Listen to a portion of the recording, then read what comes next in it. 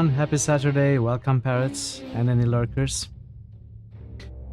We are going back to Tyranny today, continuing from where we left off yesterday. I hope you're having a fine weekend, and I hope you enjoy the stream. Since we don't have many people to greet or any boosts, early boosts or anything like that, I will jump instantly into the game and not waste any more time. Hey Mazling, welcome. Welcome to the channel. Can't wait till we get to listen to Trevor Morris's score of Dragon Age Inquisition Eater. It's excellence. Well, we gotta get Dragon Age 2 selected first. I hope to play both of them. But with you abandoning Dragon Age 2, at least for the time being, it seems like there is very little chance to play them anymore, since it doesn't get any other kind of support. Which is unfortunate, but you know, there are also many other good games to play. It'll get there, I'm sure it'll get there. For sure. Greetings, sire! Hello Thor, welcome buddy. How are you doing today? How are you, Mazling? You all crowned how me are you, your parrots? king. I never wanted it. I never asked for it. So where we stopped yesterday was, we actually arrived at so yesterday was a 6.5 hour stream, of which 6 hours was reading dialogue and lore. So we actually did very little gameplay yesterday. In terms of story, we progressed very little. You almost finished off with your first ever Path of the Damned Running Pillars 1. That's exciting. What is your party? Which companions do you have? Inspired by my Nogler. There is no spell challenge run. Nah, come on, that was not like that. Anyway, I suppose I should frame it like that. See, this is a no spell challenge run, guys. That is why I'm not casting spells. No other reason. It is just to challenge myself further. Anyway, what we did yesterday was, prior to yesterday, we had laid claim to the Spire, and yesterday we visited Tunon. Spells are fun. So fun. Same as yours, except Pelagina instead of Kana. I see. You're a druid. Sounds good. Sounds like a good party, yeah? And after visiting Tunon, we made our way to Lethian's Crossing, in where we killed the Scarlet Chorus soldiers stationed there, that we ourselves had stationed here in the past. After killing them, by the way, for those who don't know, who might be new in the channel, I am pursuing a rebel path. I'm trying to make alliance with all the rebels against all of Kairos' forces and any other forces, such as this Bronze Brotherhood. At least initially, I am hoping to recruit Bronze Brotherhood to my cause, but right now we seem to be at odds with them. So what happened was, we came to Lethian's Crossing for two main reasons. One, check up on Siren under orders of Tunon, the court of the adjudicator, which we did. We added Siren to our party, we sent her to the Spire, and subsequently forgot about her entirely. We didn't talk to her, which I think we will do today. And the second reason we came here was, well, on top of trying to recruit the Bronze Brotherhood, we also are trying to recruit the Forgebound, which are active in Lethian's Crossing, and they had been working on an artifact called the... Wait, what was it? Helm's Bane? No, that was something else. Mage Bane? Mage Helm? Something like that. Some weird artifact which would repel the Bane, the magic hungry phantoms in the old walls. So the helm was completed and placed here by Zdenia, the leader of the Forgebound, and then we went inside the old walls to check if it works. We realized that it doesn't after we got attacked by the Banes, and then we came out and saw that the helm was stolen. Mage Bane helm, thank you. You got the old words there just mixed up, yes. We realized the helm was stolen, and this Lethian Crossing taken over by the Bronze Brotherhood mercenaries, so there is a good chance that the helm was stolen by them. That is where we left off yesterday. my throat was hurting from all the reading. Otherwise, I would probably have gone ahead and played a bit more, but I was exhausted. So this is where we are going to take from today. First, try and liberate the city from the immediate Bronze Brother threats, and then probably look for the helm and find a way to recruit both the Forge Bound and the Bronze Brother to my rebel cause against Kairos' forces. So I hope you enjoyed the stream. I hope you're having a fine weekend and continue to. I shall start the timer and we'll see how this goes. So there seems to be 4 groups. A group of 2 here should be easy. Time to lighten my step.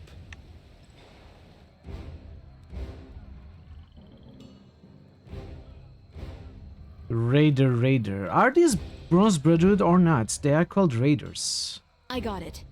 I am a shield wall unto myself.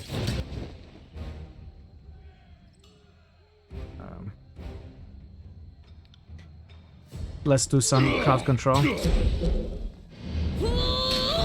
afraid of death, worm? Come and face my iron. Are you afraid?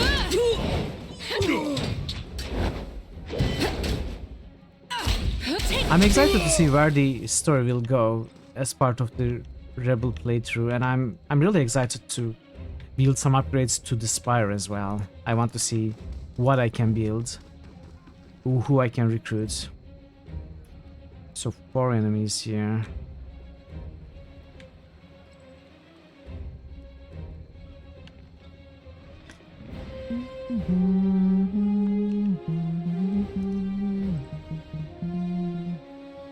These seem to be all, you know, melee, bruiser kind of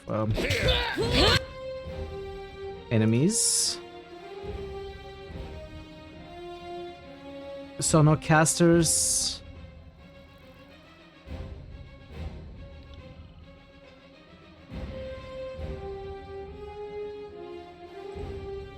Leg sweep.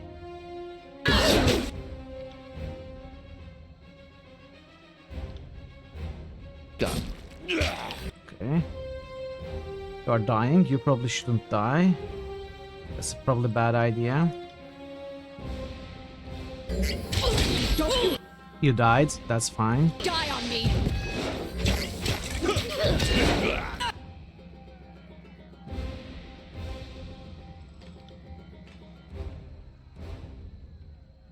Let's see.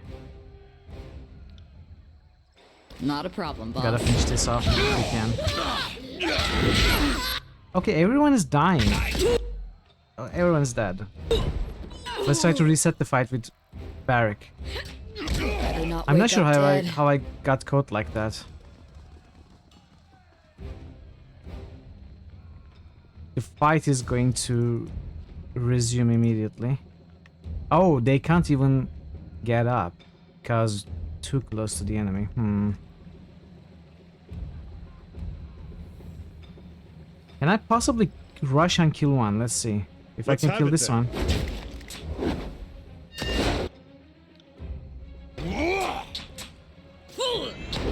That's not going to happen. I will aid you.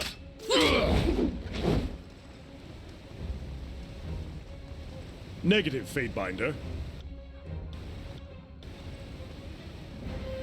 Oh, wait, maybe this might work. I will aid you.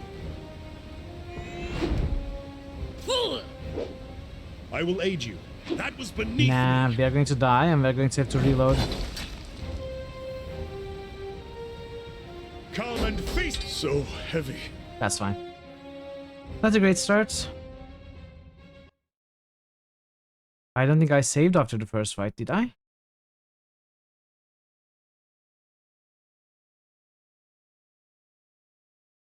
So we had a weird start to that second fight. Oh, I did save. Mithril was in front and got caught immediately. Let's be off.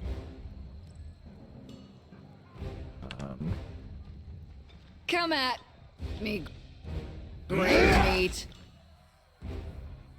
This should be a better start. As you command.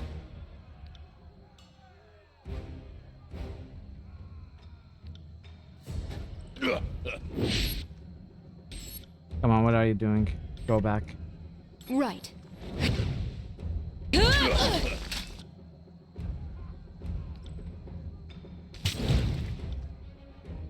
I should create some new spells for sure. Okay, let's use our nice skill. The Sun Spear Come and feast my and Spurting Blood. iron. Those are really strong. The high reputation faction skills. They're pretty strong.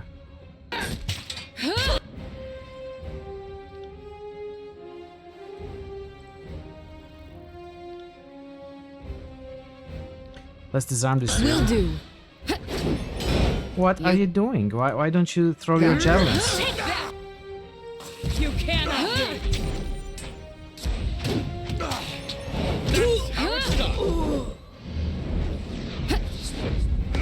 Got it.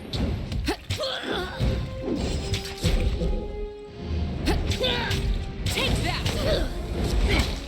Yeah, this went way better. You cannot win. Oh, Lantern leveled up.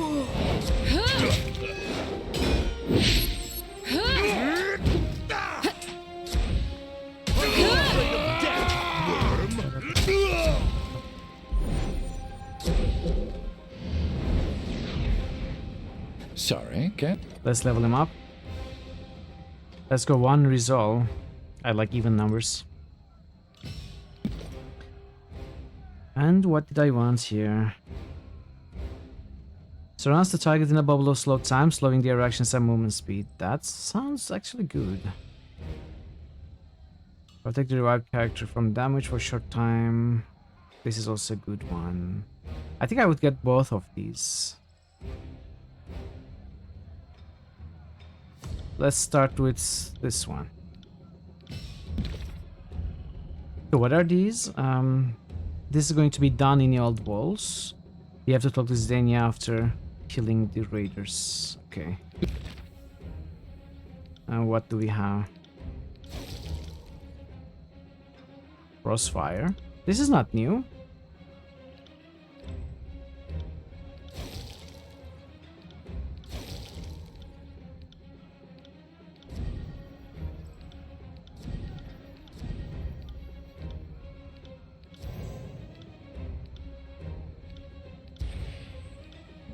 Okay. Okay, this is new. Sigil of Rooting. Accent that adds Rooted Affliction to Force and Atrophy spells. Ooh. Affect distant targets. Let's assign this here. And I'd like to have a cone frost damage.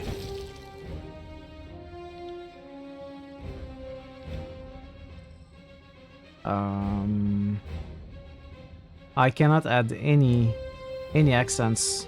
I won't have enough lore. Oh wait, I will actually. This increases range. This increases potency. I can't have both, obviously. Let's have the potency.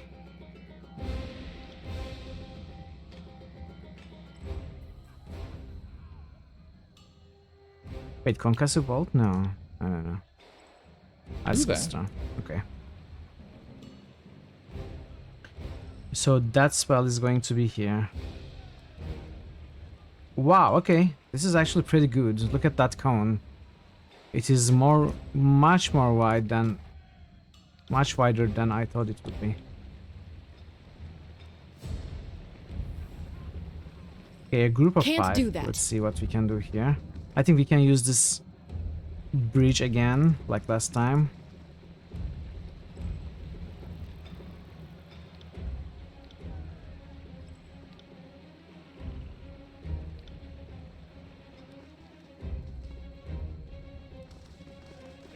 Negative, Fatebinder.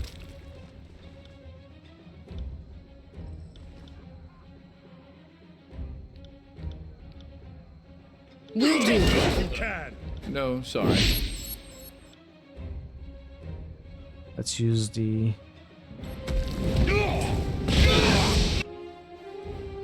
And try our new spell also. Wait, that's...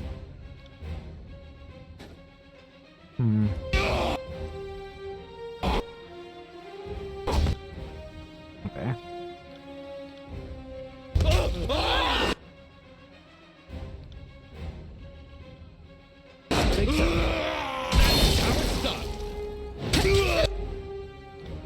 Sorry, I can't.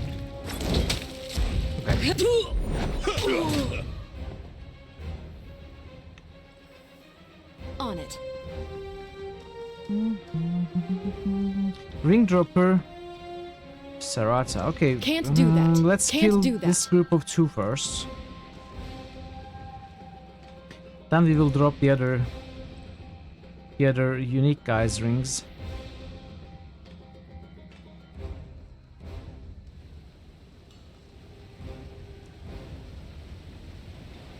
Let's approach from the other side.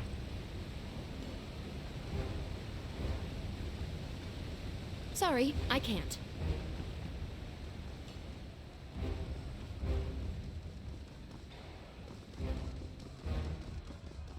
Trouble is afoot.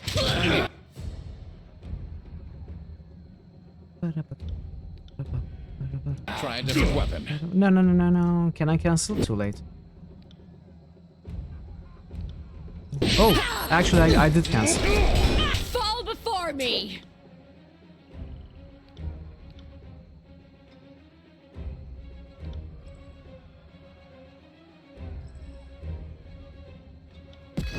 Take me if you can. Will do.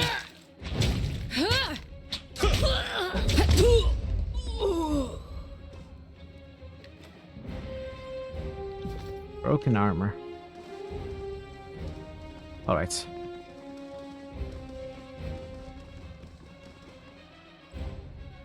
Is there a quick...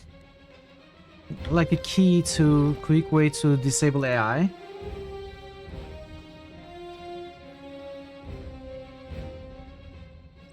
Toggle AI.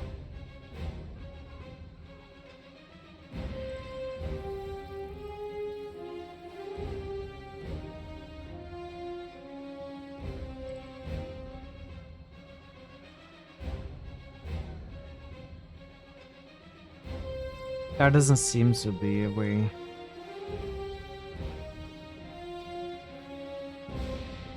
No.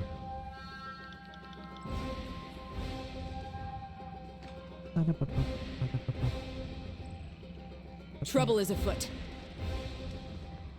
Oh, I even broke that into 2. I thought they would come together. Are you afraid of death, worm?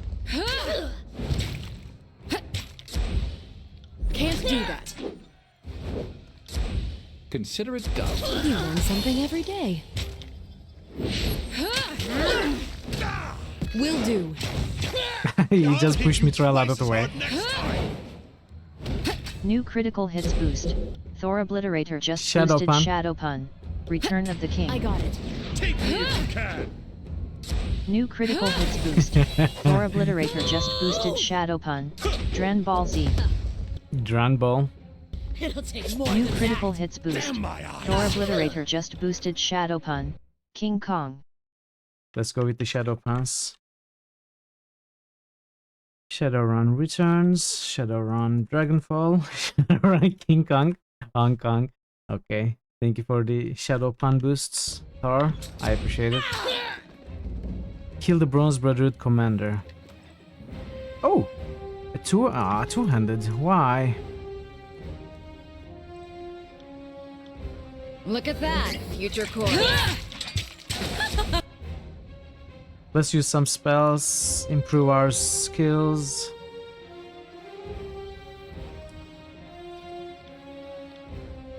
Come and feast. Cast a spell. I want to cast a spell. I want to cast a spell too. One more resolve, maybe on Mithril. Going to head out for groceries. Want to get your boost in before. That sounds good, Thor. Good luck with your grocery shopping. Don't buy too many things that you don't need, but buy something nice for yourself for sure. And I'll see you when you're back. Shall I go with more wits, I wonder? I really like the spells in this game, like making whatever spells I might need, and it really complements a spell sword very well. Like I'm trying to build Mithril as a spell casting rogue, and while the rogue skills improve naturally over time as she fights, I feel like I can focus more on the spell side to get my wits up, lore up, and make new spells, and do what is, you know, complement whatever is lacking in the party that way. Make her a better melee fighter supported by spells. So rather than, but I guess quickness helps all of it, like both the fight and the spellcasting aspect. So quickness is also important. Maybe I focus a little bit on quickness.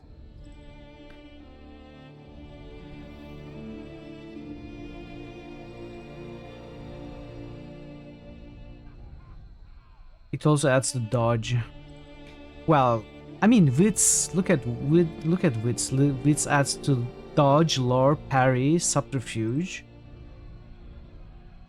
and all magic skills.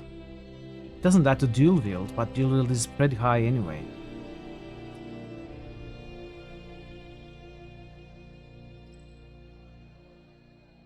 And then we have resolve. I think resolve isn't necessary in dialogue in this game. As a stats, no stats are actually necessary in dialogue. It is the skills, which are athletics, subterfuge, and lore.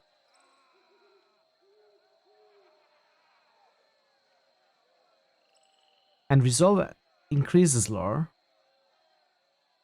as much as wits does. No, wait, that's wrong. Wits increases by 1.5, resolve increases by 0.5. So that's 1/3 of how effective, how contributing wits is towards lore. Maybe we go 18 wits. You know what? Let's go to 14 quickness or so, and then we will continue focusing on wits. You know, on top of these skills, what quickness does is ability and spell cooldown reduction, which is amazing. Let's go with quickness. The quickness is important. And what did I want? Leaping kick. Oh, that's actually good. Hey QP, how are you, bud? Good to see you. While wearing on the light armor, gain a bonus to dodge and parry. I kind of like this one, but what is the bonus that is granted? I don't know. I'm also considering going for leadership. You know? With 1 point here, I can give them 2 quick item slots. And improve consumables. That is a huge bonus to the whole party, not just Mithril. Hey! That's perfect, but why not a 1? Why do we still not get a 1?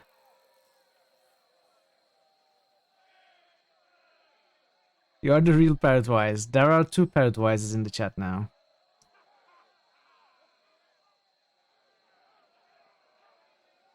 You know, then there is this refuse pain. There is all sorts of things to boost the thrust ability. We can inspire. This leadership tree is really good. Maybe I should focus on this, but I do want Whirlwind Strike. I really want Whirlwind Strike. Actually, do I really want Whirlwind Strike? Do I even care about Whirlwind Strike? It is a nice one for sure. But how many times will I, in total, throughout the game, find myself in a situation where Mithril is surrounded, you know, 360 degrees, and will be able to hit everything? I don't know. Maybe it's not a great idea to get the world strike at all. At all. Maybe we, you know what, let's focus on leadership. Let's focus on leadership. I will start with Bandolier.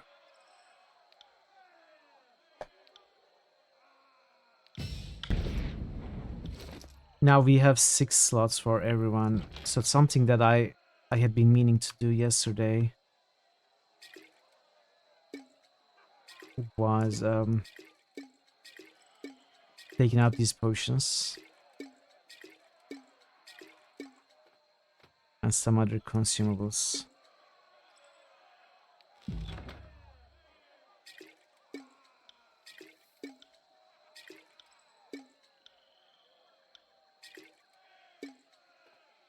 Most good. Most good. Healing potion. Let's give you the healing potion. Oh, do I have Cane Sleep, Marshberry, Skycap? I have Azure Bell. Marshberry. Skycap. Vagrant's Chaw, okay. Potion of Protection. Rod Spear. I don't really like this one. Meads, these are... I mean, these are consumables, but they are also, I think, ingredients. What aspect ratio do you use for evilometer character images? 300 by 400. Same as cover arts.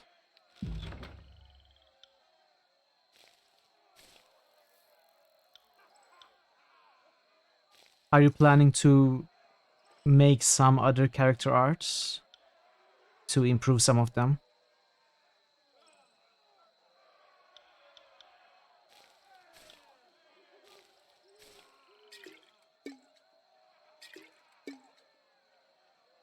Speak of insights. Defense against spells, will defense. Nobody currently has it. Let's put it here. Speaking toxin. Oh, this is poison. Never mind. Drowsy. Okay, this is poison as well. Potion of protection. I'll give you here. Just want to send me a better image for Paradise. Of course, that's okay. You can, you know, feel free to change it out yourself, but actually that's risky. You might get a spoiler in the meantime. Just send it to me wherever you want. I'll add it.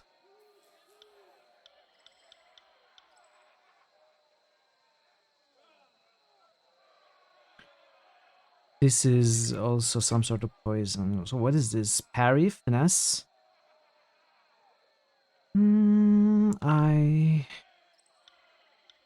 I guess I give it Mithril. I mean, it is good for Barrack.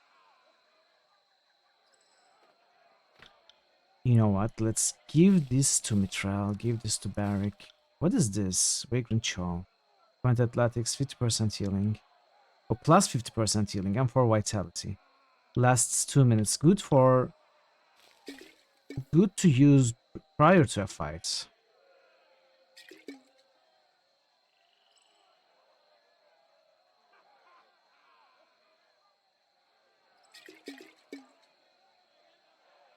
$60. Let's do something like this. 120. 300 oh, wait. I should stack this with this. 300 seconds. This is a poison. Let's put the poison here. I'm not going to be using poisons at this now. This is pre-buff. This is another pre-buff, even longer. 5 minutes. 60 seconds, not that long. This is another health. 120. 300, that's a cool buff. Okay, these are 120. So this gives me lore. I should keep this in mind.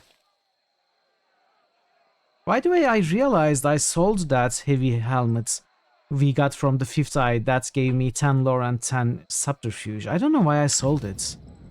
I should have kept it. Will do. I made a mistake. I sold it to one of these merchants, but are they dead now? Or did I sell it in my spire? I don't know.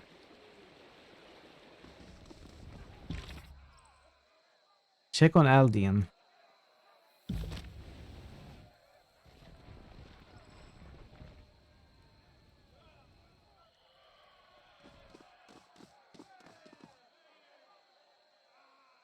Raytamon makes a mocking bow to you. Thank you, Fatebinder. You provided a better distraction than I could have hoped. It was all I needed to retrieve what I came for. Throw a rock at Raytamon. Okay, let's try. Before Raytamon can move, you scoop a rock from the ground and throw it at him. He tries to duck but isn't fast enough, and the stone hits him right in the temple.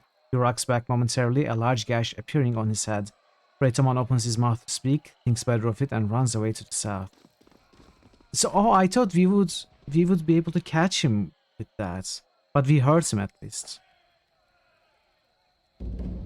I have to find Raytamon. Oh, can I not check on Eldin anymore? I have to pursue Raytamon. Okay, let's do that. While doing that, before doing that... Wait, I've already done that. Look who's here, but just a bit too late, aren't you? Raytamon laughs. He holds a rope, the end of which is binding Zdenia's hands.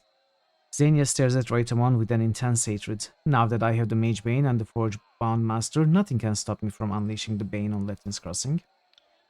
Zdenia growls and takes a step toward Raytamon, who jumps back and puts up his hands in front of him. You notice one of his eyes is black and his nose is bleeding, in addition to the welt you caused on his temple with the rock. You motherless cur! Zdenia spits at him. Her clothes are splattered in blood and she works her hands, fighting against the bonds holding her. As soon as I free myself, and make no mistake, I will free myself, your blood will join your underlings on my armor. It will take more than a hammer to my head to take me down. Coward, using your man as a distraction. You know you are no match for me. Raytamon takes another step away from Zdenia before continuing. With the Bane free, I will drive out the invaders that think this is their home and prove that the Bronze Brotherhood are the only ones strong enough to protect Letlin's Crossing. Now, if you'll excuse me, I have a town to endanger so I can save it.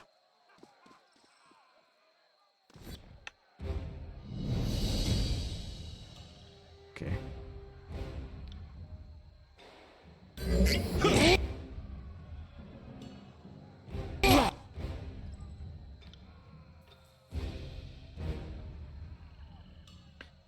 Let's see what crowd control we are.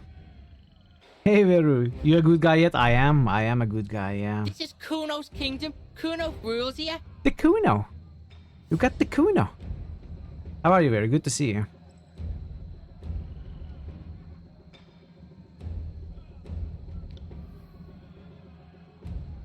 That one rat me.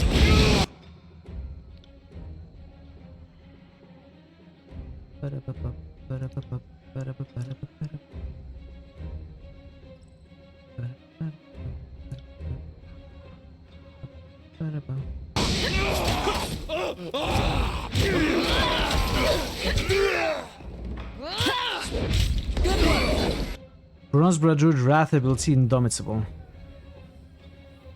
Delay unconsciousness. Ooh, it's a passive. You're chilling, just starting the final section of Act 2 on your all-divine caster party in Wrath of the Righteous. Have you not had enough, man? Have you not had enough of that? It's really impressive.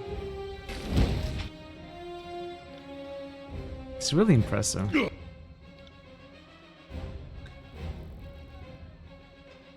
I'm glad you are enjoying that game that much.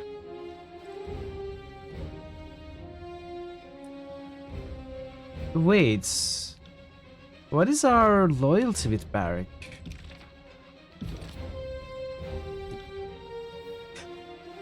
We have reached 4 loyalty with Barrack. Okay.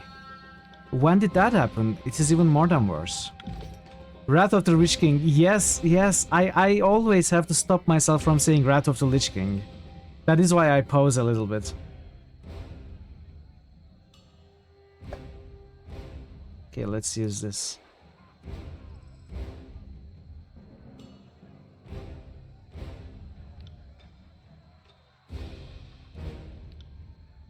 Let's give them something to remember. It'll take more than that.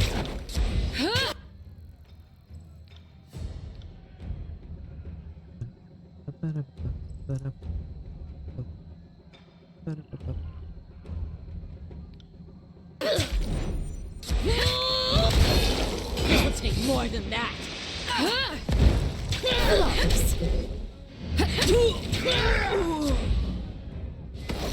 Nice spell, Mithril. That was just in time.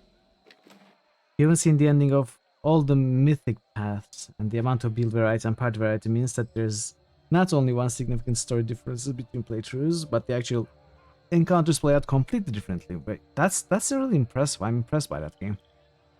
You figure you'll be done with it in another 1,000 hours. So there, it is one thing for a game to offer so much content.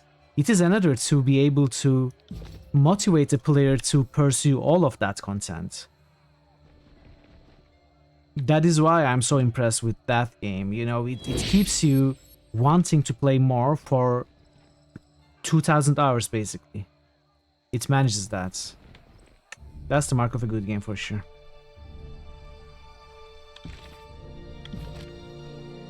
Yeah, I need to try this. My Lord Binder, you have... What can I do for you? The thought The big guy here is as useless as an empty sky. Absolutely not. I'm inclined to agree. Now see here, Versus' temperament and unpredictable ways are an annoyance, but no challenge is beyond my skill. Verse, we should take some time to face off in the sparring fields. It might even improve our Really? disposition towards one another. I'd rather watch you devour your armor one shaved off spoonful at a time. But since that isn't going to happen anytime soon, I suppose I'll make an effort. Okay, it's worked this time. Beric and Verse have gained a new combo ability. Which is what? Verse fires several arrows into Barrick's armor. When the last arrow strikes, Barrick roars and the arrows burst out, striking enemies nearby. Interesting. That's interesting. It's one per rest. Boy, you are so thrilled with Jack the Lion 3, but so disappointing, is it? Many will not probably agree with you, but game is overly confused mechanic-wise and not intuitive at all. Ah, Jack the Lion 2 from 90s is lightning years better game, which is sad. I'm sorry to hear that, XCOM. I did actually hear that Jack the Lion 3 actually met people's expectations and was generally a good game. That's what I heard. I don't know for sure. I haven't played it. I haven't played any Jack the Lion games, basically. But, you know, as a fan, I'm sad that you have not enjoyed it. How are you, XCOM, otherwise? Hope you're doing well.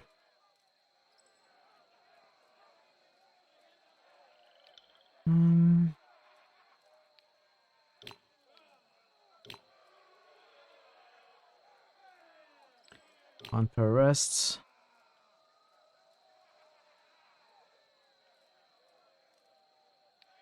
One per rests. Is one per encounter.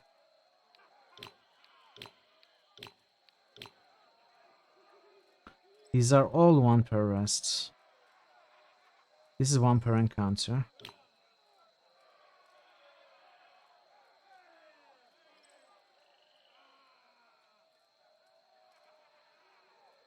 Pretty good, my friend, as usual. Here on my stream, having a good time. That's good to hear. I'm happy.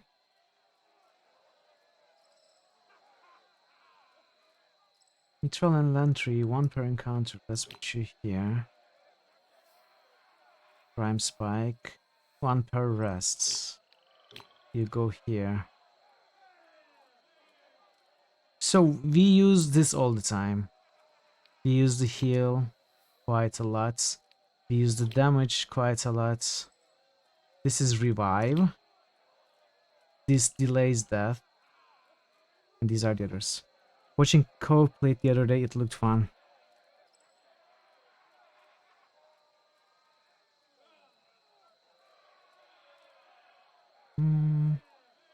Okay, I think this is good for now. So what is next? Ask Aldian, okay. I got it.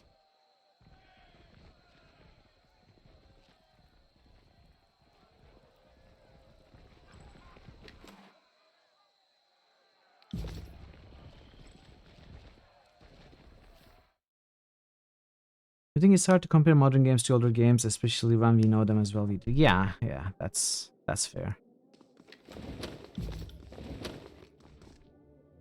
Fatebinder, come in. I was just told the news that Magebane Helm has disappeared. This is terrible. What happened just now? I heard fighting out there. Are there more of them? Raitamon stole the Magebane Helm and captured Zdania. I was just beginning to believe we were finally safe, but the celebration planned before its time will no doubt become awake. Eldin shakes his head. And without Zdania, there is no chance of getting another helm. My friends, please go back to your homes now. The Fatebinder has taken care of the invaders. I know he's asking a lot after everything you've already done for us, Fatebinder, but without the helmet or Zdania, we are in the same predicament as we were before. Bronze Brotherhood have a camp near the old walls at Twin Rivers and use Deserter's Marsh as a travel route. Either one of these places would be a good place to start looking for Raitamon and Zdania. Please find them. True, but you instantly coped with it versus here you were frustrated for an hour and remained frustrated. So many flaws that were not present in Jagged Alliance 2, which is for this age, and having previous game did it right and you don't implement it pretty bad for your tastes. I guess people didn't really wait, what am I saying?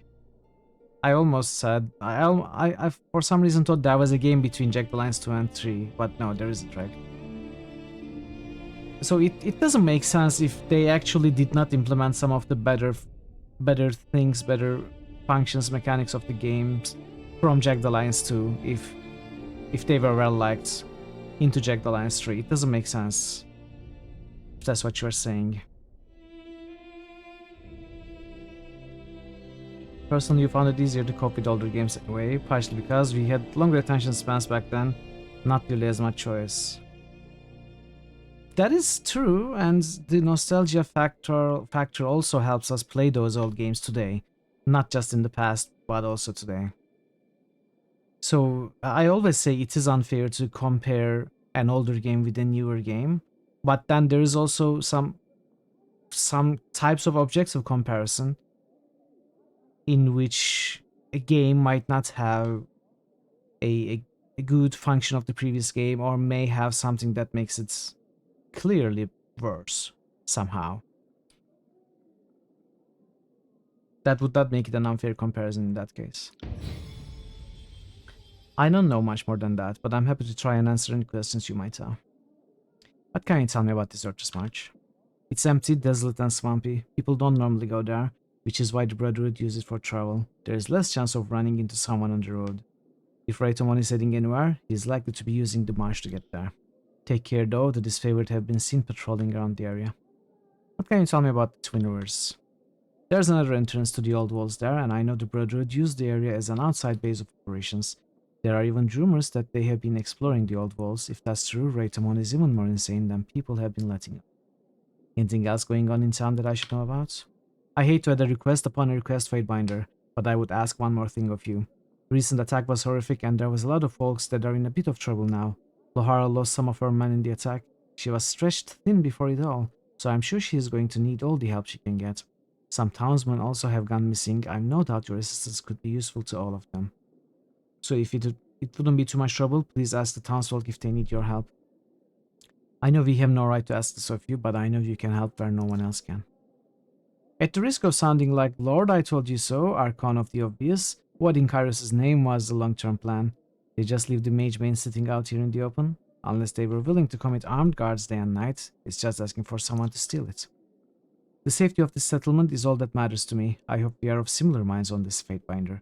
Since you are clearly capable of handling threats, otherworldly or not, I'll see to it that the old walls remain open to you. The passageway leading to the base of the spire will be unsealed upon your return. If accessing it can help you in any way, please use it. I know we are asking a lot, Fatebinder. If there's anything I can do to help you, just ask. I'd like to ask you a few questions about the recent attack. Horrible, it's all just horrible. He shakes his head. What's on your mind, Fatebinder? Any idea where Raitamon might have taken Zdania? The Brotherhood doesn't like to stay in one place for too long, so I can't easily point you one location, I'm afraid.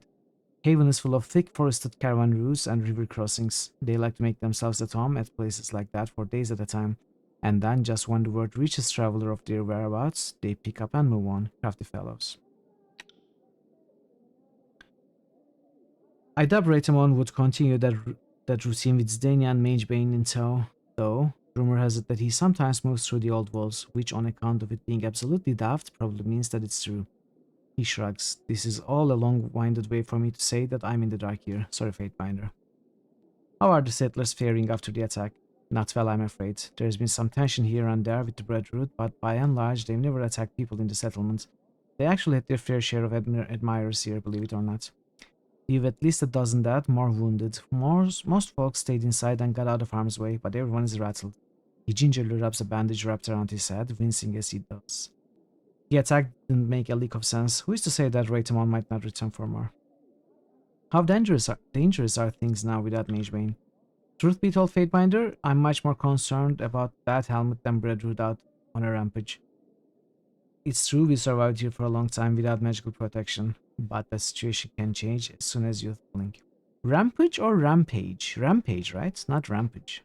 Or are they both true? Are they both correct?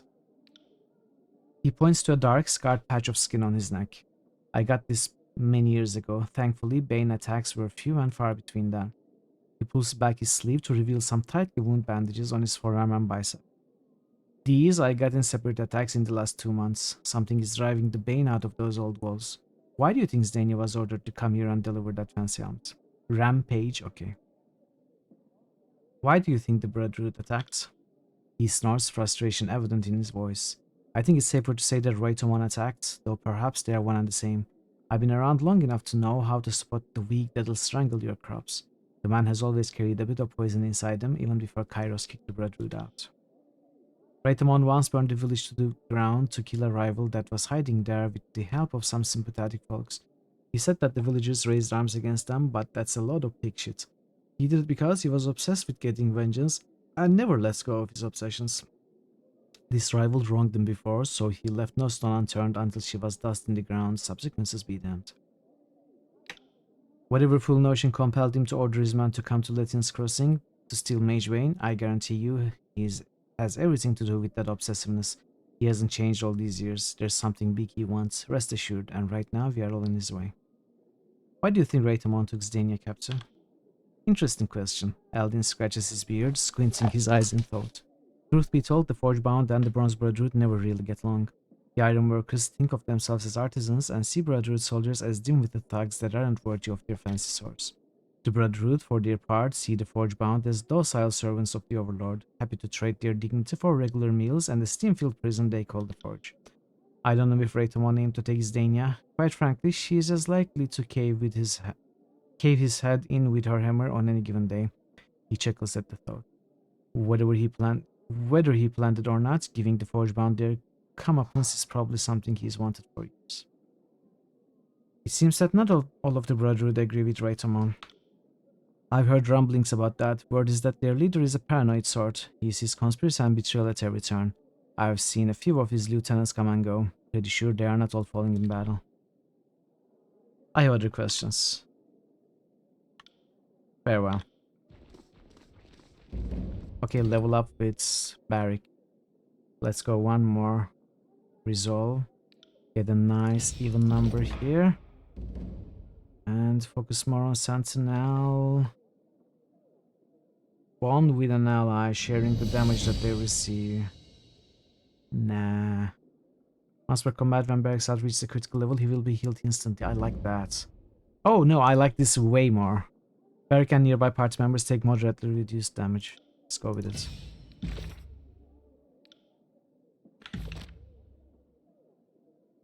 Okay, good.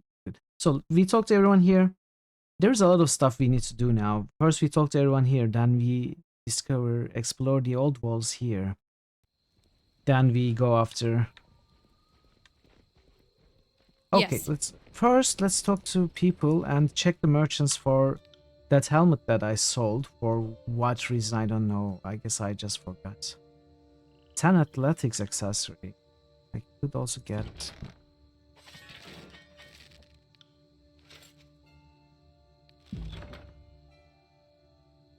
Should I get it? I don't know.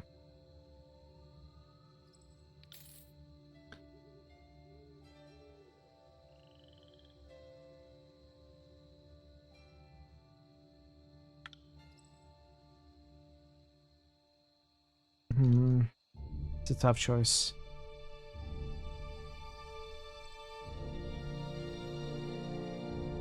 I guess it's good to have. Not always.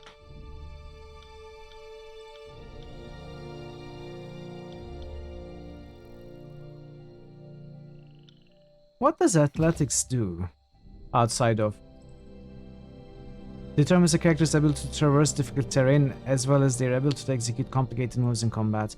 Athletics is also used in dialogue to determine your ability to intimidate or physically empower someone. Okay. 10 parry. No. 2 resolve, 1 quickness. Yeah, we will keep here. We will keep the 10 athletics item on the bench here, just in case we need it for an encounter.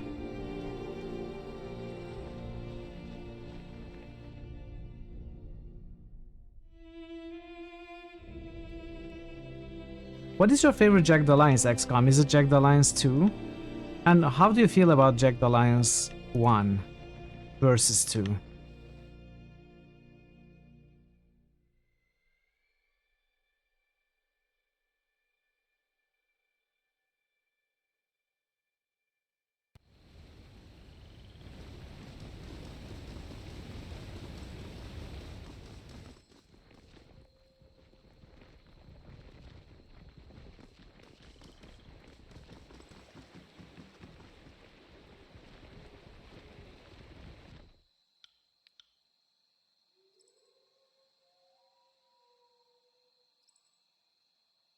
There's nothing I really want here. Is there? Do I want this?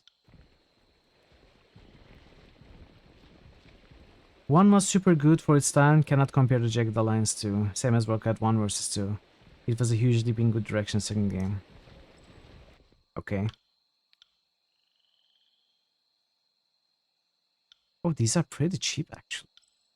Why don't I just get them?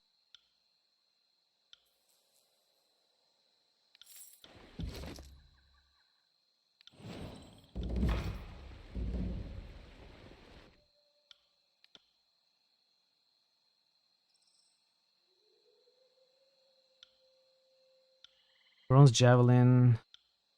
I probably do want this for verse. Iron Javelin, I don't really care.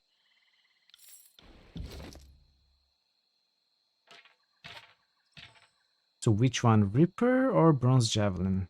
Bronze Javelin. Wait, what am I looking at?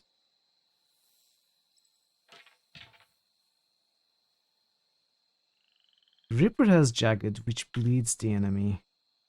And otherwise is exactly the same as Sun Soldier's Javelin. So we keep the Ripper and this new Bronze Javelin.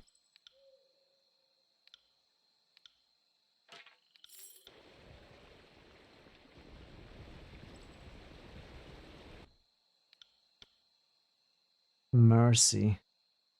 Devastating, rejuvenating, accelerates recovery on kill. Wow, okay.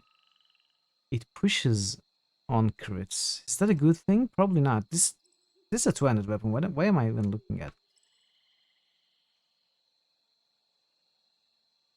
Staff of Enigma. Light Wielder Gauntlets.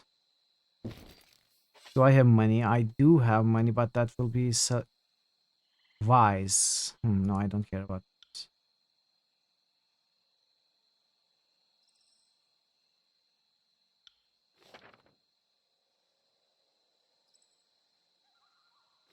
These are expensive. I don't have money. Guess this is cheap.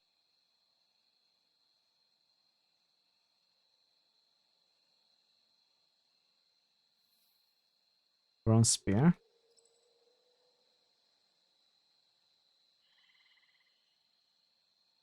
Recovery accuracy, more DPS, less armor penetration. Okay, let's buy these. This is an upgrade over Wild Tongue. And I suppose Wild Tongue could go to Lantry, even though that might be a waste. What about over Phalanx? Less range. The range isn't important for the frontliner tank. Less armor penetration though.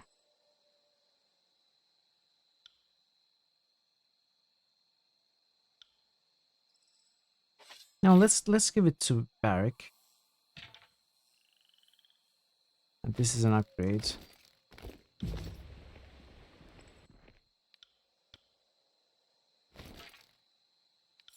I am out of money basically.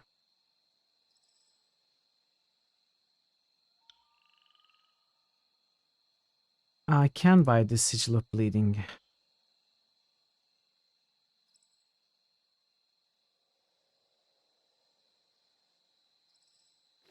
Let's buy it. Okay. I got it. I've got every item that I would possibly want from these shops, I think. I used all my money. I have no money left. I'm not happy about that. That's fine. Okay, let's revisit the places. Gino. Who's Gino? Hey, Lisa. How are you, Lisa? Good to see you. Happy Saturday. I wouldn't bother with this lot, but those fish were earned with blood of his fellow tearsmen. You can lend me some channel points if you want. Nah, channel points are useless. You keep spreading those lies and I will beat you unconscious with this fresh and reasonably priced river fish. I'm sure you had to see that. Gino does a quick and apologetic bow. My brother Allegan normally runs his stall, but he's out New getting critical supplies hits right now, boost. and I've been forced to Veru endure Mamo the just public while boosted I watch over Kingmaker. things. Allegan should return shortly. You are good, that's good to hear. Saturday is going well. You know, as usual, streaming, chilling, making progress in the game. New critical Darklands hits is boost. boostable, yes. Veru Mamo just boosted NWN2. Would you like to boost Darklands? Darklands is right here at the bottom of the list. New critical hits boost. Veru Mamo just boosted Darklands. Thank you for the boost, Worm. Thank you, thank you. Would you like to see my wares? Let's see what you have. Nah, I don't care about your cheese. What can I do for you? False rumors usually begin when someone has made enemies. Why would anyone want... Okay, let's choose this. Geno size, seeming to size you up. You are spoken of very highly by the other settlers, so I'm sure I can trust you. He motions you closer and lowers his voice. A while ago, I used to frequent an obscure part of the Twin Rivers where the fishing is very profitable. One day I saw something I probably shouldn't have, and some disfavored caught sight of me trying to escape. It's going to take a while to get Darkness up there. Is that your new project, Vero? Trying to get it from the bottom to the top? The disfavored must be trying to discredit me in case I ever came forward with the information, but I assure you, I would never cross Kairos' armies. I would much rather wash my hands of this whole dirty business. But I'm sure someone with your authority could get through to this. If you could find the person responsible for spreading these lies, you would have a hefty discount at my store. I'll look into it for you.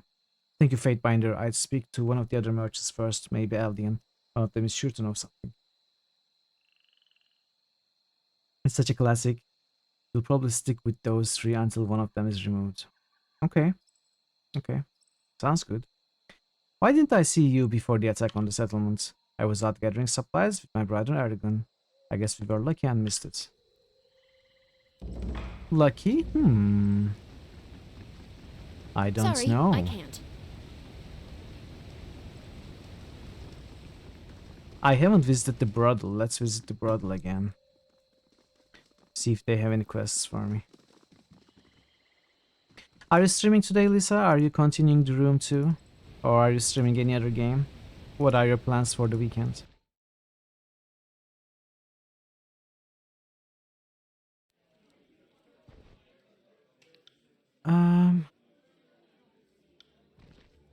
Okay, I don't think they actually have anything for me. Let's visit everyone quickly.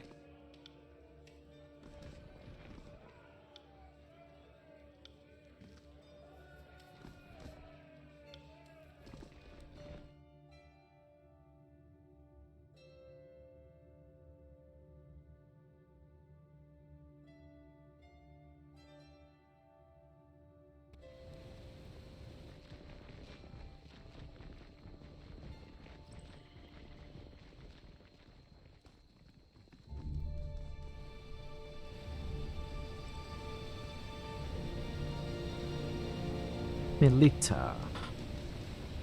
Good day to you. Greetings, Fatebinder. I understand that you helped us out when the Brotherhood attacked. Now that things have calmed down, I was wondering if you could help me. You don't believe you'll be streaming this weekend? You'll be back to the room on Tuesday. That sounds good. Sounds good indeed. My sister Kalia disappeared when the Brotherhood showed up, and I haven't seen her since. She seems to have this idea that Lethian's Crossing would do better in the hands of the Bronze Brotherhood. I've tried to persuade her otherwise, but she won't listen. Knowing her, she was probably looking for a way to join the Brotherhood as soon as they arrived. People are saying they were headed toward Deserters March when they ran off. Will you look for her? I have no means of doing it myself. I'm not a fighter and I have no skills in confrontation. Of course, I'll see what I can find out. She means the world to me and I'm sick with worry. His expression falls again, but this time there's a distant shadow of hope.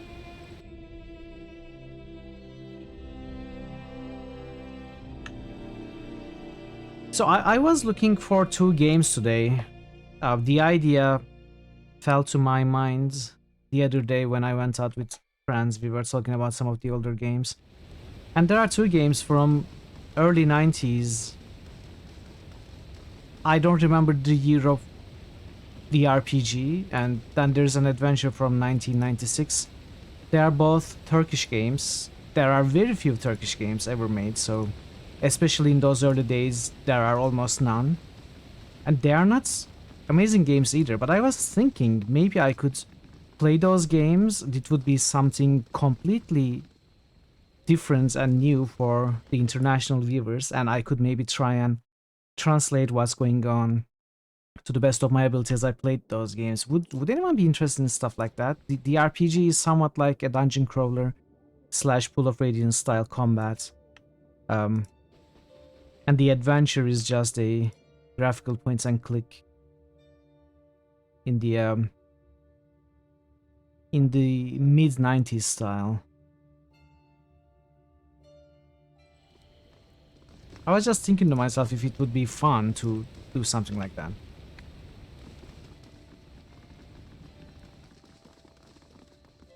Yes, I mean those games, exactly.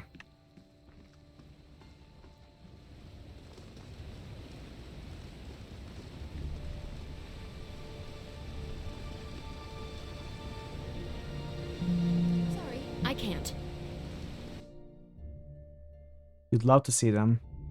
You know, Istanbul Efsaneleri would be very, very difficult to translate on the fly because it has so much street language and colloquialism and, you know, the way the youth of the 80s and 90s speak between themselves.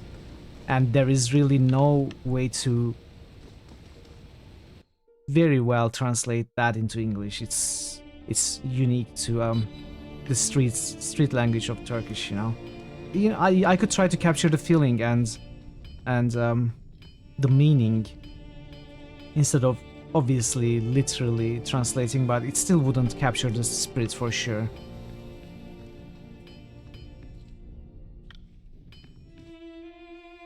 Xenia is as capable a warrior as she is a smith. I can only imagine her restraint with the Raytomon is for the sake of the Mage Bane and the people of Lethian's Crossing. How may I be of assistance? Eldin mentioned you might need some help. Yes, actually. That goatfucker Raytomon really made a mess of this settlement. Not only did he capture the head of our order, but he also killed several of my forge-hands. She smashes her fist into a nearby table, launching several metalworking tools into the air. As much as I'd love to personally track down the bastard, I'm duty-bound to stay and fulfill our commitments to the armies. I was going to send some of my own to tackle a few problems, but now we've barely enough hands to keep these fires stoked. If you've got the time, I could really use your help with a missing shipment.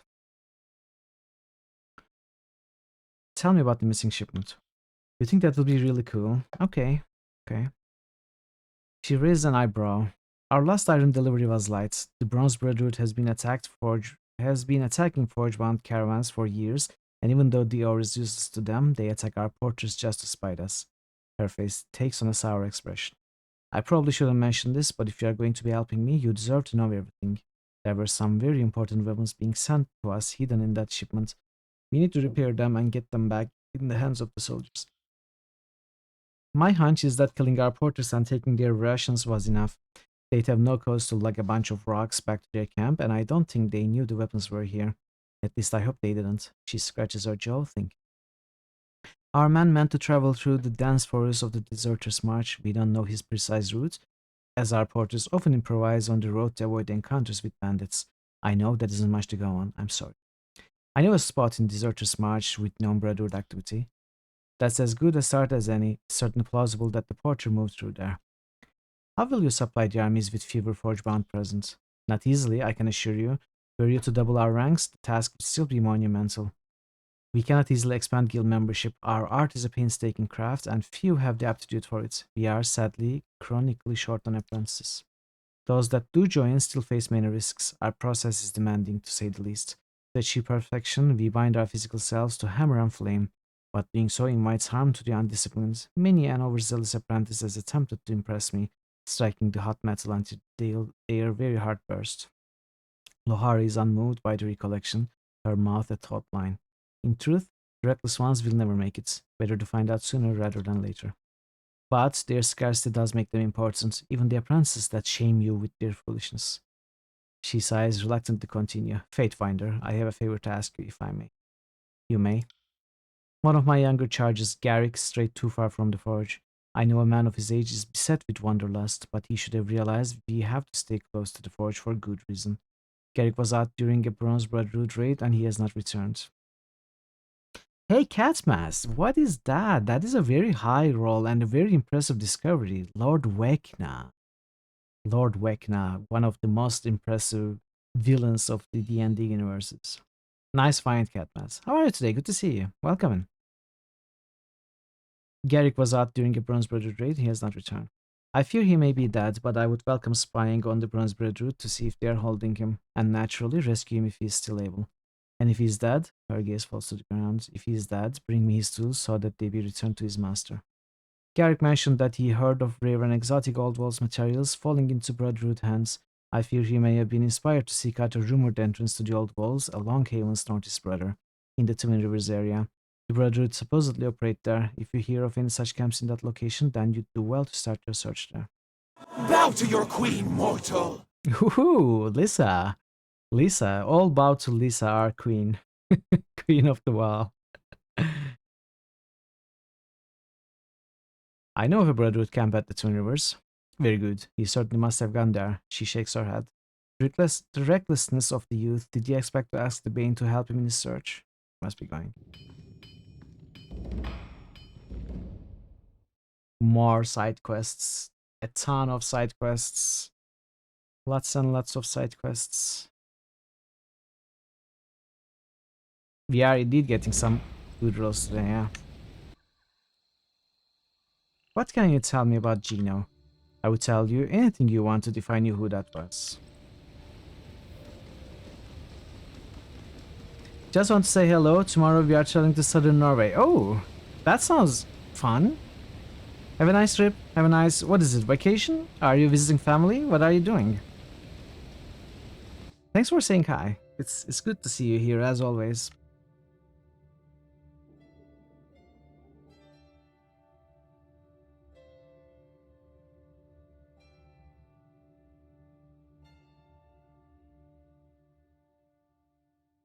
Holiday, you are going to check out the biggest zoo in Norway. Oh! Send pictures, take pictures, share with us. So have I talked to everyone? I haven't been to Aldian. Okay, let's go to Siren Sanctuary, then talk to Aldian again, then talk to merchants again. Actually, we can't talk to merchants right now. You're going here? I cannot check it right now, but I will check it after stream.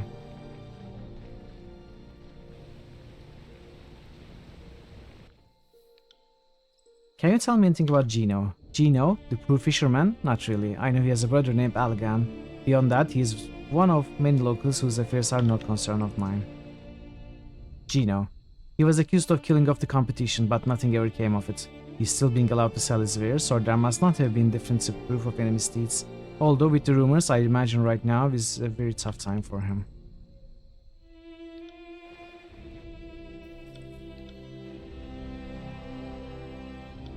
Not much really. He's been acting on edge for a while now. Some people have said he cut a deal with the local authority to have his competition disappear.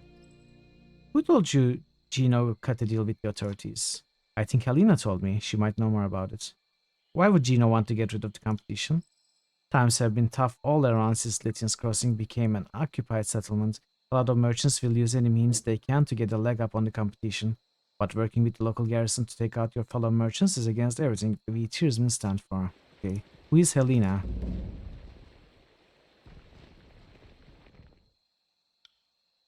Not much, sorry. I don't usually deal directly with him. Most will say he killed a fellow fisherman a while back, so you may want to keep an eye on him, okay.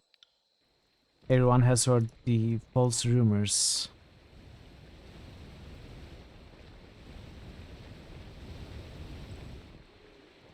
Gotta find Helena. Sorry, I can't. Okay, here's Helena. What do you know about Gino? Is it really called the zoo? Maybe it's the only zoo. Gino? Why would you want to know about that reprobate? Helena shrugs. I was told by someone who saw the bodies that Gino killed the other fisherman in the village so he could get a leg up, and that he paid off the occupying army to look the other way. Who saw the bodies? Gino's younger brother, Allegan, is the one that told me about the bodies. He has been telling people about it in hopes that someone would come into town and do something about it. Okay, Allegan has been working against his brother. Why? Why? Let's talk to Gino about this. After we talk to Elric.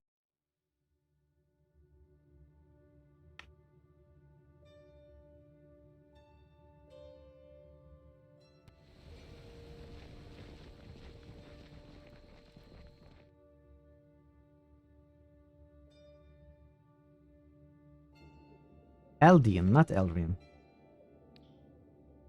Oh, I didn't have anything to say to Eldian. Okay.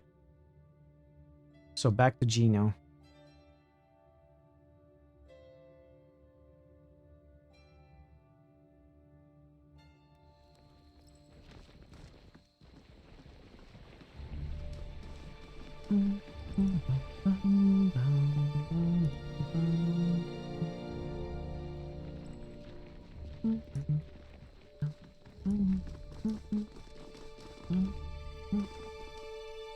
Greetings to you, Fatebinder. Allegan is the one spreading the rumors. Gino's face turns dark red and his lips thin to a line. Why? Why would my brother do that to me? He said you paid off the occupying army to look the other way when you killed some man. Gino's face tightens further, his arms begin to shake with rage. It was a Bane attack. They are nothing but husks now. I have no reason to kill anyone.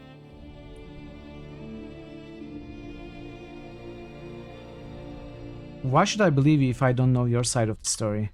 His posture stiffens as his rage turns to bitter fear. Fine, he looks around for anyone in the vicinity. It wasn't a Bane attack, okay? His voice becomes almost a whisper. It was a group of disfavored soldiers, burying a group of those shaved heads, stave-wielding assholes in the chorus. Show him your map. Where are these bodies? He points out a spot on your map in an area in Twin Rivers that is behind a group of overgrown bushes on the southwest end of the area. Perhaps if you find the bodies, it could legitimize my side of the story. Okay. I think we have picked up every side quest, we have spoken to every NPC, and we have bought every item we would possibly need, which means we can actually finally start doing some of these tons of quests that we have. Perfect. There's so much to do. Let's start with these old walls. Let's start what is inside of the Lithian's Crossing first.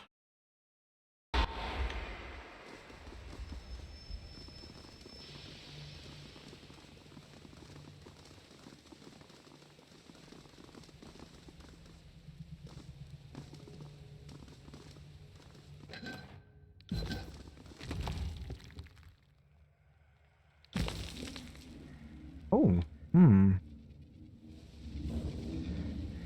okay.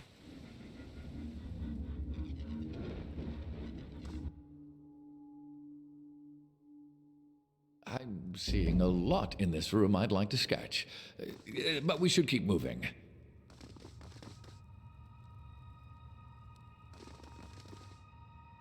This chamber immediately reminds you of Ascension Hall. An intricate rune running along the floor can only mean one thing. You stand at the feet of a great spire. Each step you take echoes across a great distance. As you gaze upward, the sage-colored walls quickly give way to unending blackness. The rune in the center of the floor is inactive, and the silence of the hall offers no clues as to its use or function. You feel a slight tug in your chest, a faint echo of the energy that enveloped you at Wendrin's Well. Hold a moment, Lantry bellows the command louder than needed, smiling as he hears his voice echo through the massive chamber. If my sense of direction is at all reasonable, we are standing below the spire in this region. What do you know of the spires? Lantry raised an eyebrow. About as much as you, I'm afraid. Until our time at Wendrin's Well, I didn't realize there were ways to access the upper reaches. Speaking of which, I'm certain there's a way to access the top of the spire as well. Let's keep our eyes for sigils or glyphs nearby. What do you recommend? Lantry points at the pattern on the floor. I'd start with the grooves and stones on the floor over there. If it's like the spire at Wendrin's Well, whomever built this created a mystical conduit to the top. And I think it's very, very unlikely that the pattern is purely decorative. Let's press on. Watch where you step. This has trap written Okay, we do the same all thing. over it. We got another rubbing. That doesn't help with this. Is this a puzzle? Okay, let's see. If this is a puzzle, those grooves in the floor are inlaid with a dim incandescent material that glimmers upon closer inspection. They appear to intersect at various angles, forming a myriad of potential shapes similar to rubbing you found. So what's the rubbing? Is this what I need to do? Okay.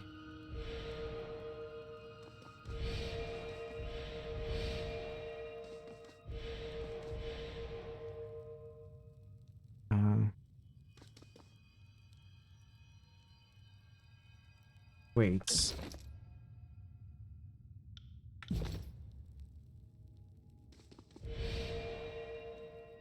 How does this work? Ah, okay, I see. I couldn't press earlier, maybe. Let me reset this.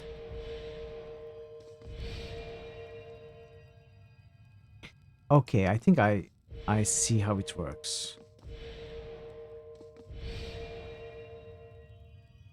Okay. So how do I turn this off? Can I turn this off? I want to reset this. I don't think I can reset.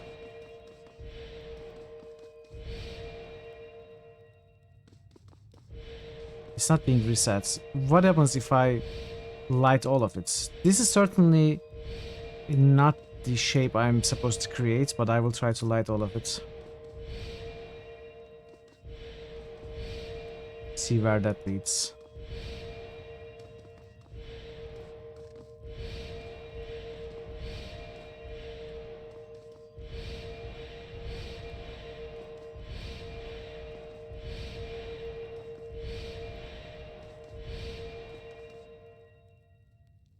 Okay, let's try to leave and come back. See if it resets.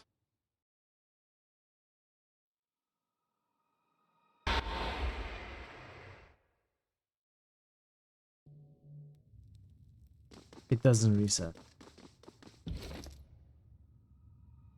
Okay. So it's like... I don't know.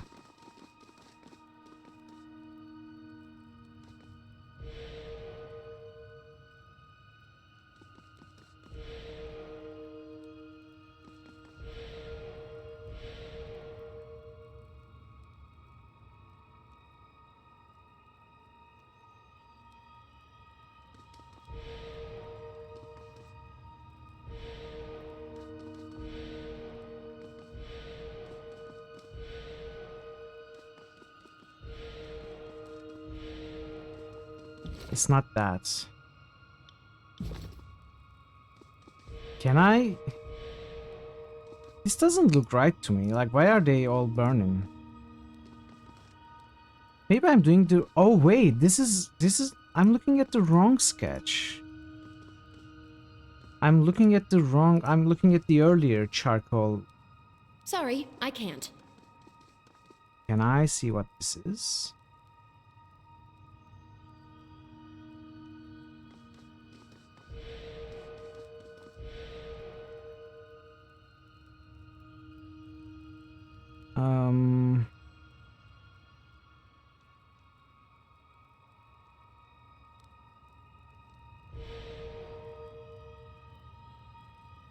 Does it go here? No. So this is the outer.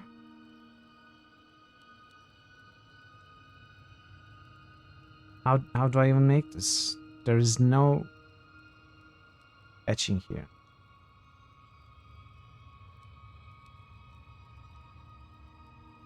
Oh, is it this one?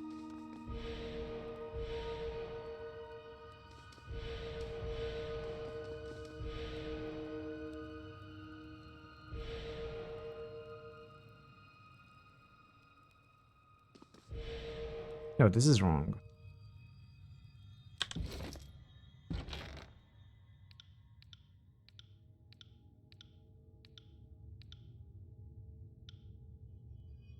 Sunset Spire?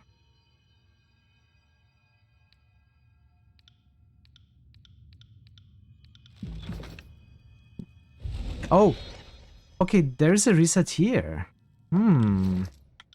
That is the reset. Okay. Let's try this again.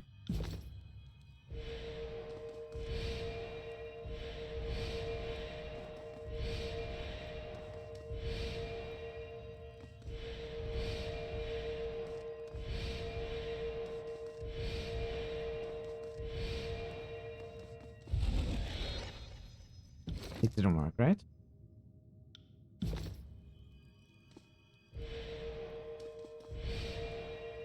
So this is not it. We cannot make this.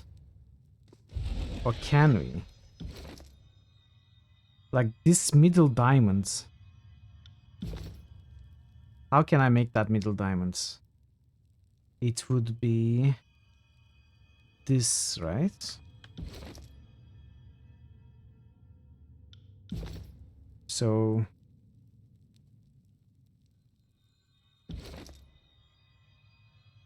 these are more straight, these are more curved, but I think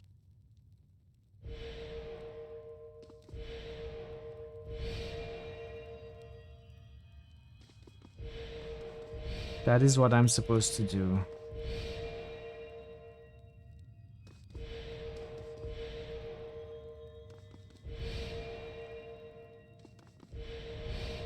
And I am creating that. I'm creating this shape.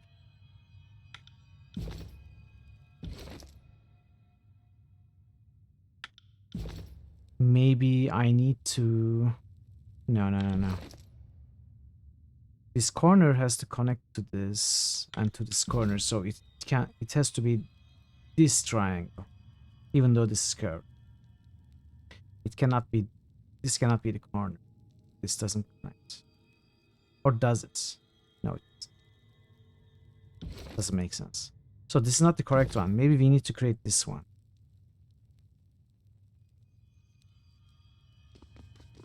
Let's try to create that one. If we start here.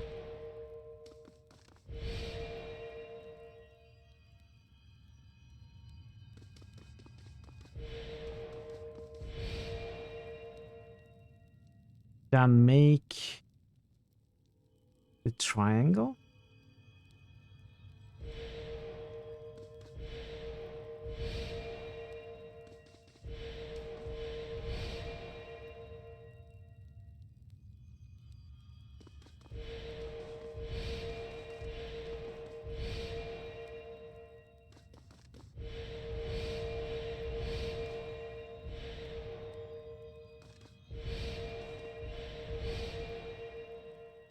Does it look like that?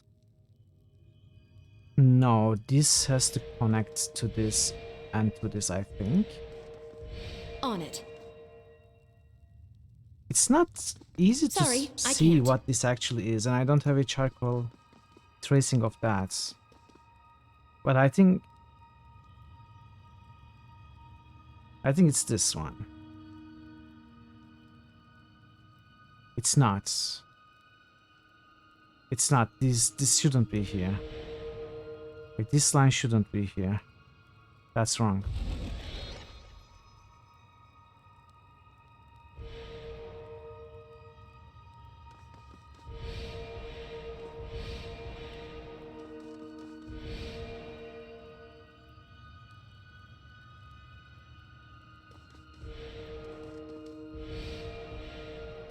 Maybe I'm here early.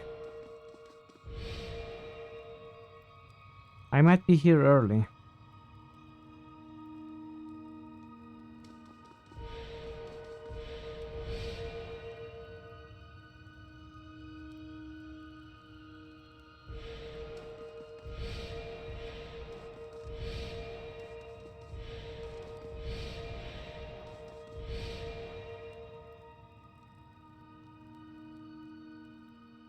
This doesn't make sense to me.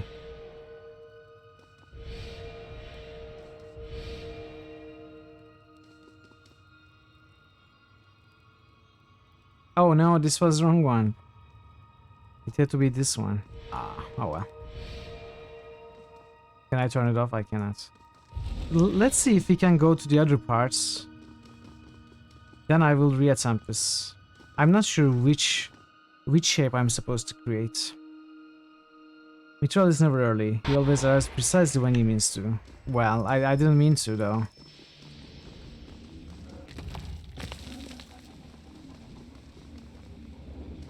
Okay. This is closed, this is closed. Sorry, I can't. Oh, never mind. This is not... This doesn't indicate anything. This is just, you know, in-game texture. It's not an actual shape. The actual shape is this.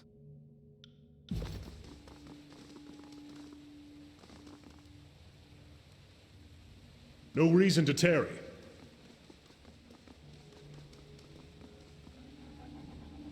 Maybe I need to make this shape to open this door. Like, what is this shape?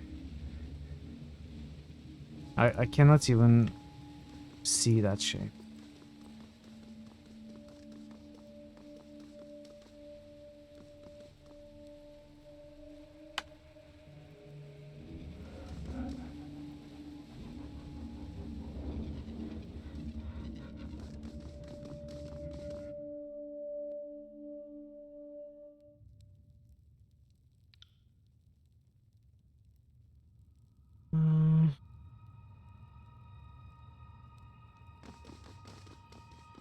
Let's read this again. Hey, Draven. Hello, hello. How are you, Draven? Good to see you. Forming a myriad of potential shapes similar to the rubbing you found. But why can I not make the rubbing then? If this is the rubbing I found. The portion of an unknown sigil. Maybe I need the whole sigil. I need to find other pieces in other dungeons. Maybe I'm not ready for this. Or maybe this... maybe I'm forgetting this circle. Doing fine, been dodging thunderstorms all day while working on the Katia. Ah. How's the Katia going? Made progress?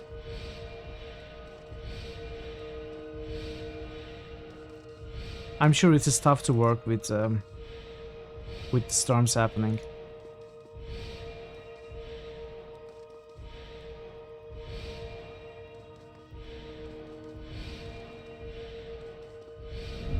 Okay, so it was the circle. There is a circle here that is almost not visible. It did work. Right. Baron has moved into Katia as of last night. It's usable, but not fully finished. Does he like his new place? He's fast asleep out there. That's so nice. That's so nice. Well done. You've been working on it for quite a while.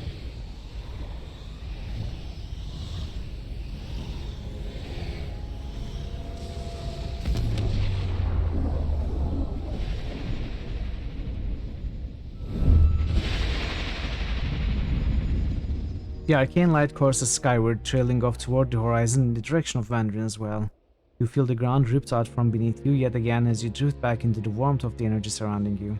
He seems to like it a lot. He was in and out of it loads yesterday evening. Yeah, so he can go out whenever he wants, right? He doesn't need your help or permission anymore, and he can be safe in the catio and still enjoy outdoors. I'm doing well, thank you. Doing well indeed. Your awareness stretches beyond the limits of the spire, pulling in many directions at once. The light you saw arcing through the sky reminds you of the tether you feel to the top of Wanderin's well. This too is a point of connection, and you are an inextricable part of it, bound as surely as the spires are to each other.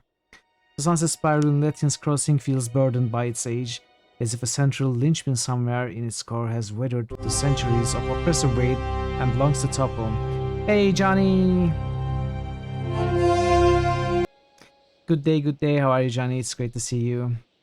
I'm doing well, the game is going well, we are making slow progress, there is quite a bit to read in this game. You know, it reminds me of... Sometimes, at times, it reminds me of Planescape Torment with how much I have to read during some of the streams. I'm really enjoying the game. How are you, Johnny? You're very welcome, Johnny. As always. The surge of energy that courses through you, forming a link with Wanderin's well, strengthens the very stones beneath your feet. The structural weakness you detected vanishes, replaced by confidence that would keep this tower standing for millennia.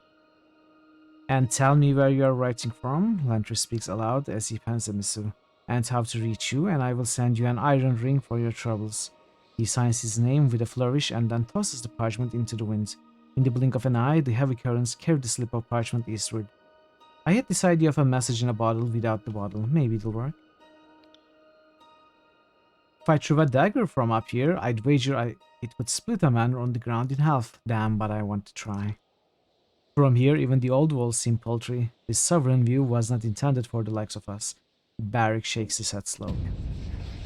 The spire feels like a relay between you and the Wanderin's well, bringing some transference of energy of an enormous scale. You are the first link of a chain that stretches the length of the realm. As you struggle to understand this sensation, you grow aware of whispers all around you. Listen closer. The whispers themselves seem to travel down the tether between you and the spires, conducting heat that feels at times unbearable. They speak of your actions, your choices, everything that led you to this place. Your name is known, your banner recognized, your deeds reported across the tiers and the Northern Empire alike. You are very well. Ordered a new PC. Hey, you're excited for that. Is very, very exciting. What kind of a PC did you order? Is it a laptop? Is it a desktop? What kinds of hardware are you getting? That's very good. I'm so happy for you, Johnny. So happy for you. For an instant, you can see the accumulated hope and fear these whispers represent. It appears like dewdrops settling on a leaf, then trickling into a shared basin. This image is fed to you through your connection, a base metaphor that only hints at true scope. There is power in these spires, though its source is unfamiliar. Were you to harness it, you suspect that nothing would stand beyond your reach. Unlocking this spire seems to have opened some deeper connection. I don't know what you've done, but standing near you warms my rusted plates, makes me feel lighter somehow. Curious, I'm noting something I also observed at the spires in Wandering as well. There's a mystic hum and it has little beats when you walk, tiny fluctuations when you talk. Unless my senses are deceiving me, you and the spires are mystically attuned to each other. Most fascinating indeed. Always nice getting a new PC. It is. Desktop cost a small fortune, but it was time. Yeah, I know.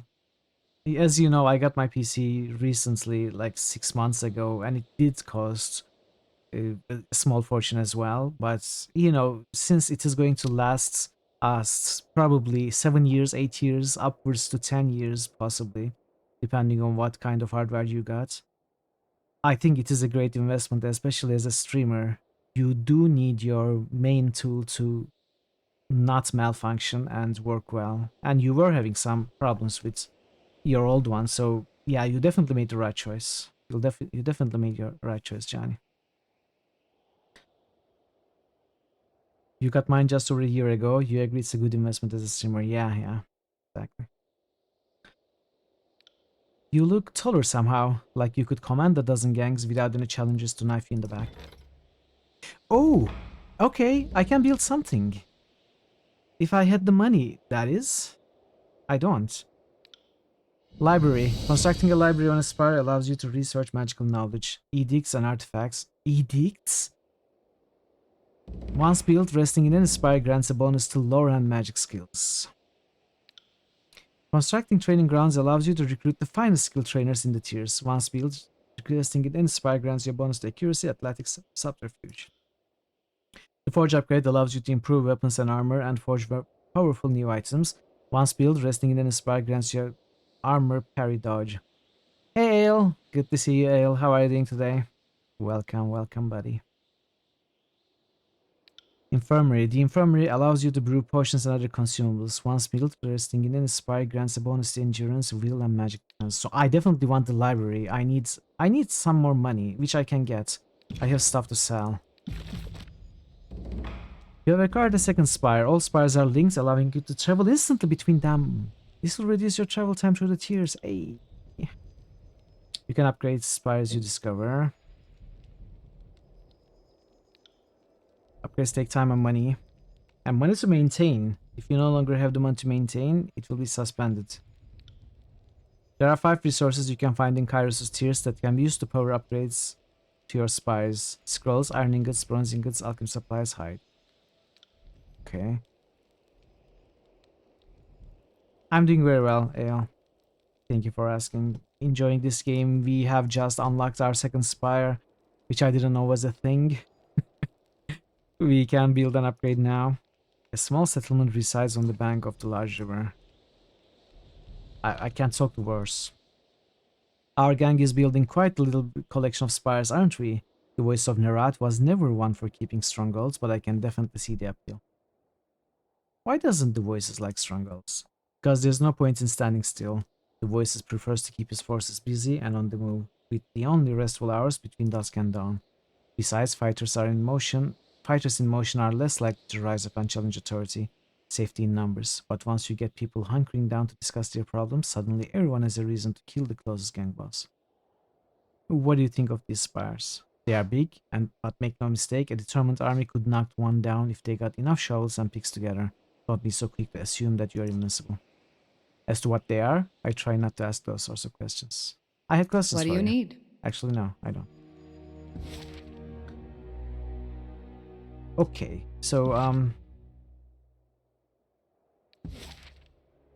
let's do this.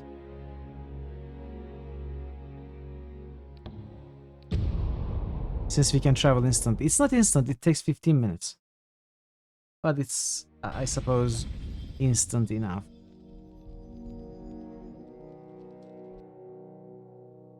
Have you made minting lately? Sure did. Come right here and I'll show you. Ooh, give me stuff. Let's sell. Get some money. That's enough money. It's not much, but it's enough.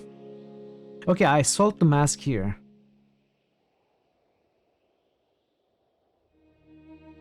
I can buy it whenever I want. I cannot buy it right now, but I can buy it later. So let's build the library. Maintenance costs. Due in 5 days.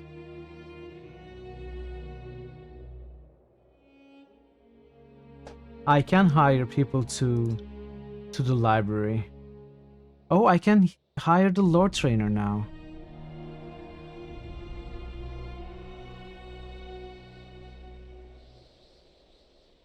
I will do that. So this trains lore.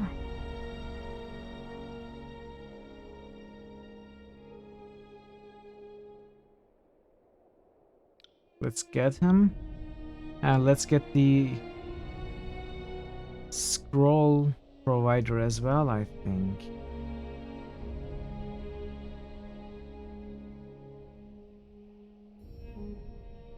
I am cutting close the amount of money I have. Maybe I shouldn't get this one.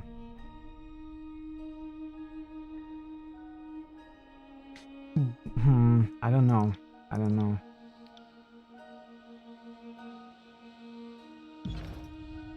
Let's talk to this guy. I've heard whispers of disorder within the Bronze Brotherhood. A woman named Welby has been tapped to replace Raitamon.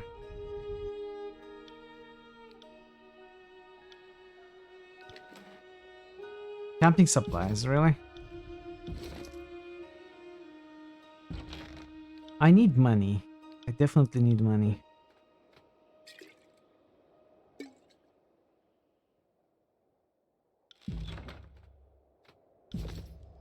Need to loot stuff, sell stuff. I need training as well. Do I even have training? Money for training.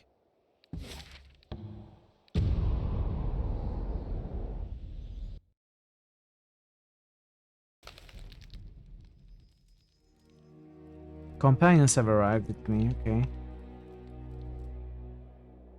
A mage peruses the library with an amused expression. It takes a while for her to notice you. Fatebinder? I was wondering when I would meet my patroness. She bows. Philia of the Forge bounds. Before you ask me what a smith is doing away from the forge, well, I'm taking a break from ironwork, and this library suits my taste at present. What's the plan now that you are here? I need some time away from the war effort, assembling the same swords and helmets, using our intellect and art to equip an army? She shivers. The Forgebound are masters of our crafts, but we are artists at art, and this war has misused our talents. I want to spend some time among these books, recalling what got me interested in the arcane in the first place. Teaching you should fulfill a similar goal, though I won't know for certain until I get started. Where shall we begin? You tell me. Let's talk magic. So, I actually don't have enough money, but I think I have to do this as much as I can.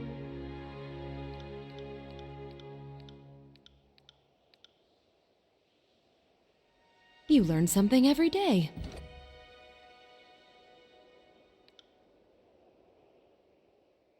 Weakness.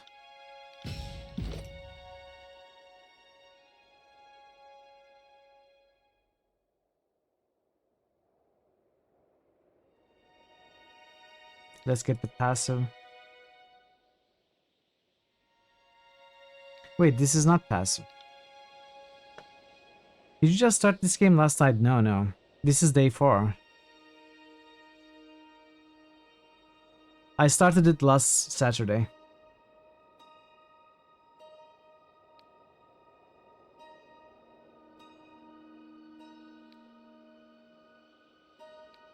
Okay, let's go with this, I guess. No, let's go with this.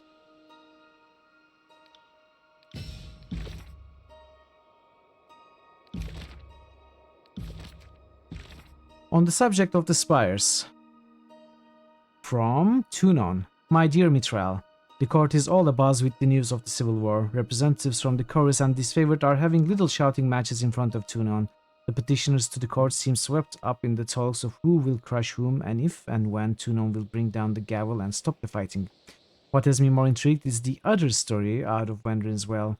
Tunon sends you on what I thought was going to be a one-way trip to the well, and not only do you live, you somehow claimed the mountain spire. And you broke Kairos' edict too.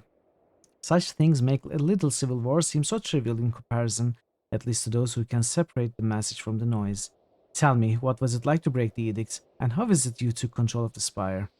Fatebinder Rogueless. Dude, I talked to you in person. Why didn't you ask me then? Respond with questions for your own. Your questions seem to imply that my actions at Wendrin's Well were orchestrated, when they were, in fact, the product of me responding to a chaotic situation. Nothing more. Dealing with 2 petulant, disagreeable archons occupied what precious time I might have spent undermining Kairos. Oh, did you know that the wording of the edict would entail? Did you advocate that I be sent on what was likely to be a one-way journey? How about you tell me what you know first? You were the one who taught me the value of never being tricked into self-incrimination, and how could I possibly argue with that sort of wisdom? I like this. I like this. He may not like it, but I do like it, so. Okay, let's talk to Siren. Good day, Fatebinder. What do you need? Tell me what you know about edicts. Anything I say would be a wild guess, that's why I'm with you. You seem to have a connection to the power of this land far beyond anything an Archon is capable of. It intrigues me, I want to learn what it is and harness it. Sadly, I don't have the magic needed to enact or break an edict. You're an Archon, you must know something about edicts, Siren. You'd think that, wouldn't you? With all my training and education, Kairos left a very big void in it all, almost like it was intentional. What do you need? What do you think of the state of the world? What is there to say? Kairos' two major leaders can't stop themselves or their armies from fighting like a bunch of children. Neither of them seem capable of dealing with the rebels that are taking them down, which as far as I'm concerned is how it should be. The less of the tiers infected by Kairos, the better. Ooh, Siren is against Kairos. If you could eliminate the armies entirely, I would consider that the true victory. That's what I'm going for, Siren. What do you think of your travel companions? Are we trading in gossip now, Fatebinder? Yes. Or are you collecting information to use against us? She arches her eyebrows inquisitively. What do you want to know about? Tell me about Barrick. The walking ring pile? Let's hope you never have to go anywhere unnoticed. There's nothing particularly wrong with him, I suppose, but he doesn't seem overly bright. I mean, what kind of idiot do you have to be if you can't even take off your armor? Maybe he's pretty, but wrapped in that getup, who can tell? She looks at Barrick, smiles, waves, and blows him a kiss. What was that you said? I couldn't quite hear you. Barrick grunts, turning to face Siren. It's okay, Barrick. I didn't say anything about anyone important. She speaks slowly and deliberately, patting him gently on the shoulder. She then puts her hand to mouth, suppressing a small giggle. I'll admit he can handle himself in a fight, but he could use a little more up here. She taps the side of her head. Tell me about Eb. She's got some power in there, that's for sure. And as long as I'm crippled, I will, begrudgingly mind you, admit she could probably win if we were pitted against each other. Although I'm more than happy to give her a try. Are you game, Eb? Think you could take me out? I'm sorry, sweetie, I'm confused. Are you offering me a duel or something a little more down and dirty? She's 15. What? Eb winks at Siren, who turns a deep scarlet and looks away. You know what I meant! Siren puts a hand on her headdress and looks at Eb, chewing on the corners of her mouth. Oh, don't worry, dear. You're far too young for me. I like someone with a little wear and tear on them, and not just up here. She puts her hands on her head and winks again. Though I suppose I should watch myself around her. You never know how people will react to a challenge. Tell me about Lantry. I'm jealous of him. I've heard so much about the Vellum Citadel, and he actually got to see it before all the unpleasantness. She trails off, a sour expression on her face, her wiggling fingers miming tiny explosions. The sheer amount of power lost that day is only dwarfed by the amount of power required to cause the destruction, and the power to stop it. The sages have my respect. And, by extension, Lantry.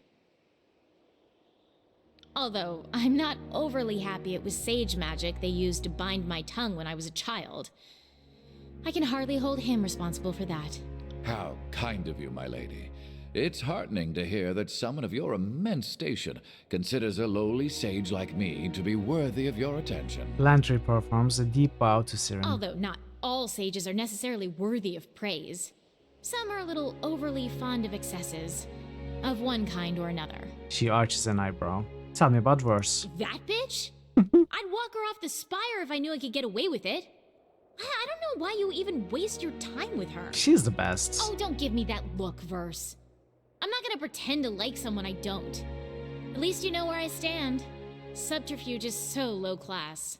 Trust me, you manipulative worm. The feeling is mutual. And I find it ironic that you find subterfuge low class, considering how you get inside people's minds and fuck them over. If I could get away with it, I'd put a blade inside that pretty little head of yours and twist until your mind was as scrambled as those you invade. Alright, Verse, slow down, slow down. How vivid. Siren turns to you and makes a little see what I mean gesture at Verse. She's rude, violent, base, impatient, and entirely pointless. You should keep much better company, Fatebinder. You asked me what I thought. I can't help it if the facts are painful to swallow. She sighs and shrugs. What do you need? Do you know anything about what's going on in the tiers? I know a great deal about what's going on here, considering I am the root cause of at least half of it. What do you want to know? How long have you been here? Since the beginning of the occupation, Kairos wanted me out of sight but still in use, so I was given to Nerat. It used me to gather fodder for the chorus. What do you think about Tunon? He makes me uncomfortable. There's nothing behind that mask. It's dark and empty. What do you mean? Everyone has a presence. It's how my magic works. I reach into them and convince their presence to do what I want. He has no presence. When I reached into him, there was nothing. It was bleak. I never want to feel that again. If you have to reach into someone's mind to control them, how did you influence entire armies to do what you want? I can't influence an army, but I can persuade them to feel the way I want them to. If I want to get someone to do a specific thing for me, I have to get inside their head, and that requires a lot more effort. No one can keep me out, but if they are aware of what I'm doing, I can't force them to do anything. At least not with this thing on my head. She knocks a hand against her helmet. Really, I don't know how it works. It just does. You might as well just ask me where lightning comes from. I want to know about Kairos. What do you want to know? How did you come to work for Kairos? After my father betrayed me and got my mother killed, I was taken by Kairos' man, and I honestly don't know where we went, other than it seemed to take forever to get there. Then I was put in school. It was a wonderful and horrible time. I learned how to control and maximize my power, but they underestimated my abilities or overestimated theirs. I think it was more the latter than the former. They unleashed my true power. Did they believe I wouldn't try to run with it? They tried to train and mold me, and in that they succeeded. They've also tried to brainwash and break me, and in that they failed spectacularly. But I was punished for it. Why were you punished? They assumed my abilities were exaggerated. They were powerful mages who had spent years training their art. How could a little girl ever hope to rival their prowess? I grew tired of their condensation. I hated them for treating me like a child. Their rules, their discipline, their training, they had killed my mother, and I would make them pay for it. One day, I got bored in class. The teacher's droning voice was putting me to sleep in the afternoon heat, so I thought I'd have a little fun. I was distracted, and he let his defenses down. He didn't consider me a threat. How do you know his defenses were down? I can just feel it. If someone is alert or aware of what's going on, it's a lot harder to get inside. But I know when they're vulnerable, and I know how to take advantage of the opening and climb right in. Go on. Got back in time for some best girl lore dump, yeah. I started humming, nothing that would attract his attention, of course. A lullaby my mother sang to me. Fitting, I thought, to invade this man's mind with a song taught to me by the woman they destroyed. I could tell I had gotten inside him when he showed down ever so slightly. I started singing wordlessly, standing, working in hand motions. They were completely unnecessary, but I had been trained to be a performer. Then I worked in my words. The window, I sang to him. Look, what's at the window? He turned entranced and stared outside, his mouth moving silently as he dreamed an answer to my question. What's out there? I asked him through my song. What could that be? I was elated. The fool had left himself alone and vulnerable, and this 8-year-old had dominated his mind. He walked to the window, intently staring at something I couldn't see. You made him jump, didn't you? Of course, I didn't mean for him to fall. He was looking out the window and reached up, as if to touch whatever he was looking at, and before I could stop him, he was gone. It looked like he was trying to catch something, and as he fell from sight. I won't say I'm sorry he died. He was a horrible man, but I didn't mean to do it. However, I was elated. The taste of power was intoxicating. I didn't get to taste it again for a long time. How were you punished? They wanted to cut out my tongue. Even at 8, I didn't blame them. It's what I would have done, but Cairo said no, doing possibly the one kind act she ever did for me. Without the power of speech, I was essentially useless. So they muzzled me. They knew simply holding my mouth shut wasn't going to be sufficient, so they got creative. Using sage magic, they put my voice in stasis when I wasn't in class. I could go through the motions of speech, but nothing came out. Oh, did they take pleasure in it? Between classes, they gave me chores. They berated me. They beat me. I was their slave. The only reason I lived was by Kairos' whim, but I was tortured by everyone else's. There were at least 2 teachers in my classes after the incident, and I was always accompanied by 2 guards, both of whom had been deafened so I couldn't affect them. I accidentally killed one man, and they were acting like I destroyed a realm. I suppose that's what they thought I'd do next, and who knows, maybe that's what I'm about to do. What was life like in Kairos? For several years, I was surrounded by people who would smile to my face and sneer when I turned away. They were supposed to be my mentors, my teachers, but all they did was resent me. They told me to refine and control my voice. My power became more directed, more powerful, more subtle. I no longer needed to specifically say what I wanted people to do. I could just think what I wanted, how I felt, how, and the weaker the weaker the mind, the faster they would respond.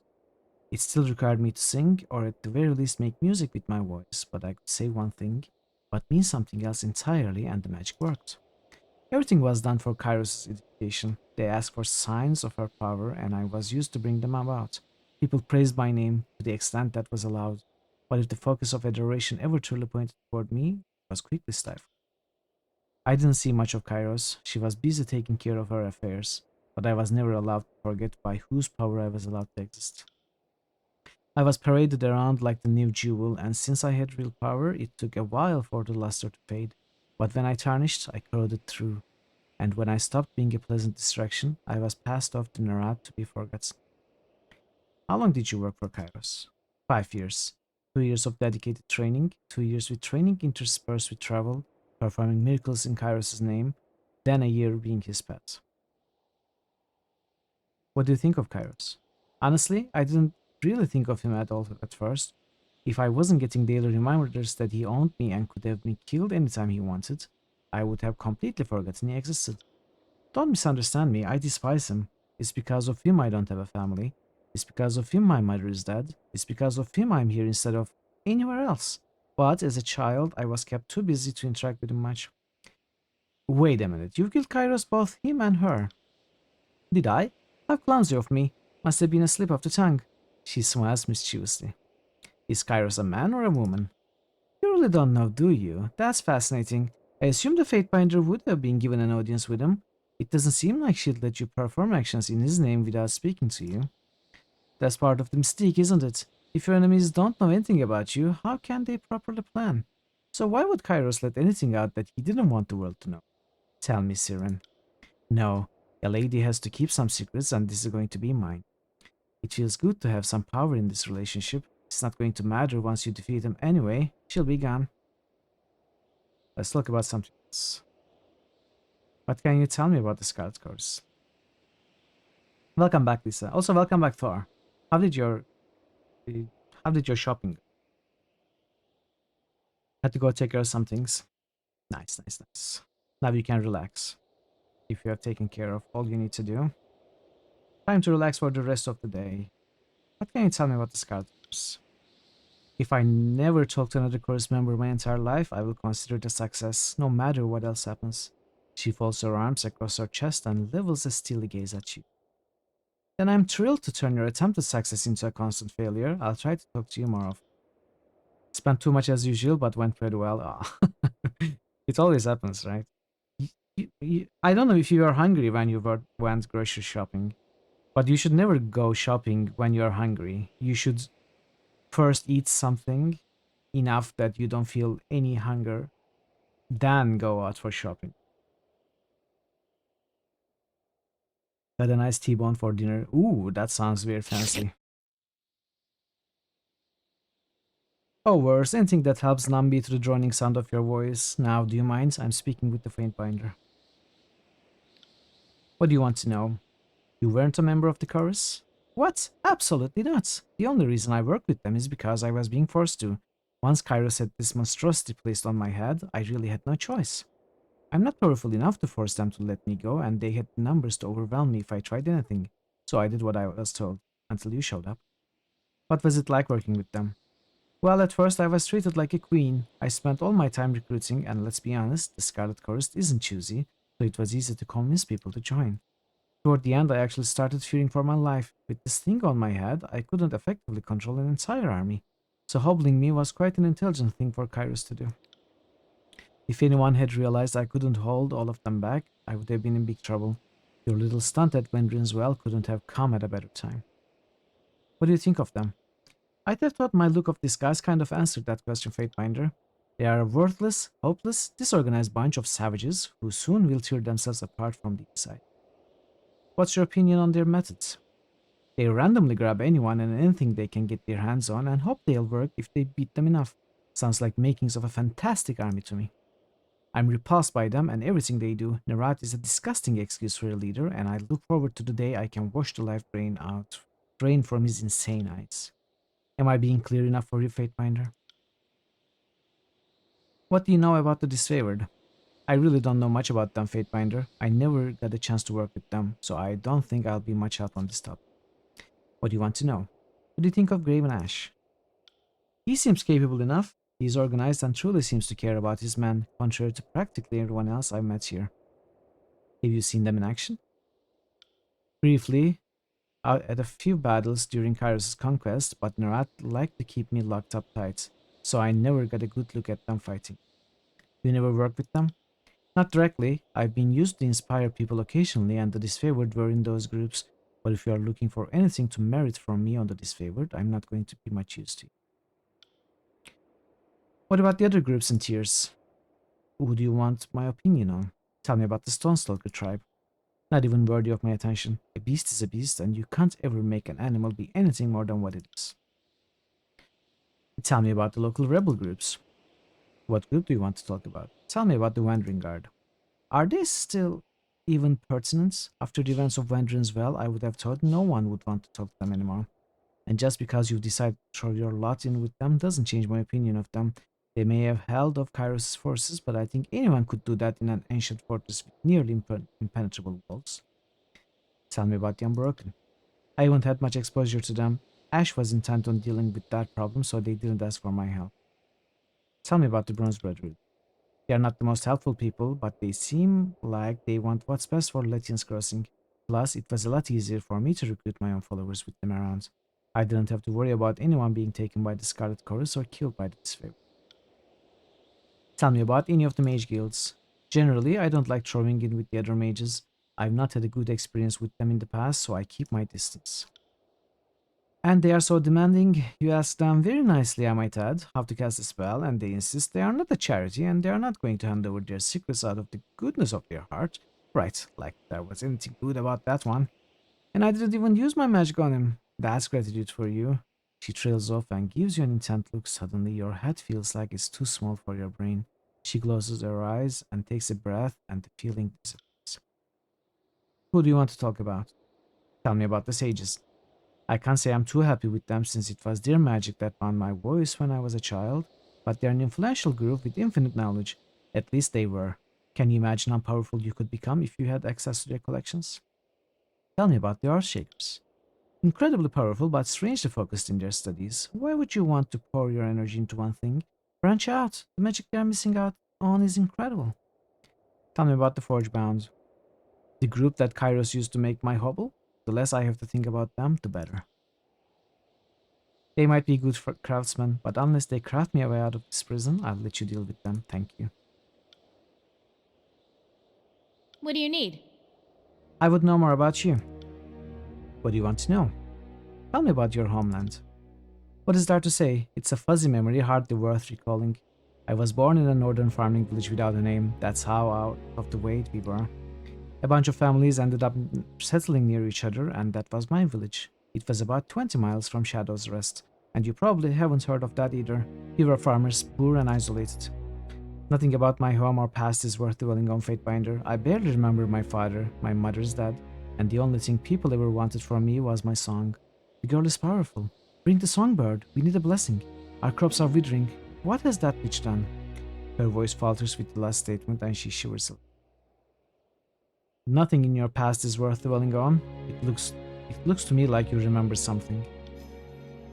I suppose when an angry mob that fears you and what you can do stones your mother to death while she shields you with her body, it sticks to you. Ooh, that is very rough. Okay. What do you remember about your family? The good thing about being taken from home when you're still a child is that you can't miss the childhood you never got. What do you want to know? You were taken from your family? On a scale of 1 to 10, how ashamed are you for calling this poor girl spoiled? Not ashamed at all. Not ashamed at all. She's not spoiled per se, but she's still very annoying. She might have had a bad childhood for sure. Doesn't make her any less annoying and frustrating. Technically, by the time I was taken, there was no family left to be taken from, but Kairos forces had gotten word of my talents and decided I was better used taking over the world than helping local farmers. You have no family left? What happened? What do you think? They are dead. My father might not have cared about me, about us, but my mother would have never let anyone take me while she lived. Without anyone to protect me, I was whisked off to Kairos' court. How would you describe your father? Worthless, hopeless, devoid of human emotion? Sometimes I feel like we were complete opposites. He seemed incapable of feeling anything, and I seemed to be nothing but raw emotion. Nerat let it slip that my father sold me to Kairos and was responsible for my mother's death. Someone had to egg the crowd on, and someone had to tell Kairos' man where I was. Not that it matters. He's dead, and I'm better off without him. What do you remember about your mother? She's dead, so I don't have much to remember. She loved me, that much I know. But sometimes I wonder if what she felt was love or fear. Fear for me or of me, and sometimes I don't think there was a difference between the two. My mother loved me when no one else did, when no one else could. The world wanted nothing but my voice. All my mother wanted was my happiness. She was the only person in my life that... Tell me about your mother's death. No, Fate Minder, I can't. Please don't make me talk about it. Okay, Siren, I will never ask you to tell me that story. Thank you. There are some things that are just too painful to remember. Tell me about your father's death. He disappeared after my mother died and I was kidnapped. I didn't hear anything about him for the longest time, so I assumed he had disappeared and I would never see him again. Then someone brought word that he'd been found, he killed himself, and now he's out of my life. For someone who always has a lot to say, that was incredibly succinct. Is there nothing more? You're relentless, Fatebinder. Did you ever think maybe there are some things I want to keep to myself? But yes, you're right, there's more to the story. When I got word he'd been found, I had him summoned to Kairos' court. I wanted to see the man who had condemned me to the life I was leading. When he arrived, I went to see him privately. I wasn't sure what I would feel. Anger? Hatred? I didn't expect apathy. For the first time in my life, I felt nothing. Standing there, staring at the man who ruined my life, waiting for him to notice me, my heart was dull and disinterested. Then he looked up and smiled. He smiled when he saw me. Can you believe that? He smiled and opened his arms to hug me, and it felt like someone reached into my chest and squeezed my heart, sending hate flooding through my veins. So I sang him a song. I told him how tired he looked, how haggard he seemed. I spoke of the weariness he must feel, guilt that surely plagued him every day. I asked how he withstood the weight of his betrayal. The burden must be too much to bear. I watched the tears roll down his cheeks as he pulled the dagger from his belt, the sobs that tore from him as he held it before him, thinking about his wife and child. A look of ecstatic relief was on his face as he dragged the blade across his neck. He got what he deserved, sir. That's what I tell myself, and for the most part I believe it. I can't help but wonder what terrible things he did in the 5 years after he vanished, and what I might have prevented if he'd only been around to hear me the morning my mother died. Now you know what happened to my father. As I told you before, he killed himself, and that's it. Do you have any siblings? No, I was close to a boy in my village for a time, but his mother stopped letting me play with him when everyone realized what my powers were. That's the closest thing I ever had to a living sibling. A dour expression crossed her face. A living sibling? My brother died very young. I never knew him, so I hardly count him as a sibling. Life in the middle of nowhere is difficult. For a single child to survive, let alone more, is a testament to the parents. She looks at you for a time, her lips a thin line, her eyes grow red and tears form in her lids. Finally she nods slowly and breaks her silence. I remember my mother talking about me getting a little brother. It wasn't long after I started singing and my powers started growing. She told me that soon it would be too hard for her to travel with me. Siren, sweetie, she said, you'll have to go with your daddy. It wouldn't be good for the baby if I kept traveling like that. Maybe after your brother is out here with us, we can all travel together. Siren looks out the horizon, her voice breaking. You didn't like traveling with your father? No, all he wanted was the money. When we were on the road, he completely ignored me. I was simply something to earn rings with, a tool. The farmers in my village used their rakes and wagons, my father used my voice. Everyone wanted the songbird to sing for them, and they paid us so much money. So we went, but I didn't want to go without my mother. She was the only real comfort I had. When I was with her, I felt safe. Nothing could hurt me.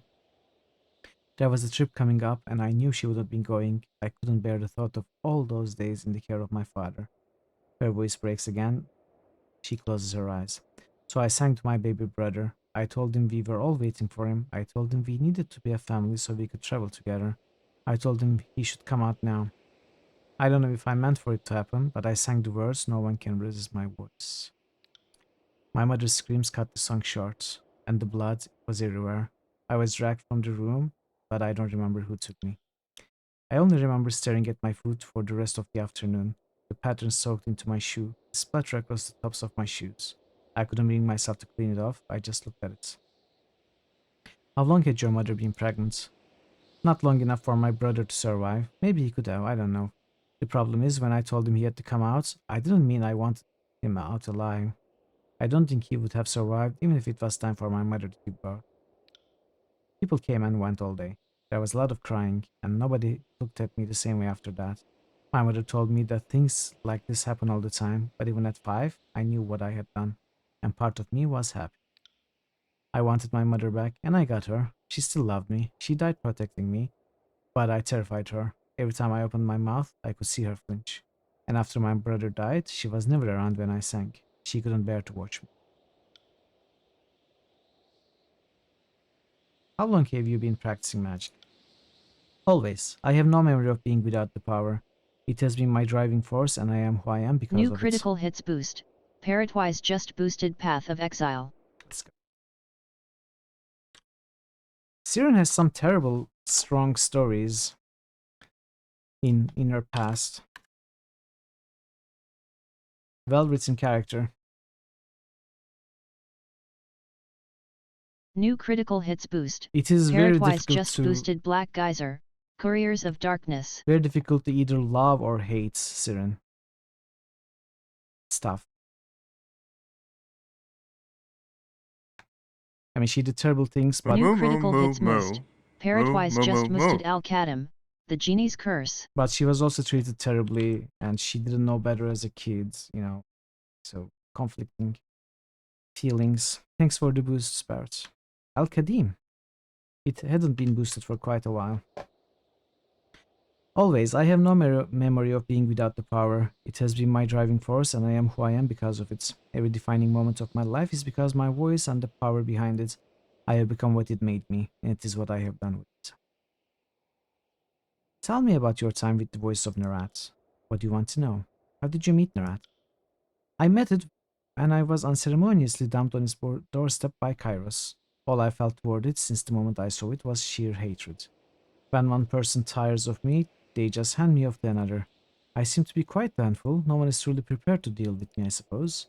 I was his possession for 3 years, stuck doing what it wanted until you came along and started messing around with Kairos' plans. What did Kairos give you? Why did Kairos give you to Narat? I made the mistake of trying my song on Kairos, and forgiveness isn't exactly in the Overlord's vocabulary. Interestingly enough, I think it almost worked.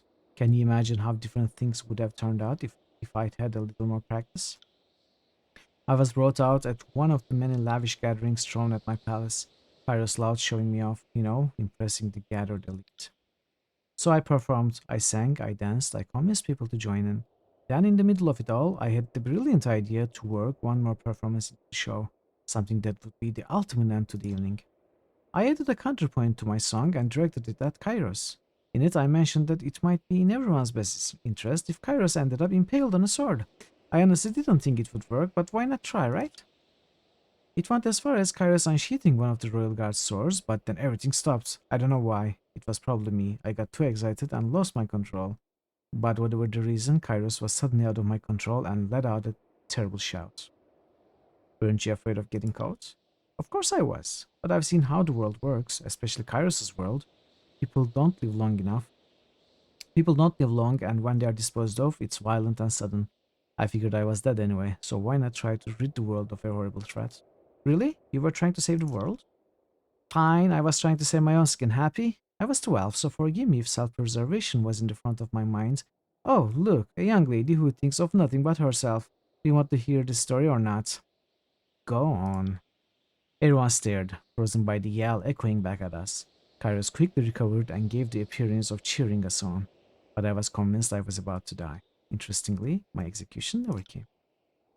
I finally realized I couldn't have been punished at the party because Kairos would have to admit I had exerted my will onto the Overlord, and without a good reason to call for my death, I couldn't have been executed afterward. I was the songbird. I did nothing but spread Kairos' will and gather her armies. Would you execute your best and most loved recruiting tool? So Kairos worked with Nerat and they gave me this helmet to bring me back in line. Then I was handed over to Nerat, that monster, because it's the one thing in the world I cannot control. Present company excluded, Fatebinder. Why can't you control him? I've been inside its mind time and time, and I've never been able to get a handle on what's going on in there. Every time I talk to it, I felt like a different person is talking to me, and one of them wants something different. Every one of them wants something different. And one in particular wants something it's never ever going to get. What has Nerat had you do for him? Now, if that isn't the question that goes right to the heart of the storm, I think you should ask me what he hasn't had me do, or at least try to make. Wait a minute, what does Nerat want from you that he's never going to get? Come on, Fatebinder, you can't be that naive. I'm still a child and I know about adult urgings, as one of my old teachers so clumsily put it. Somewhere inside that chaotic mind, I saw the most depraved and disturbing desires I've had the misfortune of feeling. No matter what Nerat says to you, do not trust it. That will always end badly. Tell me more about that headdress. It's the bane of my existence and something that's incredibly painful to talk about, so why not? She shrugs. What does it do? Makes me impotent. Do you have any idea what it's like to have a hurricane raging inside you? To feel the gale crashing against you to be released, but only feel a gentle summer's breeze? Kairos and Nerat made it just for me. If I attempt anything more than a simple tune, it will kill me. Isn't that simply wonderful? Honestly, to be so terrified of a mere child. Why do you have it? I might have tried to kill Kairos once. He and Nerat decided I posed too much of a threat, so they muzzled me. I was their attack dog and they pulled out my teeth. You can hardly be surprised if the dog tries to bite you, if that's all you teach him to do. Why can't you simply take it off? Gee, Fatebinder, I never thought of that. Here, could you unclasp it for me so I can get it out? Get out of it? Because I'll die if it isn't removed the proper way, you simpleton. Do you think I'd leave it on otherwise? If you can't take it off, then why did you try to get me to remove it when we met? How can someone so powerful be so stupid? I knew you wouldn't be able to remove it. That's not what I was trying to do. You're a Fatebinder. You honestly think I was going to pass up the opportunity to try and control a Fatebinder?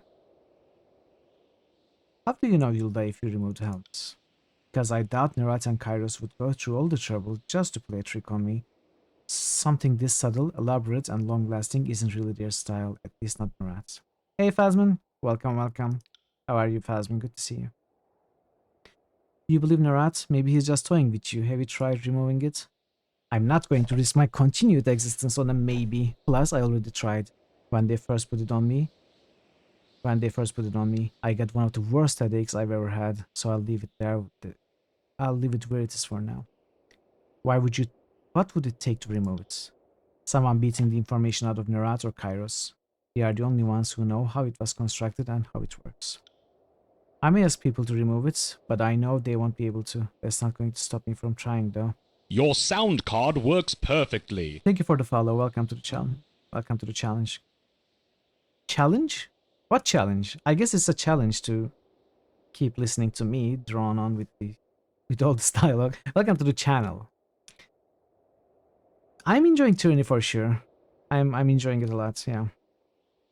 There's a lot to read, and it reminds me of Planescape Torment in that sense, although not that much. Still, the game is very good. The mechanics, underlying mechanics are very good. It's really enjoyable. The story, the lore is amazing. It's some of the best writing in any RPG. Why the headdress? Why not use magic? Wait, I didn't read this. I may ask people to remove it, but I know they won't be able to. That's not going to stop me from trying. Why the headdress? Why not use magic to gag you? They tried magic, it didn't really work. The problem is, spells can be broken, counter spells can be found, guards can be bribed, people can have accidents. Nerat and Kairos are the only ones who know how to remove this without killing me. The answer is locked somewhere in the Nerat's insane and Kairos' currently not conveniently located hats. What do you need? You have a way with words, Siren. Were you instructed on how to speak with others? Of course, one of the only good things that came out of my time with Kairos was my education. My teachers insisted I be trained on the proper way to speak with royal court. I was frequently mistaken for someone older, so I think I got away with a lot more than I could have otherwise. For all their failings, they made sure I was properly educated. My favorite class was learning how to talk to people into doing what you wanted without using magic. Can you believe that? Why in the world would you risk it? But it was a fascinating subject. What, is it subterfuge? A class like that, a class that likely behooved your unique talents. If you can manipulate someone with just your words, imagine the power of your compulsion when you add the sigil to your suggestion. Do you think the class was created solely for my benefit? I mean, I wouldn't put it past Kairos if it was. She leans close, and in the softest of caresses, her lips brush your ear. Want me to teach you a trick or two? But she started, her voice a low and buzzing calm before you can form an answer. Words or sounds indiscriminate to the human ear, a language not meant to be understood by any but the archon of song, beyond the breadth of discernment, but inescapably compelling, binding, gut-wrenchingly painful on a single lilt, then euphorically fulfilling a mere in tone later. You blink and realize the muzzy, spine-tingling murmuring in your ear has fallen silent. Sirin draws back with a satisfied sigh, beaming at you, and the perfect image of a sigil, the invocation of her name, brands itself into the depths of your mind. Oh wait, sigil of emotions. I got Siren's sigil. Good day, Fatebinder. What do you need? Okay. That's cool. What can we make with it? The energies invoked by the sigil of emotions both fortify and undermine the mental humors, creating passions in the target ranging from apathy to blinding rage. I will not be undone! Ooh. This world is mine! Nice. Nice roll. Let's see. Expression used to create spells that generate an aura. Aura of fear. Conjure an aura of fear around the target.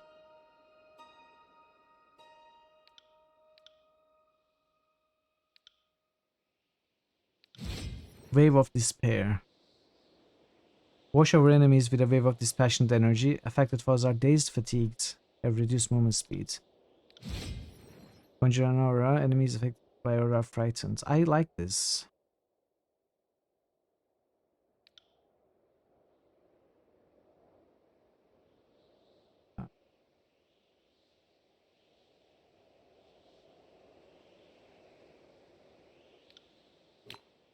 Let's give it to Lantry.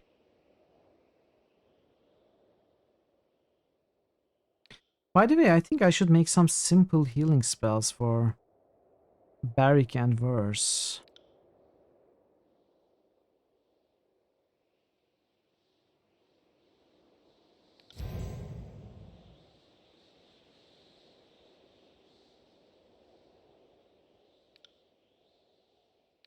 20, 10,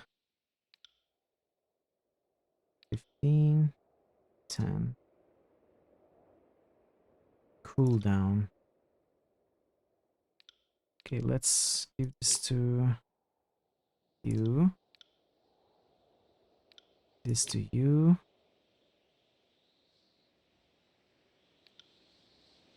Can I make two different versions of the same spell and use them separately, or will they share a cooldown? We will find out. Can I assign? I cannot do that. Okay. Not use an expression at all. Do I have to use an expression? I guess I have to use an expression. Yeah, I have to use an expression. I need to make Lantry's healing spell better. Let's make a good healing spell for Lantry. Aura. Can I make a healing aura for Lantry? 100 lore. Almost we can do it.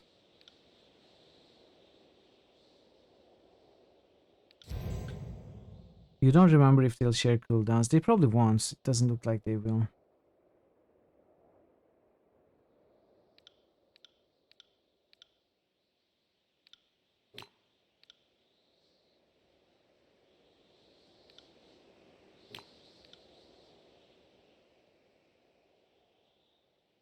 Okay.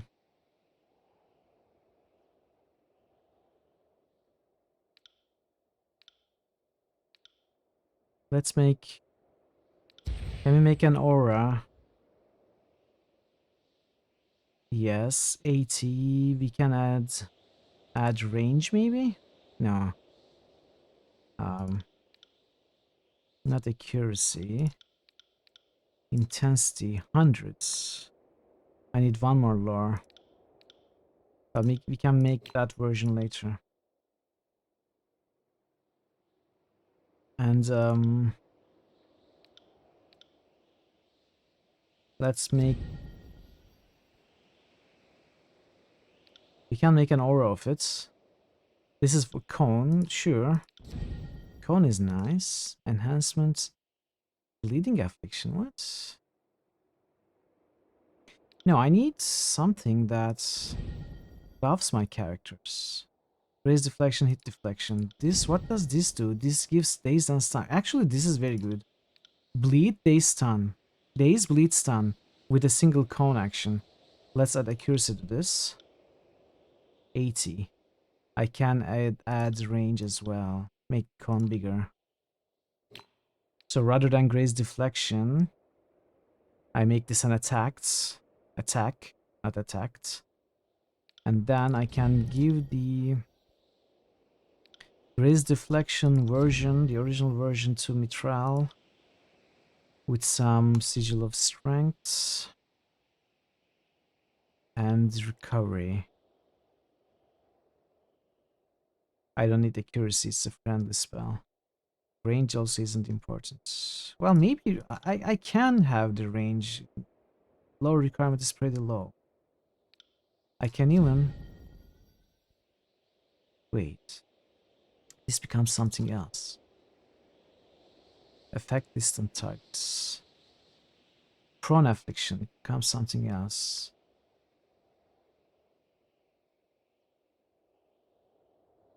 I don't want that.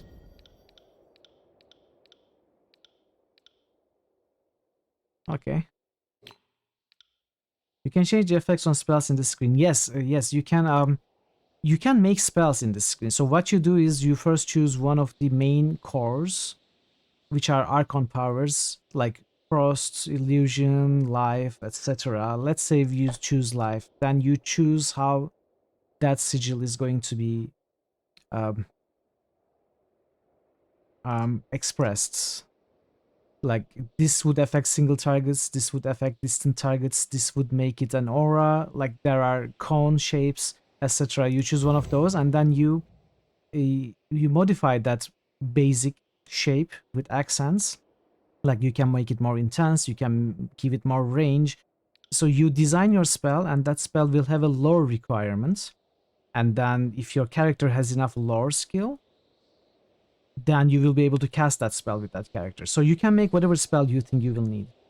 Wish we knew which archons those sigils were connected to. I think you know a lot of them. Like, this is... The emotions is Siren. And fire we don't have, but it was mentioned before. Actually, you're right. I don't think we know most of them. But we do know a few of them. Yeah, it is a highly interesting way to create your own spells. I have seen in several games ways to create your own spells. This might be my favorite. It's very good.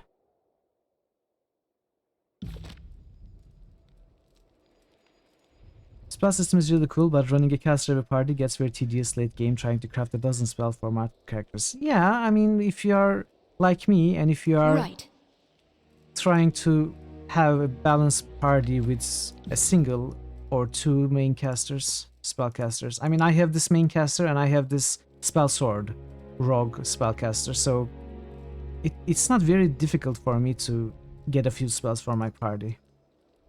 If you are trying to balance your party with 4 spellcasters with different spells, I think it would be a mighty effort.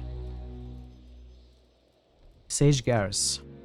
Greetings, Fatebinder. The sage bows low before you, the clues in his hood brushing the ground. I don't believe we met. Indeed, and I'm afraid I have you at a disadvantage, he nods. Sage Garrus, formerly of Willemstadel, scribe and researcher extraordinaire, not to bore you with honorifics. When I heard about the library you were building, I just had to come. I watched the workers as they hauled the stone and scrolls up here. There was an awful lot, and they were very tired, so I did what little I could to assist. Then on the last day, as everyone was leaving, I just stayed kind. I don't remember hiring you. Well, if you want to hold strictly to the truth, you didn't, but I never let details like that stop me in the past. Sage Tacitus always encouraged me to show ambition ahead of restraint, and I am nothing if not a student of a good advice. He straightens his posture and clears his throat. With your permission, of course. So you just invited yourself into the mix. Lantry wipes his brows, leaving a sepia streak. Such foolhardy initiative reminds me of a younger me. It's amazing I still have my teeth considering what a fucking twit I used to be. Oh, how am I kidding? I still am. Sage Garrus, is that what happens in Mass Effect 4? I don't think Mass Effect Garrus ever can become a sage. I don't think so. It was just your latest run, the run you did, the Rebel run. It was primarily DPS spellcaster with Lantry and Siren as support spellcasters and Barrack Tank. That's very interesting. Very interesting. How are you, by the way, Prague? How are you today? Why are you here? I'll take it you'll need someone to organize this collection of scrolls, someone to catalog new texts as you discover them, and someone organize research efforts. As your scribe, I can do all three, in fact. I'm excited to get started. I've already started looking through your collection, and he cuts himself off and sighs. Garrus is a wizard with a sniper rifle. I suppose you're right in that. You're right in that. To be honest, I need to work. The Willemstadel isn't exactly up to its old standards, and I'm afraid there aren't many safe places where a sage can find employed during the war. What can you research for me? Oh, any number of topics. Magic, alchemy, the history of the world. You have an impressive collection. Not as large as the Willemstadel, perhaps, but no sense in crying over burnt parchment. I've started compiling a list of possible research topics. Allow me to show you. Research artifacts. I don't have scrolls. Recruits needed at library. Research items. Okay, this game. Look at my money. Look at my money. I have 54 rings. I still haven't been able to get all the training I needed. I haven't been able to recruit all the recruits that I need.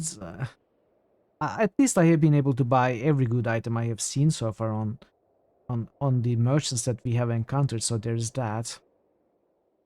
But yeah, we are running really low on money. Let's talk to Lantry. So, your latest acquisition has me thinking about the spires some more. By all accounts, they go as far back as the old walls. Over the centuries, the nobles of the tiers have claimed the spires, but they've only ever battled over the land at the ground level of the monuments. I've never seen the glyphs of a spire light up in all my years. Not until you show up. If this were an isolated incident, I'd be confused. But it seems the spires, plural, are somehow connected to you. What's your secret? I've studied at Tunon's feats, proclaimed edicts, broken them too. I'm sure I've been exposed to all sorts of arcane powers. A long sigh escapes Lantry and he sticks his quill with his mouth, chewing on the tip. His head tilts from one side to the other, muttering inchoate half words. I always want to know what you're thinking. My mind is going back to Ascension Hall. I wonder if Graven Ash or Narot had claimed it as their own, would the spire come alive for either of them the way it did for you? The Edict of Execution was pushing for someone to claim Ascension Hall. Can't be coincidence. Ah, such a clever child. I can't imagine the Overlord would ever carelessly word an edict. You are right. I don't imagine Kairos leaves anything to mere coincidence. Do you think the spires are connected to Kairos in some fashion? If you're asking if Kairos built them or controls them, no. They predate all mention of Kairos, and I'm sure if Kairos could control the other spires, that fact would be shamelessly flaunted. But it occurs to me that perhaps Kairos didn't have a connection, but does now, thanks to your actions. Are there stories of awakened spires elsewhere in Territus? There are other spires, and I've heard of notable figures trying to build monuments atop or astride the spires, but nothing I've read matches the mystical connection you've made with the spire. Have a moment, let's talk further. Actually, no. Oh, there is something I need to talk My to them Lord about. Binder, what can I do for you? I need to ask them about Eb and Siren. What do you think of Eb? She's as opinionated and talented as she is vulgar. Much as we can disagree on the reasons behind this war, I have never found a more impressive example of a tearsman. I admit to also finding her quite striking. Whenever she makes a jab at me, or Kairos, or the Legion, in spite of whatever I might say in my defense, I'm pleased to have captured her interest. But I would not have her know my thoughts on the matter. She's a southern savage after all, and I a decorated soldier. No need to overcomplicate our feelings in a time of war. What do you think of Siren? She is complicated and volatile, even by an Archon standards. Kairos took a significant risk by inviting Siren into the hierarchy. It would have been simpler to kill her than risk unleashing her power upon Terratis. Yet I am glad that Siren is with us. She brings innocence and dignity to a conflict that too often lacks either quality. At your service, what do you need? What did you have in mind? What? Did you have something in mind? Oh, this is new. It isn't that I'm not flattered, Fatebinder. I just don't think I'm your type. Any particular reason you've chosen to travel with me?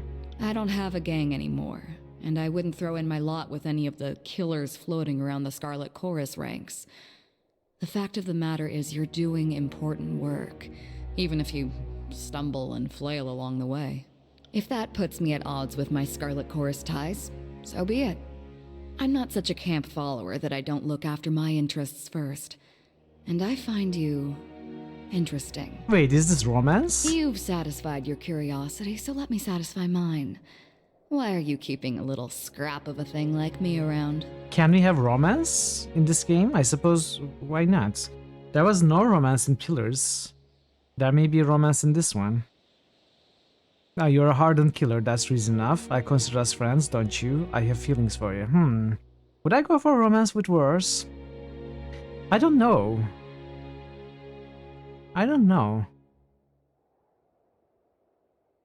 So I wouldn't go with romance with Siren, she's 15. I wouldn't go romance with Lantry, he's 80 something. I wouldn't go romance with Barrick, he cannot get out of his armor. So I could go romance with Verse or Ebb, if those are options.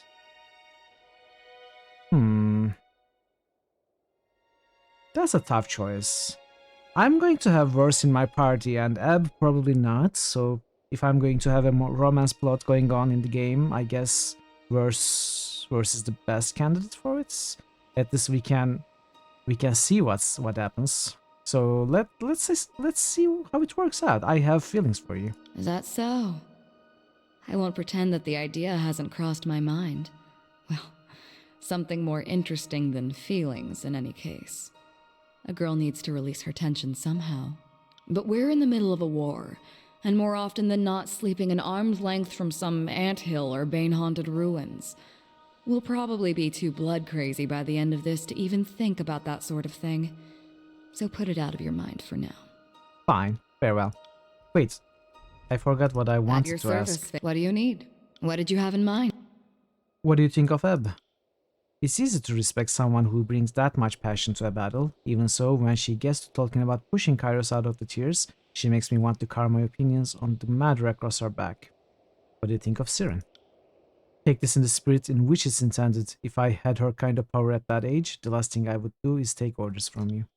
You may think you are leading her around, but it might be the opposite. Would any of us even know the difference? All I need to know about Siren is that she scares Kairos. That pretty much says it all. One moment. I am nothing if not a semi-reliable font of knowledge. Wait, what did you want to discuss? do you have new things to talk about? What can you tell me of the School of Ink and Quill? You mean what's left of them? What would you like to know? I thought I had all the discussion with all these characters. New dialogue options keep popping up. What's the core philosophy of the School of Ink and Quill? The sages are archivists, academicians, and arcanists. Our mission is to preserve the knowledge of today for the good of tomorrow. Though we are known for our magic, few realize that most sages concern themselves with scribal work. Only a select few have the talent or focus to work the sigils. Each sage benefited from the scrolls of learning that came before him, and so each sage must repay this boon by gathering, authoring, or translating new texts to the stacks. But all that's a bit generous. It's no secret that the sages were far more happy to add knowledge than to share it. Why did the sages resist Kairos? Why, indeed. As historians, it is our place to document, not direct. Let others rage and resist. Ours is the duty to record. The decision to defy Kairos was not unanimous, nor one decided upon lightly. The laws of Kairos would forbid much of the knowledge contained in the Vellum Citadel. The elder sages feared, rightly perhaps, that the Overlord would put an end to our tradition of stockpiling knowledge. The Battle of the Vellum Citadel was a battle to preserve knowledge, but our actions will be remembered as treason against the will of Kairos. Tell me a bit about the school's history. The sages trace their days to a generation after 5 Wives, when the first settlers moved west. The Vellum Citadel began as a scholastic retreat, slowly blossoming into the finest library in the continent across the generations. The centuries fly by, and suddenly, the Vellum Citadel is the definitive archive in the tiers. The sages branched out into carrying missives for wealthy clients, training noble children to read. The peasants may have feared us, but we remained useful enough to the kings and queens of the tiers to avoid war. When Kairos came to the tiers, that's when our hubris came back to haunt us.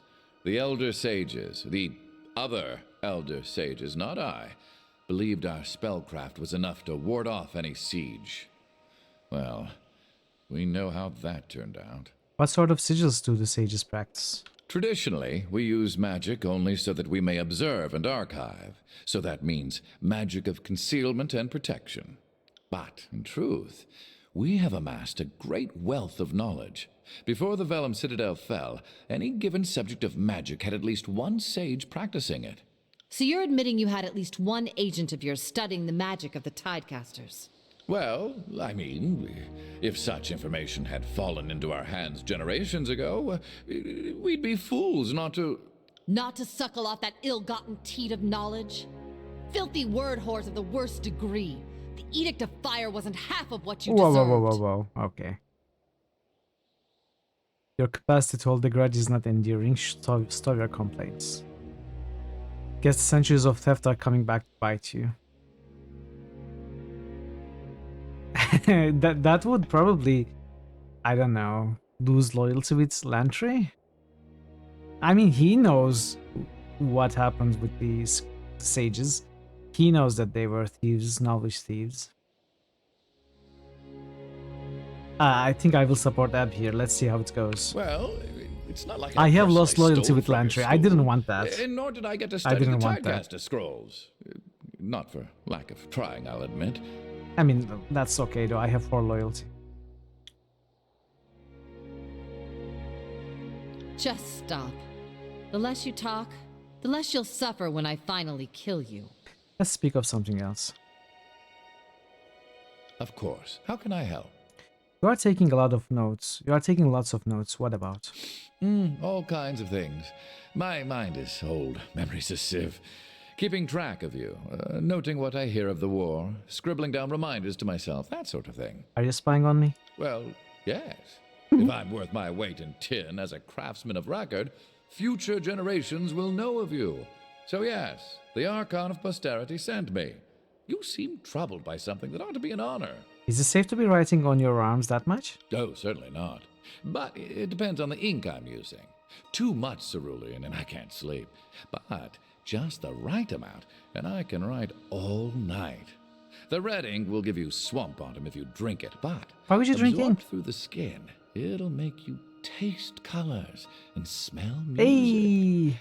Hey! Speaking of which, Congratulations! I should change out my tip. Congratulations, Star. Well done. What's next?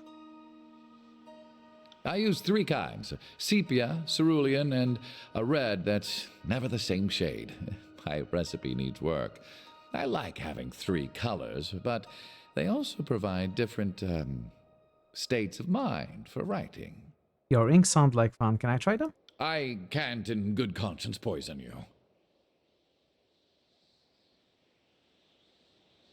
Consider the lesson, cautionary tale about wishing for things, fatherly moments. Any of those work for you? Oh, fine. The things I do to educate the youth. Here's how it works. The Reds give you a brief bout of synesthesia, great for writing music. Cerulean can unhinge me a bit, but it blocks out the cramps and anxiety. My sepia ink is perfect for quiet contemplation, also insomnia. What does it work? How does it work? Let me try the red ink. He holds out the pungent vial before you, dipping your finger in the ink and rubbing the red pigment against your thumb. The sensation of flavor normally felt on your tongue surges through your hands. Burst of cherry and alcohol, but moments later, the taste is quiet and warm. You're considering tackling Kingmaker again, but it's a big commitment. Maybe a BG2 run since you only beat it once 3 years ago. Yeah, that would be nice. That would be nice for sure. Just a casual BG2 run. And once you play it and beat it again, you will probably have a better feeling about if you want to go on a challenge run with BG2. The wind blows blue. The storm has bled, its foul rains have seeped into new roots. Across your body as your skin tingles with triangular pointed sensation. What happens when an irresistible force meets an immovable object? Nonsense, Rogulis said. In such case, either the force is resistible or the object moved. Lantry chuckles, the hearty guffaw sounding green, leathery and mildewy to your ears. Burn away the clenched hands, and the bones will still clutch to the forbidden prize. The archive foretold its own demise, preparations were made. Your fingers itch with a salty rusty flavors, tasting at the air, feeling like 10 tongues. They hate you. You'll never be accepted by them. But you know what? Don't you? Cupping your hand to your forehead, your fingers are deafened by the smell of your voice, boring through the muscles of your hands deep into the bone. I bet he's watching right now. He's always watching. Even during this war, he still shows up. Seconds later, the sensation passes. And now you know why I have this awful habit of chewing on the business end of my Remax. What's the cerulean ink like? He holds out the small vial, you put a small dab on your finger in and taste the blue, viscous fluid. Aside from a chalky sensation on your lips, it seems to do nothing. Feel anything? Okay, I like this. What is Kairos' problem? Can't get off your damn throne and actually visit your subjects? How do we know Kairos isn't already dead?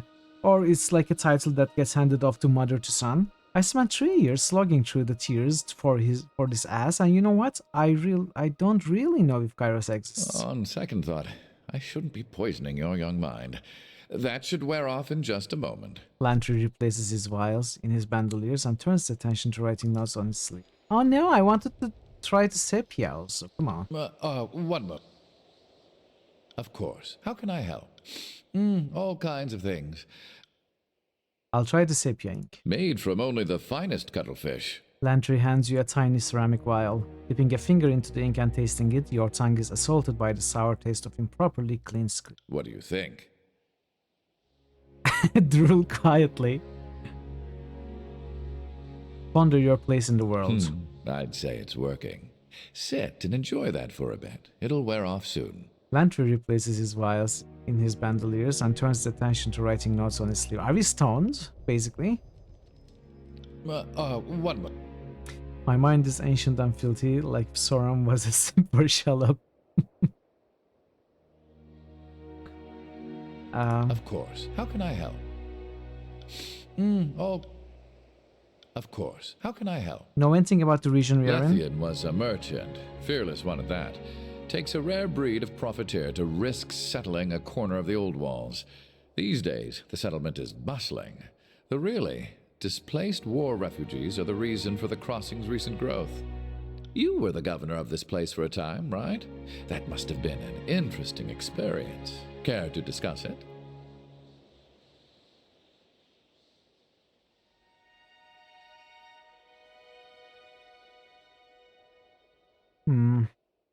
So, this disfavored soldier falls in love with Siren.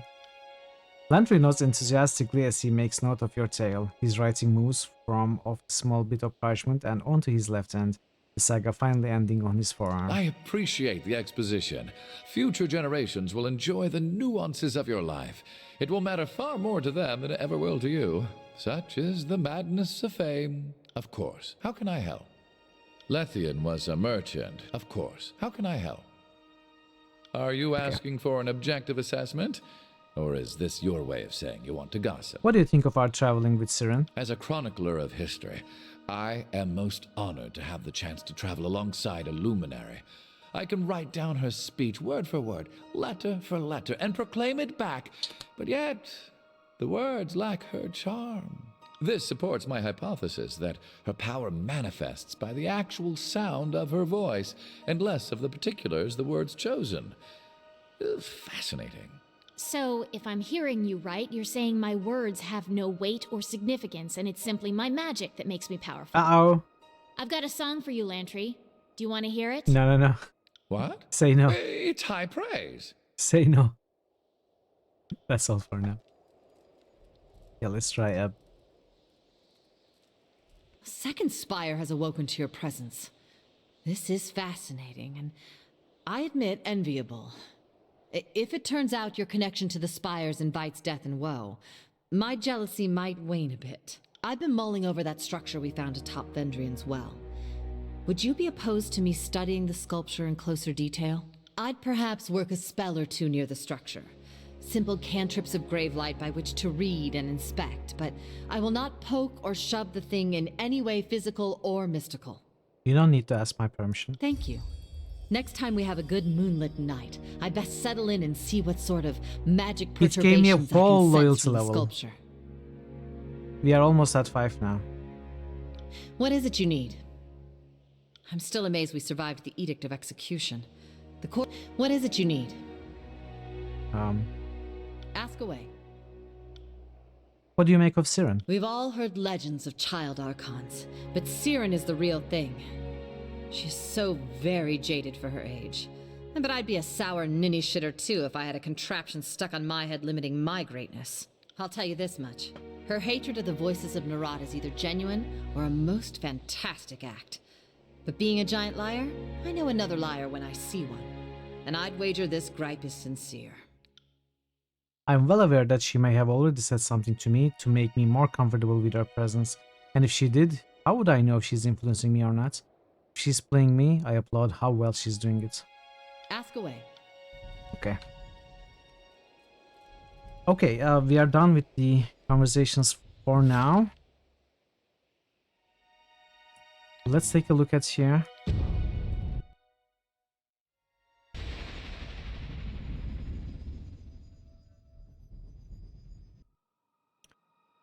I want to see if the doors are open now.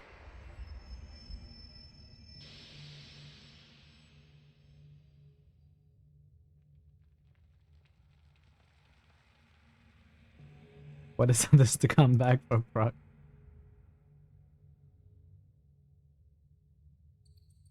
Okay, these are closed still.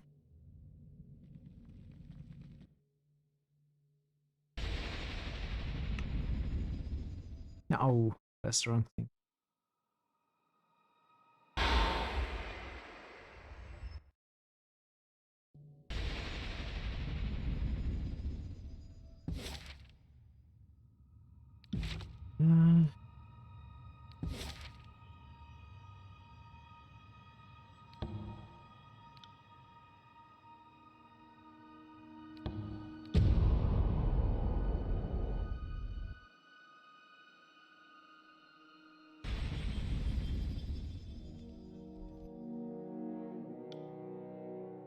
Do I have anything to sell?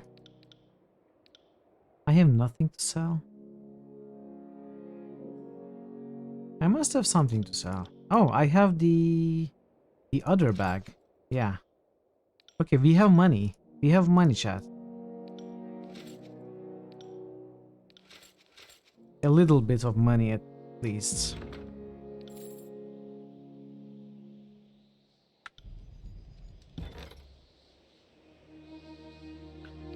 I need to hire someone here. This one. No, not this one. This one.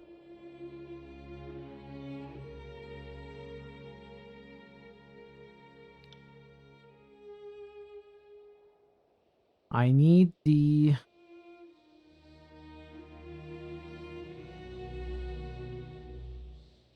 the parry and dual wield trainers.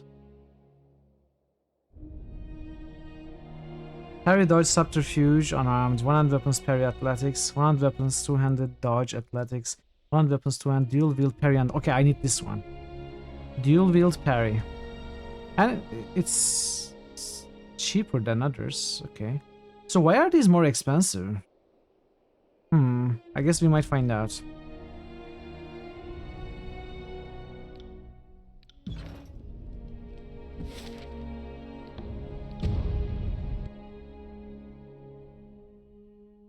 I need to get some training with every character so that they don't get capped.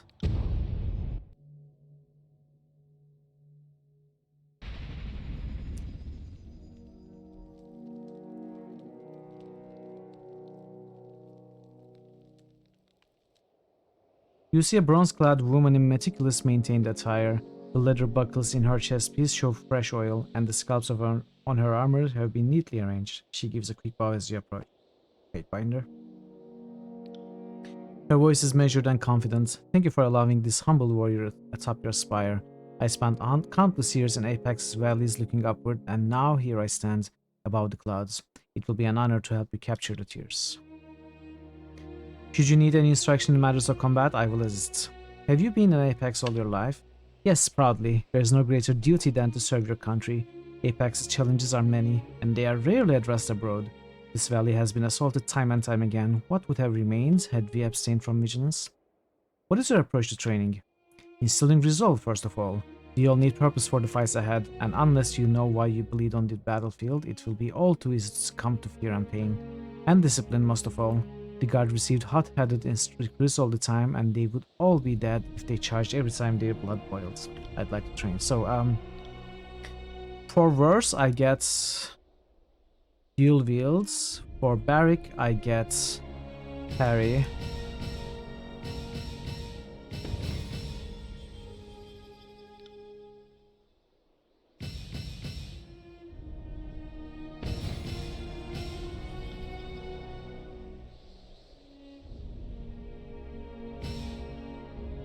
Oh, to a max of 75. Well, we can do some one-handed weapons.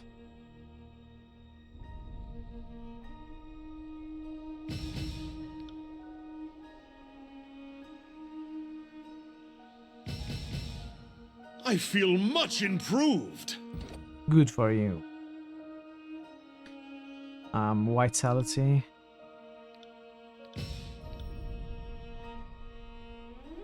Finesse.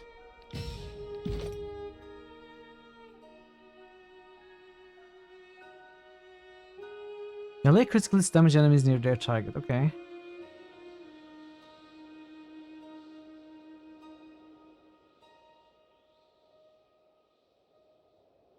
Know your enemy will also grant accuracy to words when she grazes an enemy. Know your enemy. I don't have it. Let's go with Killing Spree.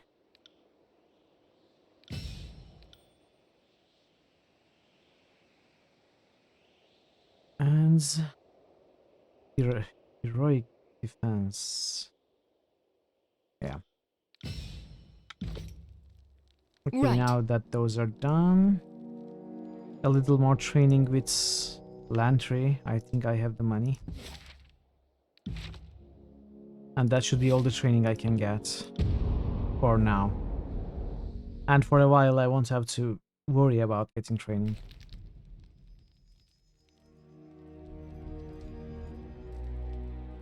Which one was it? Velos? No, Velos is a new one.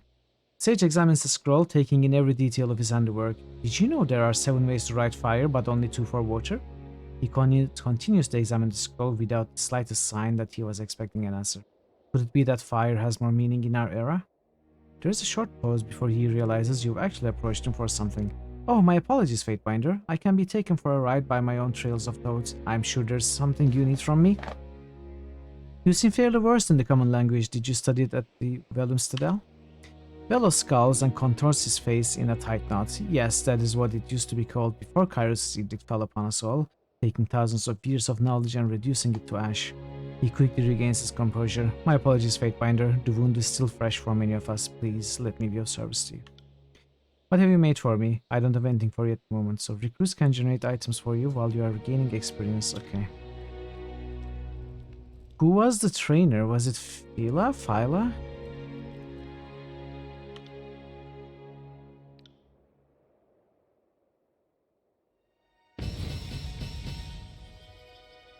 Okay. Who says you can't teach? Another level up. We will...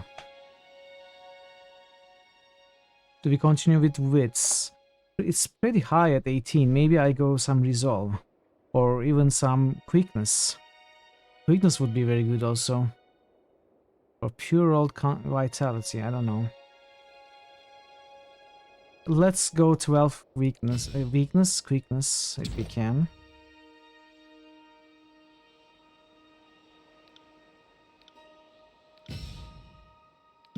So, to which spell did I mean to make differently, but I didn't have 100 lore? Was it this one?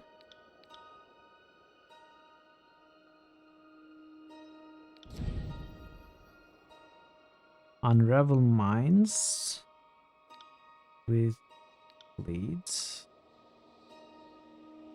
Accuracy.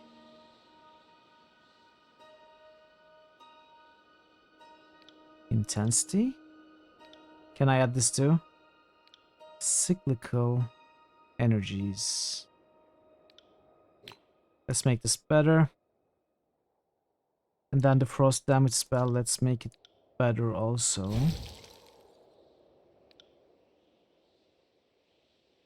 Bleeding or frostfire? Let's add frostfire.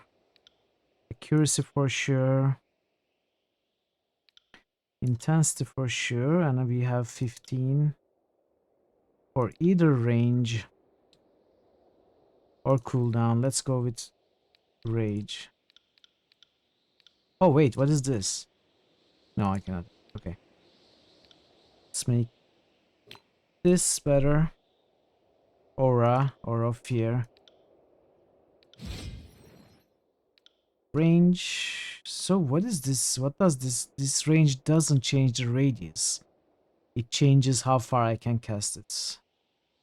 That's not important. Recovery? I suppose, why not? Accuracy. Then we have this aura. Intensity. And I can add... This is not needed. Recovery, yeah. Okay. Healing spell. Distant impact, I guess.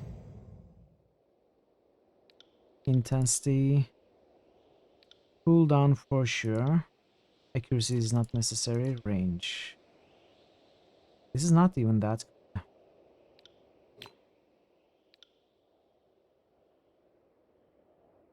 Okay, this is good enough. I can finally start doing some new side quests now. Twin Rivers, Deserter's March, Secluded Forge. These are the main Lethian's Crossing quest area. This was for... What was this for? Let's remember.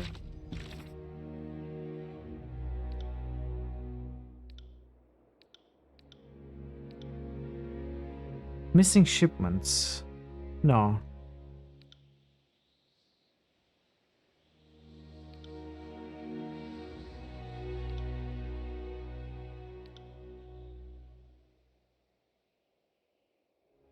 Oh, Secluded Forge was for Barrick's companion quests. I don't know why it doesn't show up here though.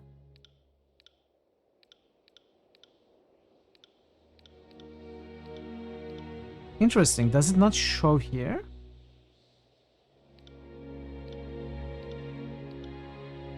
I have to remember that it doesn't show up in my quest list. Interesting. Yeah, let's try doing that one.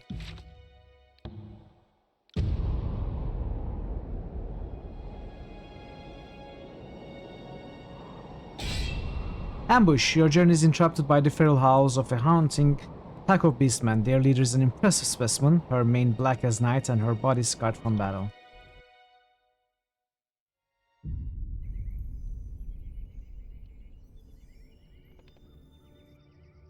Kills in Shadow. Kills in Shadow. A companion? Oh yes, the Kills in Shadow. We saw that in one of the items, right? Before you towers a massive creature of fur and flesh, her short black snout snuffing in the air. Know this scent. Stench of blood, sweat, battle, iron, and death. Stench of human called Fate Binder.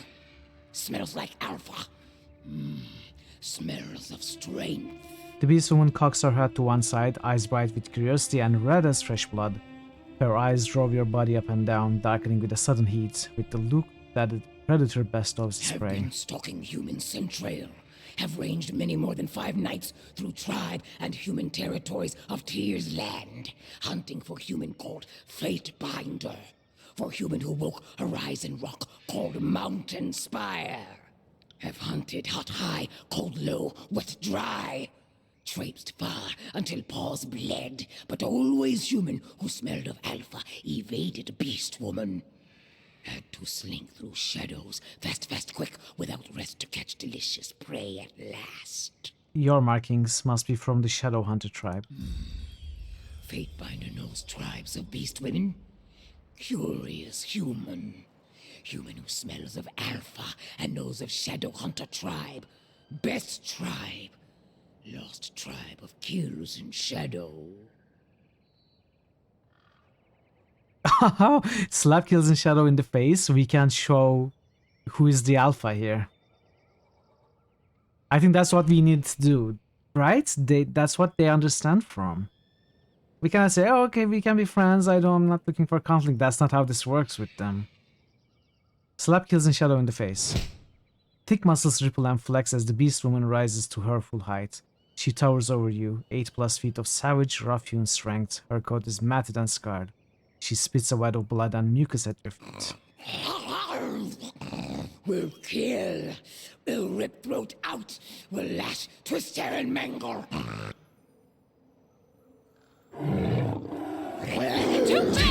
Okay, it didn't work.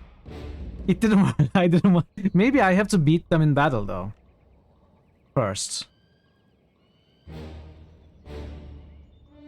I was hoping it would work, but it didn't. Let's try. I may reload. Nothing to lose by trying, yeah. I can always reload.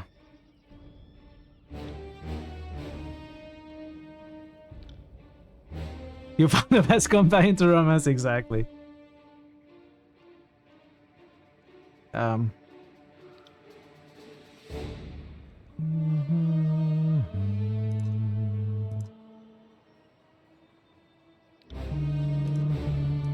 Am I even going to be able to win this fight?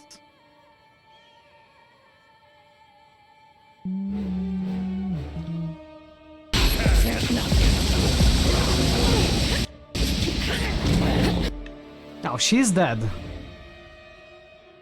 She's dead.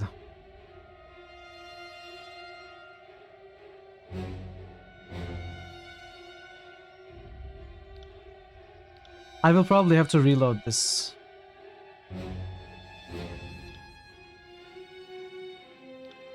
Alright, let's do this.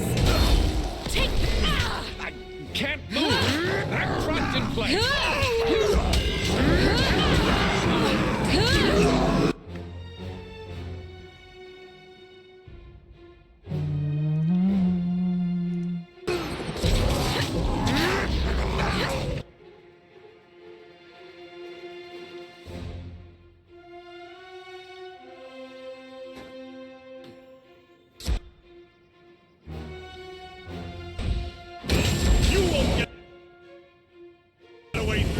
Okay. I need to try a different weapon.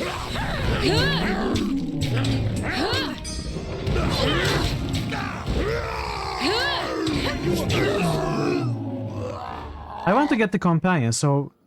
Oh, okay. They didn't die. Battered and bloodied, the beast woman drops on to all fours. She crouches low, belly rubbing the dirt as she ducks her head in a show of submission.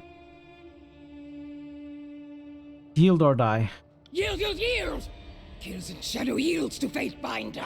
Why have you tracked me down? Why get in my way? No human called So I was right. Fatebinder. We needed to slap, okay. Kairos reads words on paper. Fatebinder binds words to earth and sky, makes ground tremble, makes night cry, blood and fire. What would the beast woman know of Tunon's Fatebinders? Human is not first Fatebinder. Kills and She said Shadow Landry has annihilated her. hunted. It did say that, right? Tribes of Kairos fear Fatebinder. Human Alpha claimed Horizon Rock called Spire, and Archons did not kill Fatebinder. Archons rolled over and whined, covetous. Okay, so maybe you've heard of me. Kairos hunts human realms to extinction. Rules tribe of blood and ruin, starvation and death. Seeks to slaughter beast women like prey. But beast women are not prey. Probably so, Not Vera. flighty, feeble-minded humans. Hills and Shadow spits a gob of tawny mucus on the ground. Beast women are savage hunters, bred to fight kill rot, like Fatebinder who smells of alpha. Strong always kill weak, then grow weak, and are killed. Is migration of life. But Kills in Shadow is not weak now. Will not be weak for many long seasons. Will join Fatebinder and survive Kairos' tribe. You'd side with the enemy to survive. If you want to join me, it'll have to be as my beta. Kills in Shadow is not beta. But even alphas submit to stronger-willed primas. Many packs make a tribe. Is this not a thought humans also understand? Beast Woman will follow Fatebinder. Will not dominate. Unless Fatebinder begins to smell weak. She tongues one of her upper fangs, lips split in a feral grin. Fine, but keep your nose to yourself. The beast woman huffs and turns to address her pack. Kills in Shadow will not shelter stone whelps anymore. Scamper, run, flee! Do not want to see shadows lurking, stalking behind. Barb cleft his leader now. The pack hesitates, causing Kills and Shadow to emit a low, menacing growl. Will not like if Kills and Shadow catches sight or scent of stone mongrels again. Well, why don't you go to the spire? Can't do that. I got it. Frequent attempts to harvest azure-lit crystals have made the Stone Stalkers more hostile to any humans who enter the Stone Sea. Azure-lit crystals are found throughout the Stone Sea and are highly revered by the Stone Stalkers. We cannot talk to them. Oh, no. On the subject of the spires, dear Mithril, your tone seems so cold, distant, and distrustful. It's almost like you've been paying attention all these years. Yes, I knew I learned about the wording of the edict, and while I did not advocate you be sent, I did not disagree. Like it or not, you are young, fit, and entirely self-sufficient. You should be flattered to be trusted for the honor of proclamation. I'm asking about your experience because it's not every day that someone breaks an edict, let alone awaken a spire. If I had some insight into your experience, perhaps I could shed light on what happened, or get you in touch with someone who could.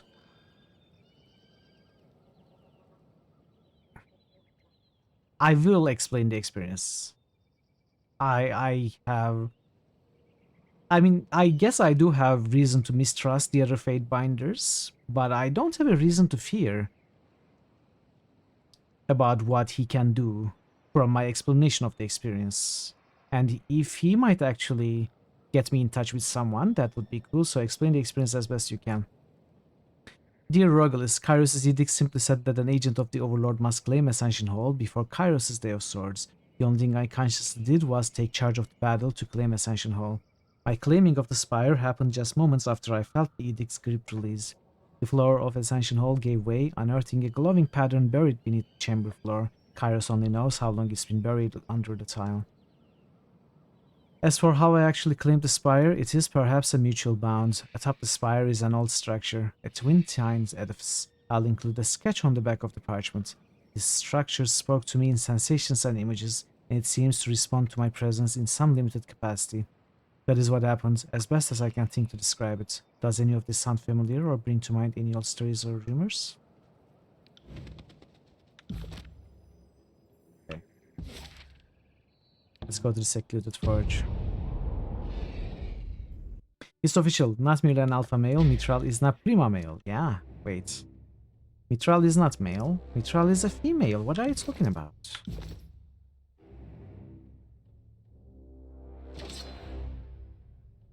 Staff of Storm's Heart.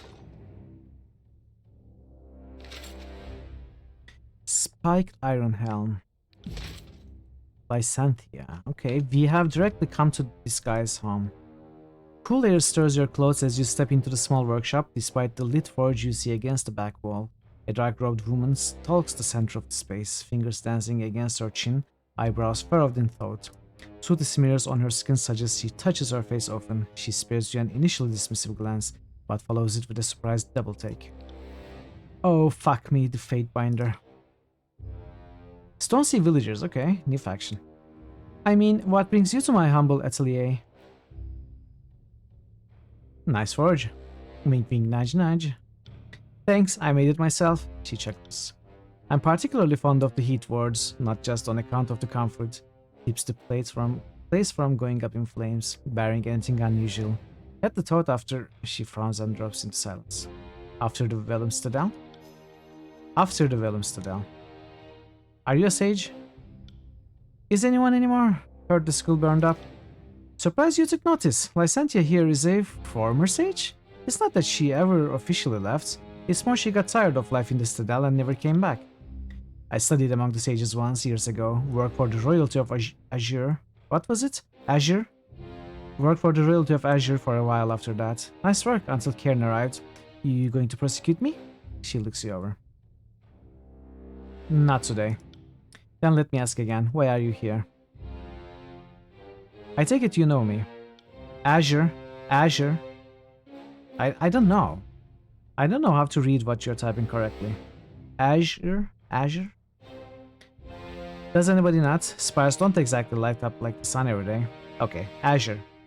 Who are you? You sought me out, I assume you knew already. Or do you make a habit of walking into strangers' houses? Thank you, Parrot.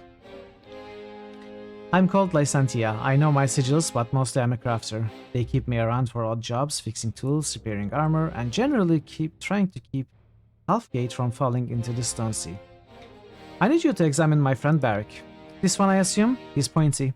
Her gaze wanders around Barrick's assortment of sharp edges. Mostly on top of his head. Must you always be an ass, Verse? As we said back in Ass Gang, once an ass, always an ass. Damn it, Fatebinder, why can't you leave this be? The what be? Currently he's pretty bad at climbing, sneaking, swimming, and using the privy unassisted. I'd like you to address that.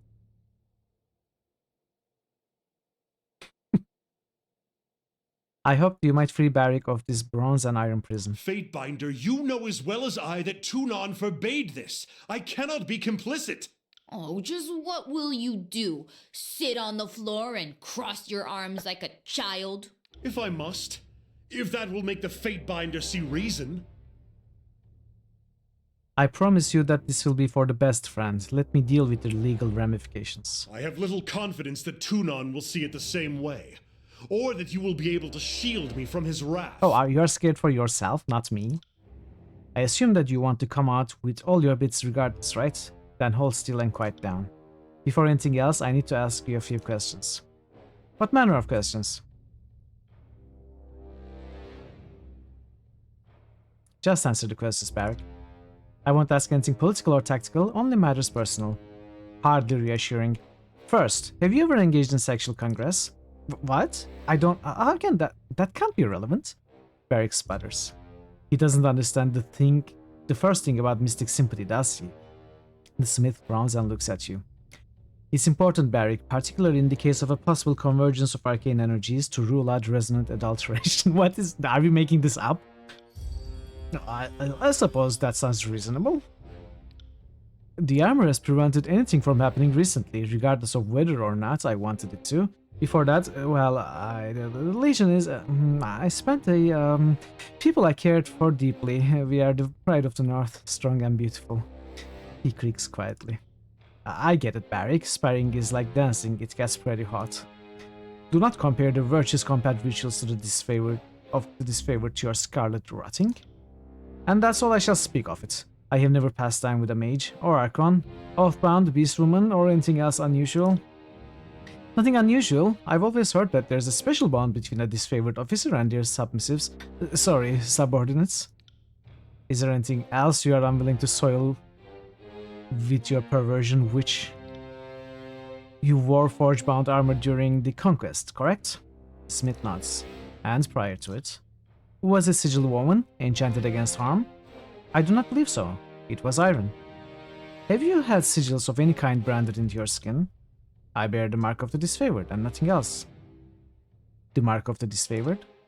The general sigil, and or rather what of it the overlord's dictatorial allows. Many members of the Legion scar themselves with it, binding their loyalty into their flesh and blood. It marks us family. I've heard it said that Graven Ash protects. The sages had no direct knowledge of the Archon of War's abilities, but there were many theories. I don't suppose you can provide any concrete information. You asked me to reveal the great general's secrets to a mage? That is too much. Archon Ash shares a strong connection with his soldiers. It allows him to take on some of their harm while also sharing in their experiences. Fatebinder! His gasp contains anger and disbelief in equal measure. And you do not need repairs or maintenance on the armor, I presume? Aside from oiling it and filing down the pointier bits? No, wait, how did you know that? Metal grinds quietly. The smith stares at Barrick in thoughtful silence before retrieving from the forge a long bar of iron, its end glowing red from the heat. She holds it to you. Take it. Next, you'll want to stick that into him, through his armor. It's going to hurt regardless, but I suspect quicker would be better.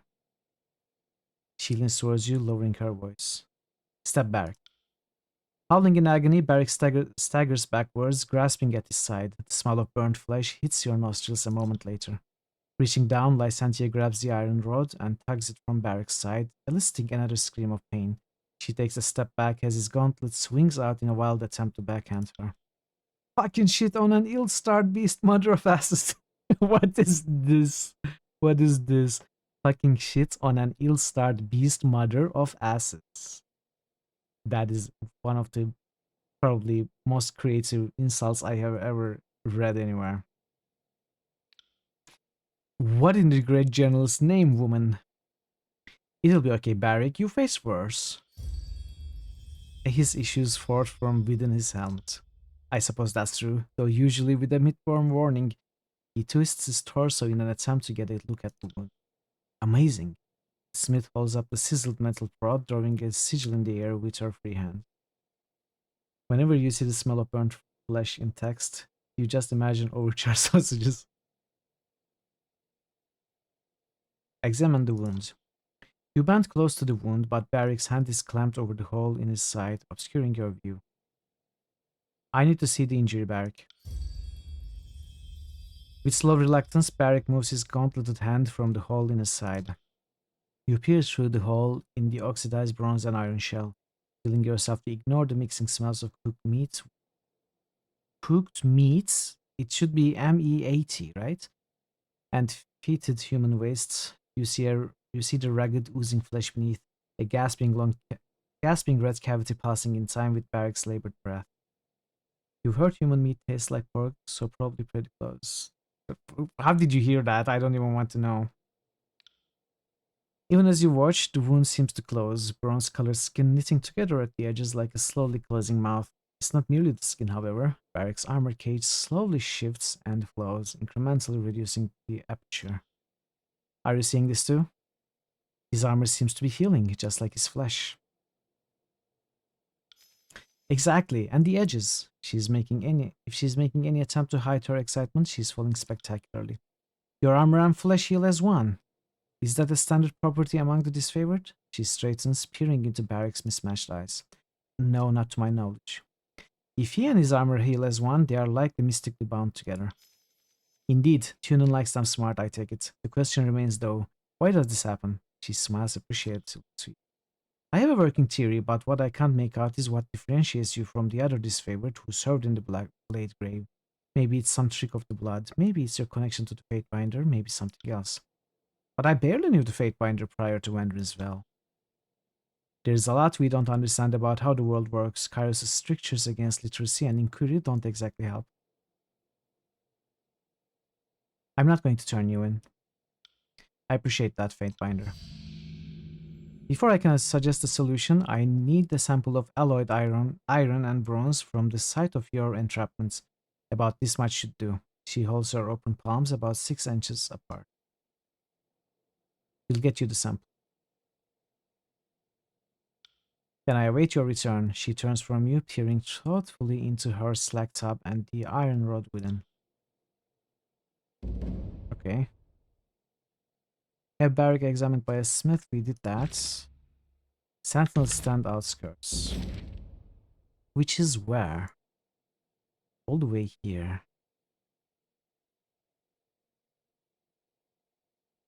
Let's focus on this quest, I suppose.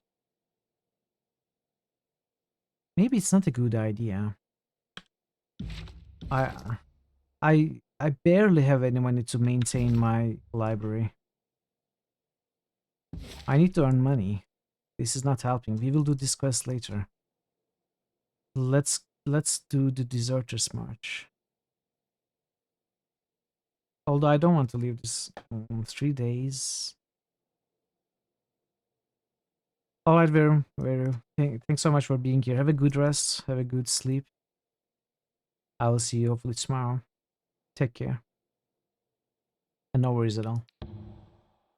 Okay, let's just continue on this main quest bit for a bit. We will continue with Barrack later.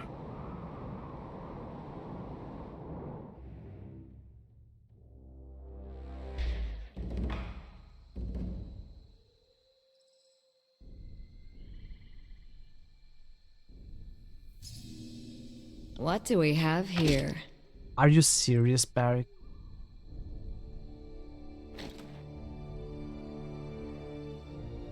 Mysterious missive. This roll scrap of parchment tucked away in a satchel appears to be an undelivered missive. Our suspicious cannot deliver reports. Come to the march in a fortnight. Look for rusted blade and shield. Raiders. Executed Brotherhood soldiers have been lined up here, along with a small pile of gear, satchels and rings. By the looks of it, they were killed fairly recently. So I can't talk to these raiders? No, I can. Traitors, so Raytamon says anyway. Not my place to ask questions.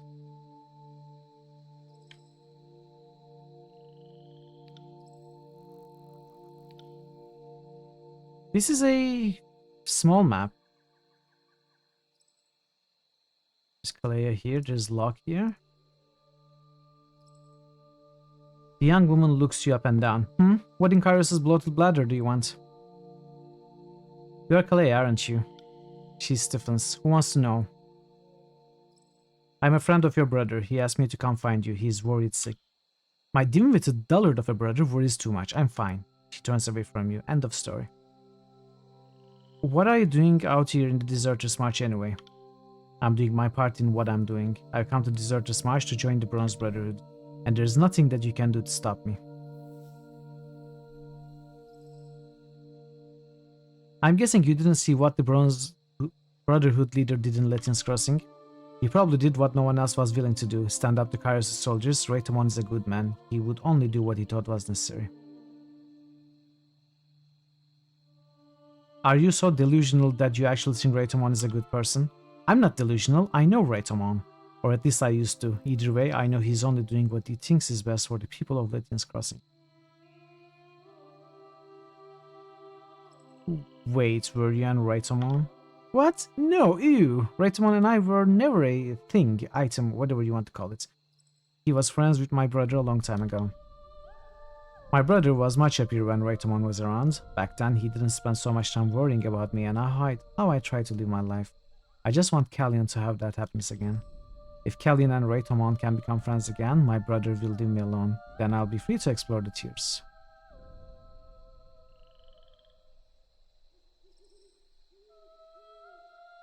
So what you're telling me is this is really all about you getting away from your brother? Don't get me wrong, I love my brother, but he can be a little overbearing at times. More so recently with this conflict between the Brotherhood and Kairos. I just think it reminds him of what he's lost in recent years. I just want to be free to live my own life, away from Callion, away from everyone. I want to explore the Tears. I spent my entire life in Lettian's Crossing because until recently I was considered too young to travel alone. Now that I'm old enough, I want to get out and see what's out there. My brother barely lets me leave to travel to the nearby villages, let alone go to some place like Halfgate. The Raytomon you knew is gone. You must realize that now. I think I have. I've just been too afraid to face it until now. If Raytomon isn't the person my brother was friends with, then how do I make my brother happy enough to let me leave?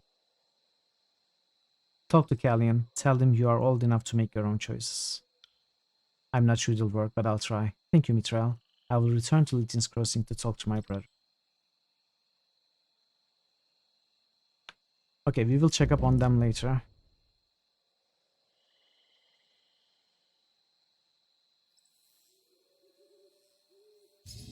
Interesting. Agents reports. This bundle of pages, cleverly hidden within a rocky crevice at Deserter's March, contain a meticulous set of reports meaning to be delivered to someone named HB. The letters record detailed observations of Brotherhood operations starting a 5th span back. The author appears to have infiltrated the mercenary gang and spent most of his time helping the Brotherhood establish a base of operations at the old walls near Twin Rivers. The spy was able to observe Raytomon on a number of occasions and notes that the leader has been growing increasingly comfortable in this strange environment and unafraid of disturbing the arcane ruins. In another letter, the agent notes that several sages were brought to Raytomon, likely unwillingly, in an effort to unravel some of the mysteries of the old walls. As the leader grew more brazen, he also became more paranoid, accusing Brotherhood soldiers of betrayal. The last letter appears to have been written in haste, the ink smeared in a number of spots. Had to leave. Lifted sage notes and magic. Scrolls to set back enemy plans. R is likely the greater threat than thought. Joint wilderness patrols, but absence from old walls will be noticed. Documents hidden, sewn into tunic. Route will intersect with Iron Veil. Look for brother with copper nose, ring and scar on left jaw.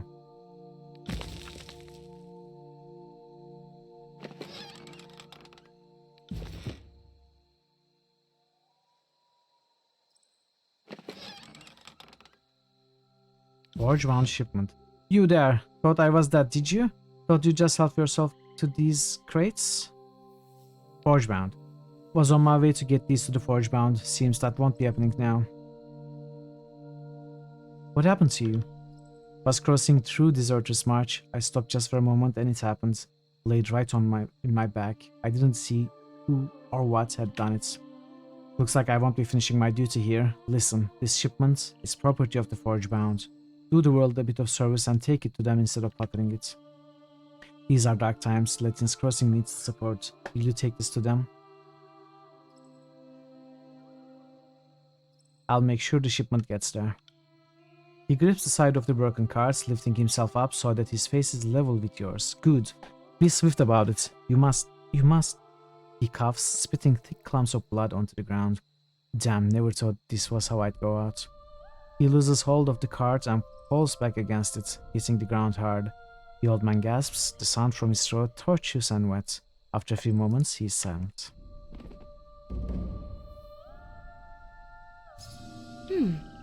Have a look here.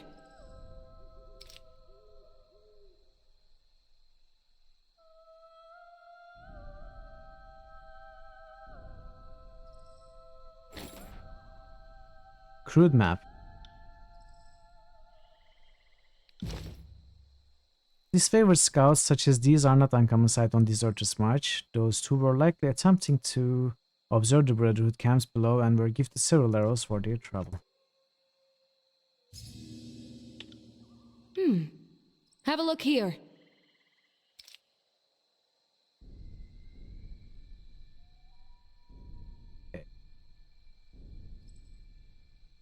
Affirmative.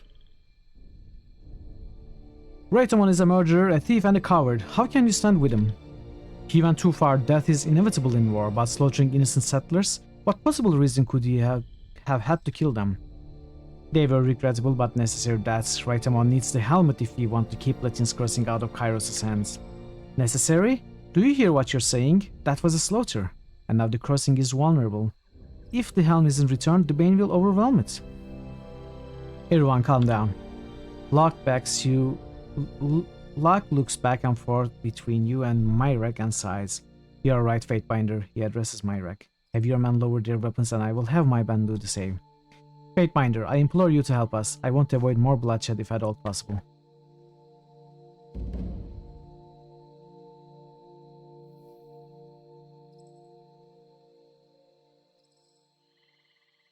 Of course. On it. If we fight, we I'll are going take to care fight of it. against these, so... Right. I'm on it. Locke looks at you cautiously as you approach and holds up his hands. Fatebinder, I know the recent events in Latin Crossing were unusual as well as regrettable. In light of Raytomon's actions forcing your hand, we will overlook all the Brotherhood blood on your sword. Right now, the important thing is to convince Myrek that Raytomon doesn't have anyone's best interest in mind, and his insatiable need not be victor is going to...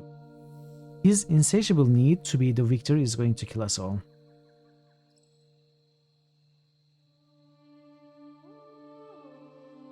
It would seem not everyone in the Brotherhood agrees with Raytomon's methods. No, we might be mercenaries, but we aren't murderers. Myrek is a loyalist, so he follows Raytomon's orders without question. No matter how crazy they are, Myrek isn't an evil person, he just has a hard time thinking for himself and is easily manipulated. Maybe you can talk some sense into him. If he isn't careful, he's going to get a lot more people killed. There is nothing more terrifying than blind faith in float leaders. Do you know where I might find Raytomon? I have no idea, Myrek probably does though. Why does Raytomon want the Forge-bound master? If I only knew, I might have been able to prevent this. Raytomon has become increasingly unstable since Kairos' forces took Latin's crossing from him. Perhaps he means to better arm the Brotherhood. We can always use quality weapons, so getting a hold of Forge-bound iron would be an exciting prospect. Propsect. With Kairos' forces on the move, that would be welcome. I've been stationed in Deserter's March for some time now, and I've seen a growing number of Kairos' men in the area. Something is going to happen, it's going to happen soon. I was reporting every sighting to Raytomon, telling him it was no longer safe to stay here with all the disfavored around, but Raytomon wouldn't hear of leaving. It's only a matter of time before they show up in force and kill us. The last time I heard anything from Raytomon, he was talking about taking extreme measures to keep Latin's crossing out of Kairos' hands. Locke shakes his head. With the theft of the Mage Bane helmet, I think Raytomon is planning on using the Bane. I don't know how, and I'm terrified to see what he will do. I will speak to Myrek. Let's be off.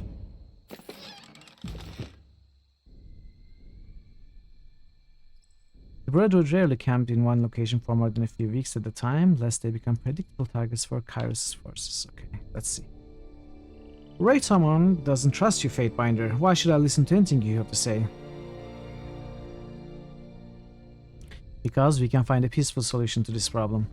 If that were possible, Raytomon would already have found a way, but you're welcome to try, no matter how futile the effort.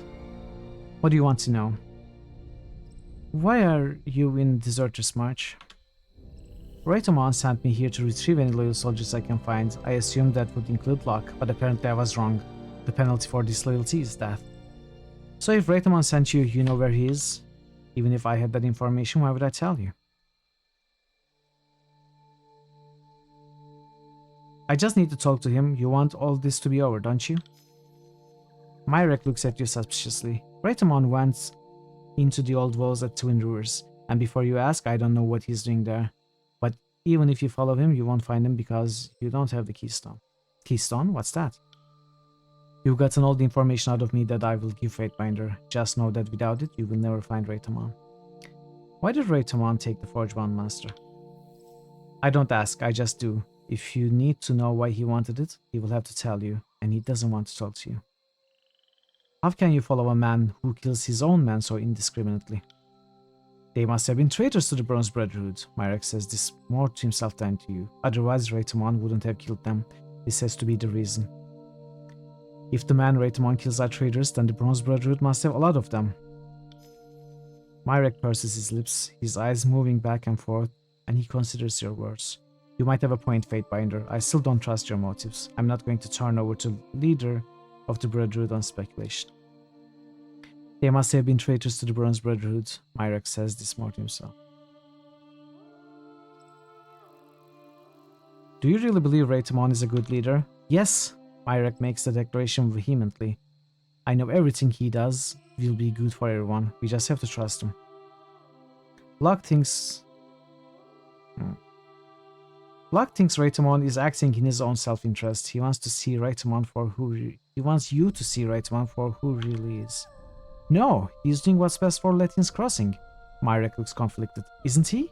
He shakes his head. Yes, he must be. He trails off confused. Raytamon invaded Latian's Crossing and attacked everyone, including his own men.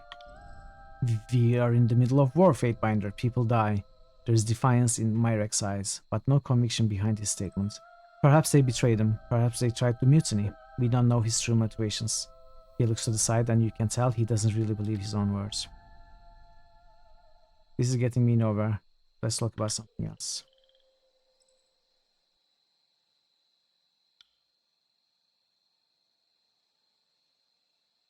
I don't have any other questions for either of you. Have you had any luck convincing Myrek to stop blindly following Raytamon?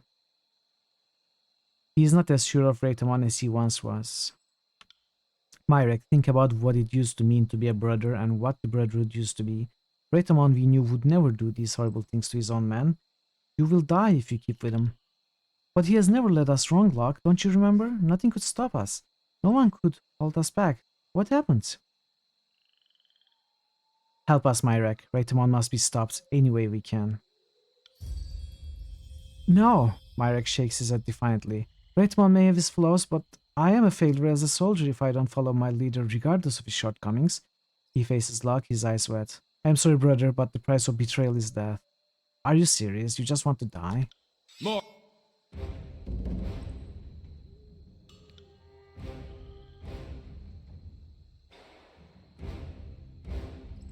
Now that you are back in my life, Myrek, nothing can stop me now. I'm unbeatable. Didn't work that way though.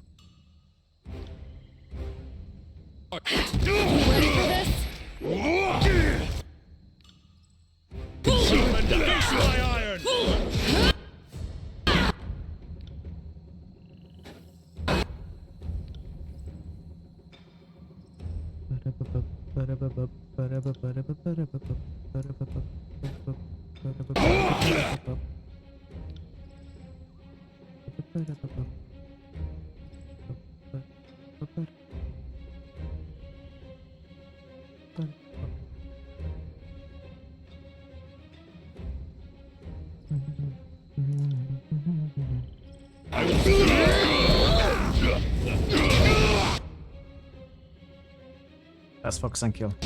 Just completed room 4. That took you 70 hours. Okay. So around 1 stream for the first 2 games, 2 streams for third and fourth. Sounds good. Did you like them? Did you like all of them, Parrot? Did they get better or worse? Locke shakes his head. I had hoped to avoid this bloodshed. He didn't need to die, but there was no other way this could have ended. Raytamon needs to pay for what he has done to his people. If you want to find Raytamon, search Myrek. If anyone knows where that madman has gone, he would.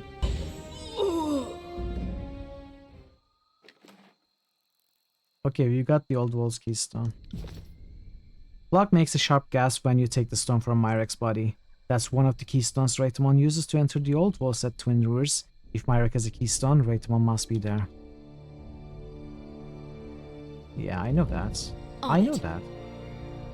You don't need to tell me that, I know that.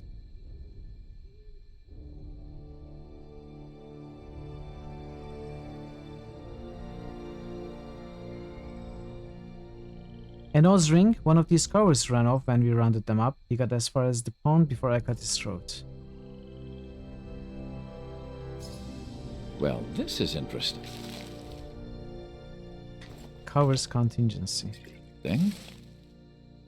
Let's check the pond. Sorry, I can't. They were all quite enjoyable. Nice. Sorry, I can't. Spot the body.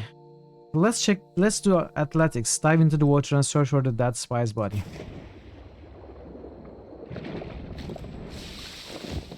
Have leather boots. Sigil of killing gloves.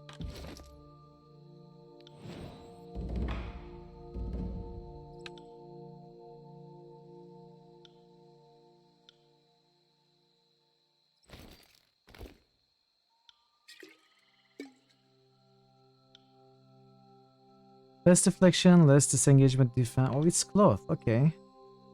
Fleeing. Hit person move speed while has wounds. I don't know.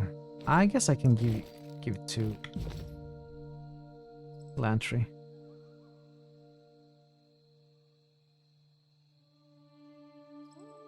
The main issue with all 4 of them was that you spent 10% of the time solving puzzles and 9% looking around to find the puzzles. Oh. Okay.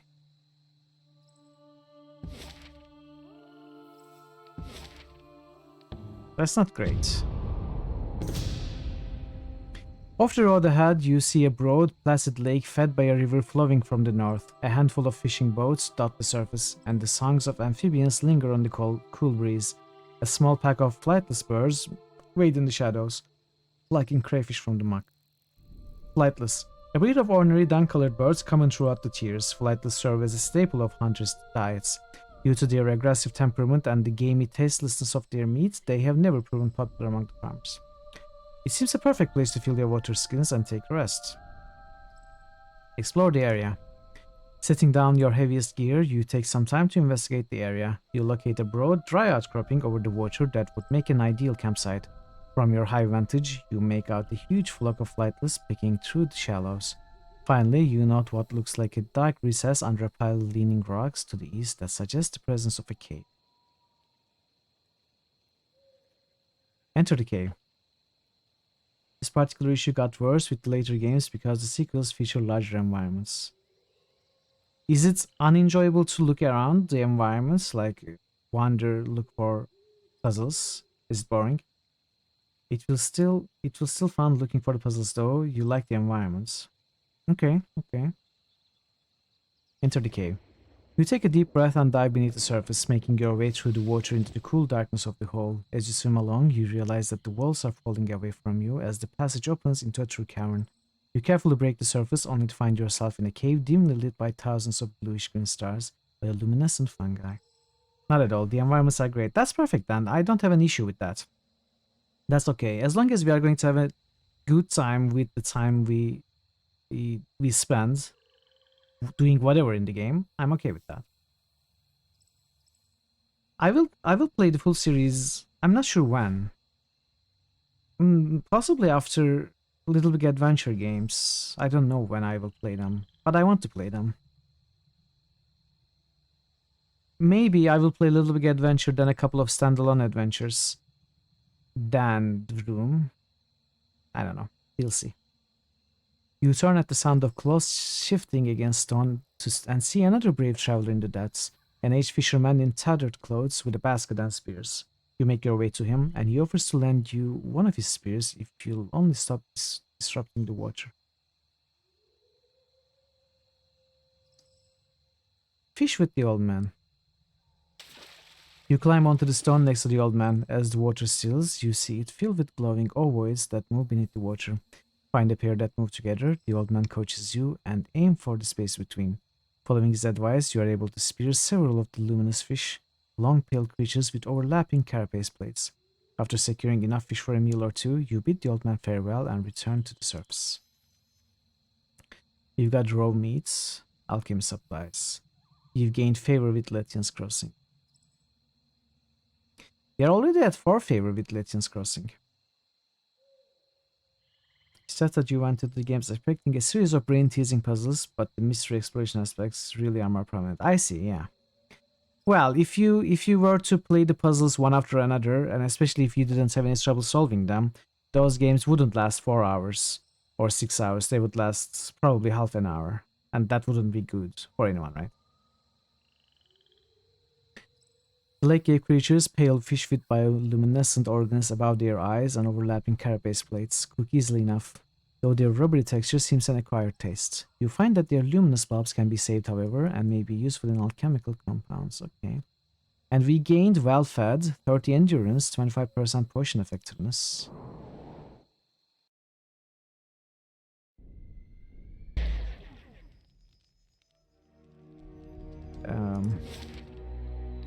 Let's go to Mountain Spire. I need 2 more recruits if I can, as soon as possible, to the library, so that I can start researching artifacts. I think I have the money now. Okay, that's very good.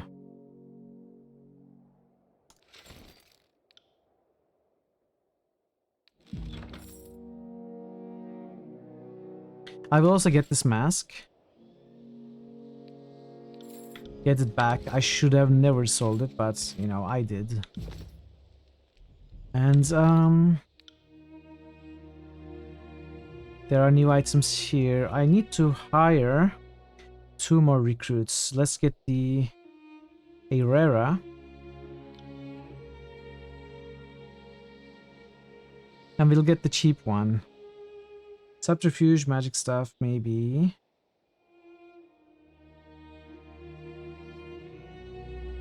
Yeah, okay. Okay, we'll get this one. Now we have 4 recruits. We can... wait.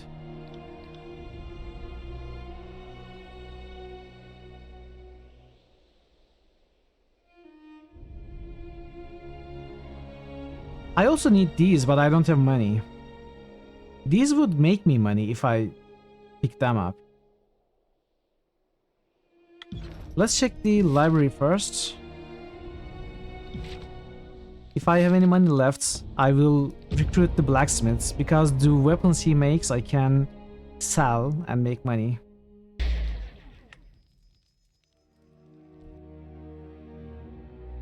I want you to research something. Research artifacts. I don't have 8 scrolls. Oh, okay. Can I take a scroll from Velos? What have you made for me? You made 3 scrolls. Research artifacts. Your recruits are busy researching artifacts. So how is that shown to me? Is it shown to me? What's the status? The work continues. Okay.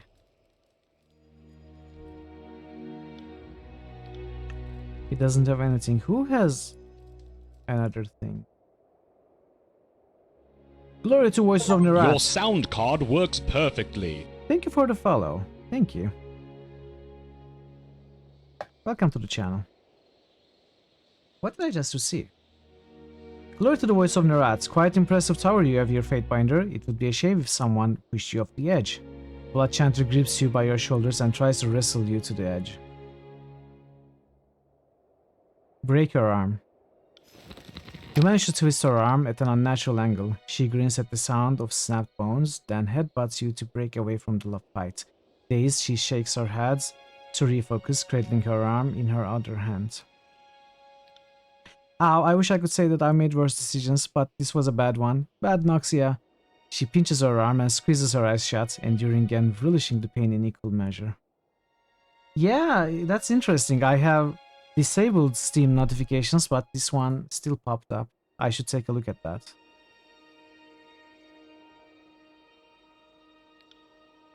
You looking to spar, Fatebinder? I'd like to train. Okay, this is the subterfuge trainer that I got. No, they do get captured. The overlays always get captured with the game, but it shouldn't have made a sound or even given me a notification because I have all those disabled, I thought at least. But clearly not. Show me what you have for sale.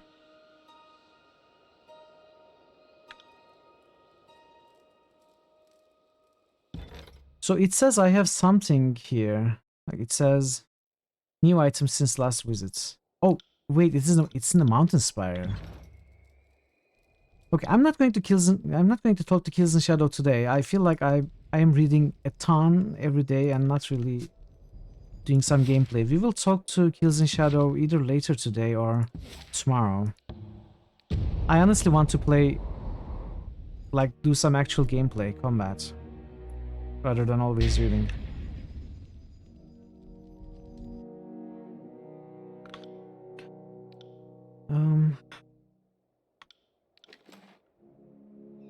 Healing potions, scroll.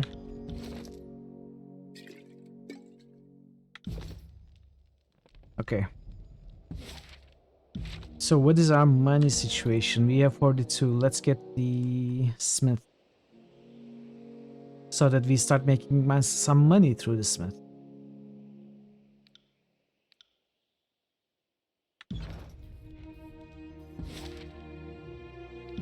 And we will go to Twin Rivers and take care of the Bronze Brotherhood.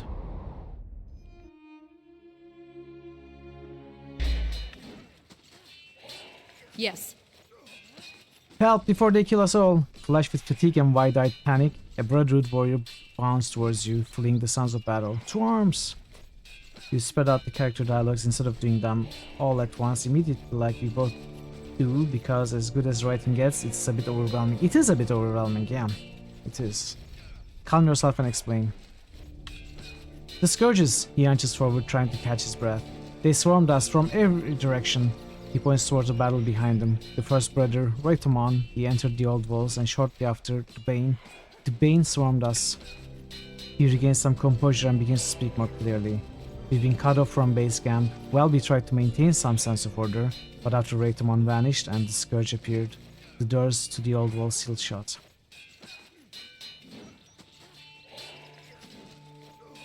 Hey Kitclaw, Kitclaw is Obsidian Entertainment and Paradox developer and publisher of Tyranny. Obsidian is the developer, Paradox is the publisher.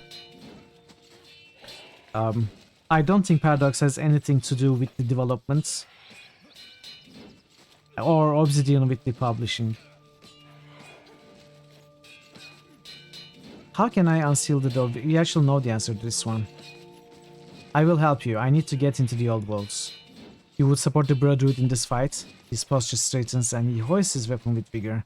Then victory might still be ours. It feels right to help a fellow soldier for a change. Make no mistake, he's a sellsword, but so few enjoy the privileges of fealty to Ash. Let's be off.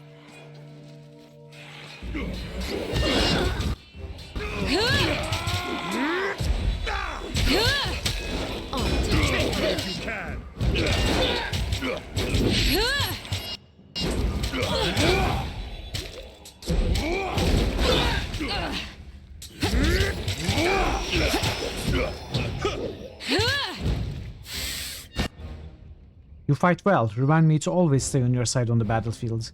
The soldier loosens the bindings on his gauntlet and flexes his fingers. By the Brotherhood, who knows how much worse that might have gone without your help. I am Brother Kalos. I apologize that there wasn't time for introductions earlier. On behalf of the Bronze Brotherhood, I welcome you to Twin Rivers. I can only assume you are here for Raitamon? What happened here? What are Raitamon's plans for Lethian's Crossing? So Paradox has some part of RPG scene. Yeah, so when Obsidian was making Pillars of Eternity, with the Kickstart, it was a Kickstart project, right? They earned quite a bit of money from the Kickstart, and they made a lot of the game. Then they also looked for a publisher and found Paradox. So Paradox didn't really tell them anything to do or got in their way or anything. They just helped with the advertisements and the marketing and publishing. They did what a publisher does rather than tell them how to make the game. So Obsidian has 100% control over how the game was developed.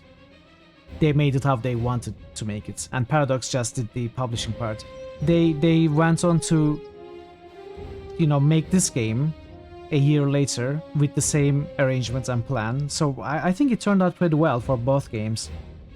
I am not sure if it's the same deal with Pillars 2. I should take a look probably.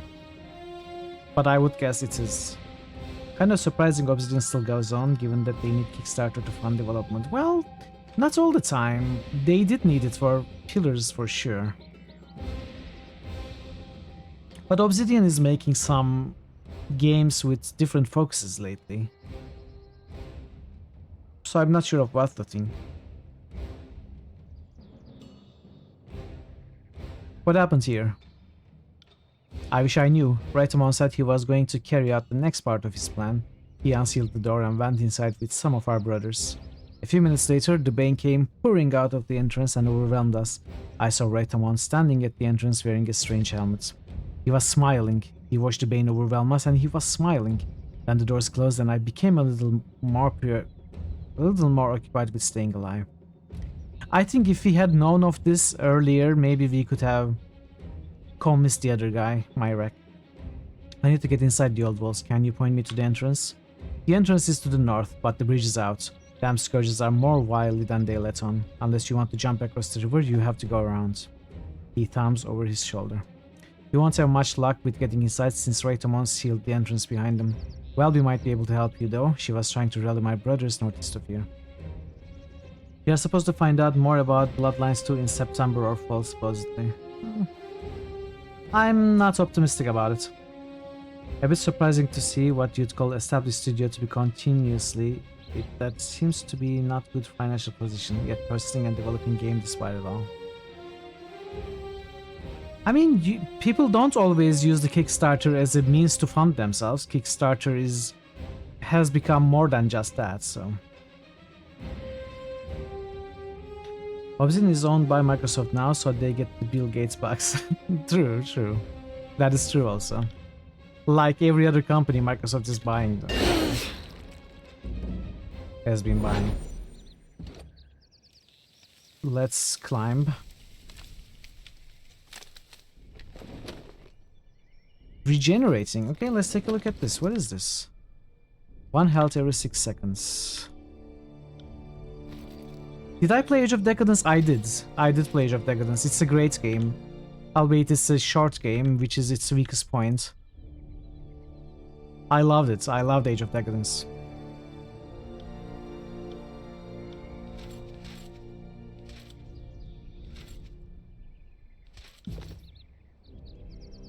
You'll open tell.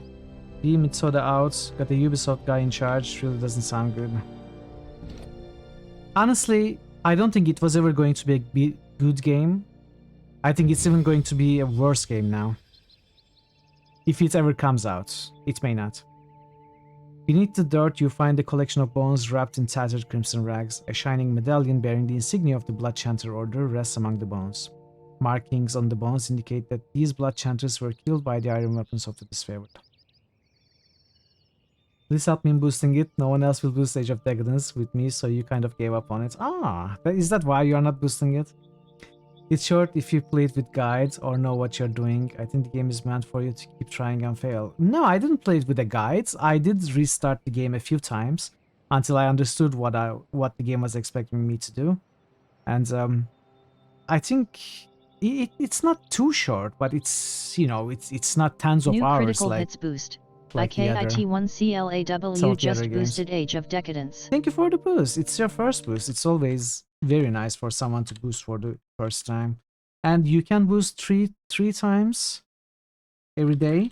3 different games, not the same game more than once. And we have a link for you if you want to check this list and boost other games. So yeah. Oh no, what did I do?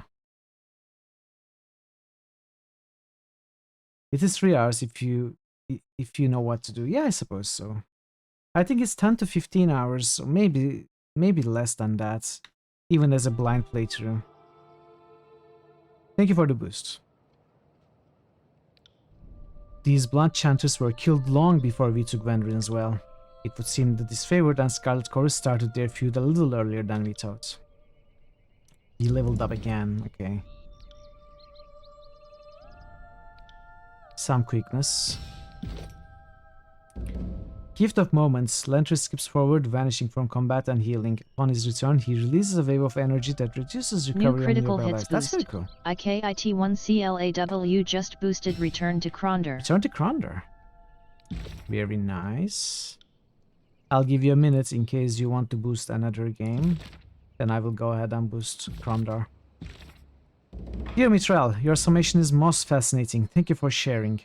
You are certainly not the first to proclaim an edict. Many of us have been used to complete the casting of the Overlord's magic. And you aren't the first to break an edict, though that list of names is a smaller, more exclusive list. New critical hits boost. Kronder was one of the first games we got. IKIT1CLAW just boosted Gorky 17. Gorky 17, that game I don't know much about. That will be new to me. That will be new to me. Yeah, people have been remembering Kronder recently, which is cool. We also have Antara much higher in the list. Not high enough. It's there. Gorky. Let's go. Gorky. Odium. It has another name. Odium, I think. Something like that. It's an interesting game. I saw that as a kid. I never actually played that. I had seen it. I had seen it on a friend's PC when I was in primary school, and we didn't understand the game at all. I didn't see it much anyway. I don't think he ever got for it either. It was released under Odium name outside of Poland. Thanks for the explanation, Parrot. I appreciate it. What's curious though, living and recorded memory make no mention of someone who proclaimed and shattered the same edicts. In that regard, you're an anomaly. The bad news is, the Archons know this and will be suspicious of this distinction. Along with this parchment, I have included the contact information of the Honorable Fatebinder Maiothis, an old peer of mine, and perhaps the most knowledgeable in the court on matters not brought to us by Tunon. Treat her with respect, and she will not betray your confidence. Best of luck, Mithril. I think things are about to get even stranger for you. This was cool. So, what did I just learn? Gift of Moments. Let's put this here. This is not even once per encounter.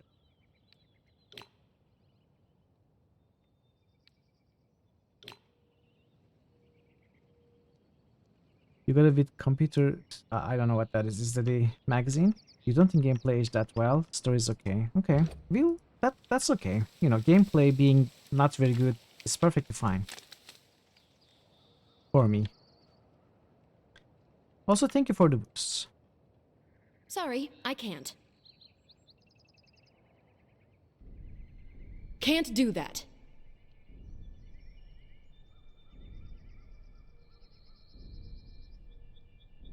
No, I'm not Polish now. I sound Polish? Ford River. The river is relatively shallow here and looks like it can be safely crossed.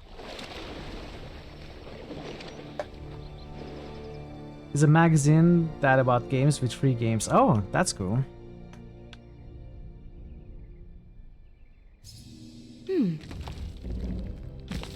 Have a look here. Okay, scroll, bronze, iron, that's all. They are all good.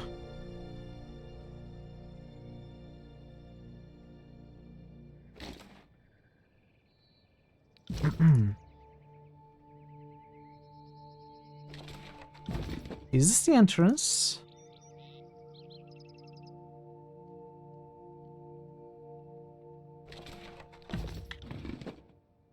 Good thing I keep a torsion wrench handy. The imposing wall looms over the river, stretching up and out of sight. Sorry, I can't. Heads up, we have Oh. company.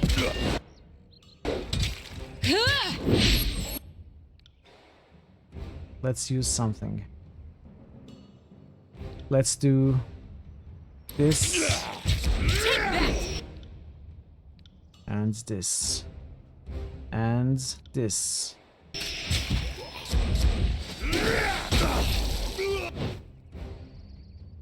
And this.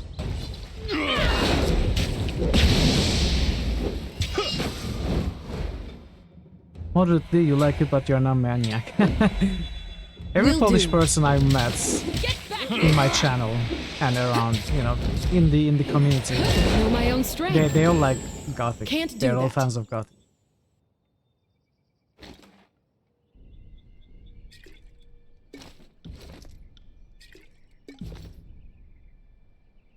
Valby is badly injured. That's not good. Ooh, with 9? Okay. 9 engagement defense. What was cleansing? Remove hostile effect on kill. I don't really care about that. Let's give it to worse. You are the only American you've ever met who is a maniac for it. It's another of the classic RPG games. It was very popular in Poland. He never really got into it that much. Yeah. I never really liked Gothic or that sort of RPGs in the past either. But I'm willing to try them out if they get selected. I'm happy to play them if they get selected. I was hoping to see you again, Fatebinder. Valby looks at the bodies of the Scourge. You picked the perfect time to show your face. Normally I would ask you to explain yourself. She gives you a stern look. Indiscriminately attacking those with different views from yours is the sign of a small mind. But in light of recent events, I'm inclined to agree with your methods. I am not indiscriminately attacking those with different views than mine. What are you talking about, Valby? That's not what I did at all.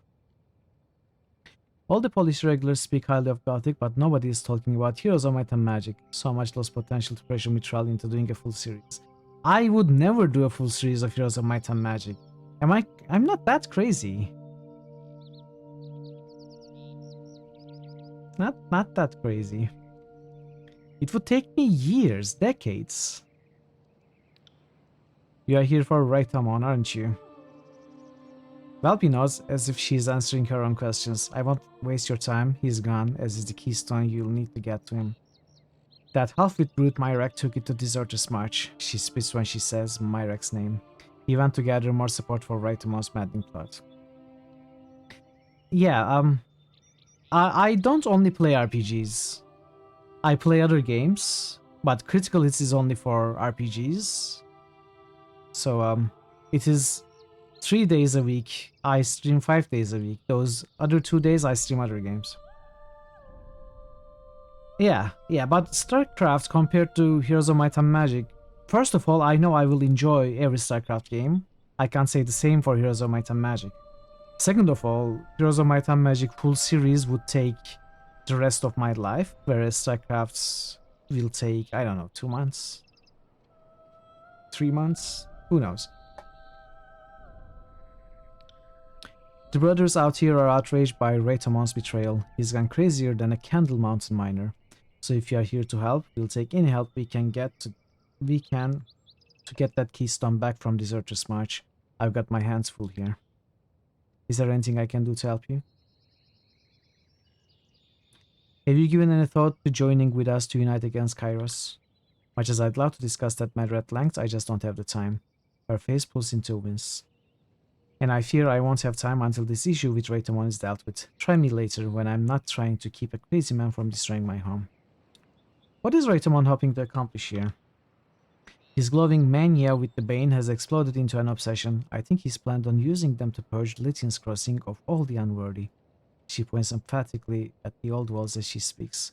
The problem is, the Bane know nothing of worth. All they know is death and chaos. If Raitamon is allowed to go through with this, Lythian's Crossing will be destroyed. I'm here to help you. Relief washes over her worn face. You have my gratitude, Fatebinder, but it will have to wait until you retrieve the keystone and this madman has been dealt with. I've got the keystone. That is wonderful news. Unfortunately, this is the only first puddle of Beastman piss we have to deal with. This is only the first puddle of Beastman piss we have to deal with. We must get inside the old walls and confront Raitamon, and I know that's not going to be an easy thing.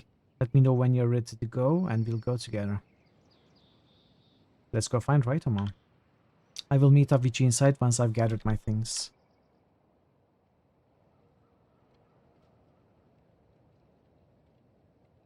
StarCraft will probably ever be the only strategy game that I play on stream, at least as a full series. I mean, not Sorry, I 100%. can't. I might always change my opinion, but I honestly don't plan on playing any strategy games other than StarCraft. Have a look here.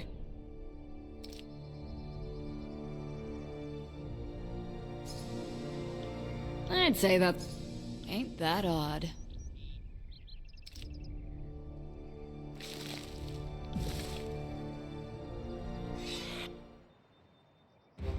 Now that you're done with the room, maybe you should finally go for the Legacy of the Void playthrough.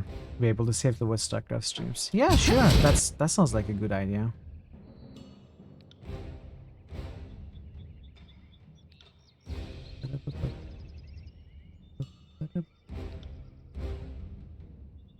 All right, let's do this.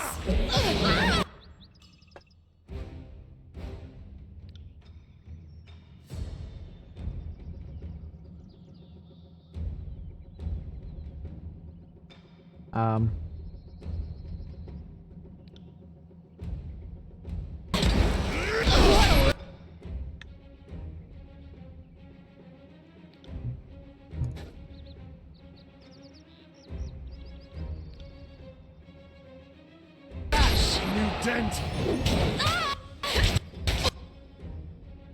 This is not going great. But I think we can still win. Won't get away that easily. Can we leg sweep these?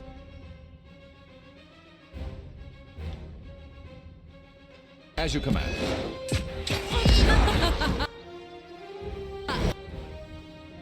Mitrell is dying. I don't want her to die. That's the problem. Maybe...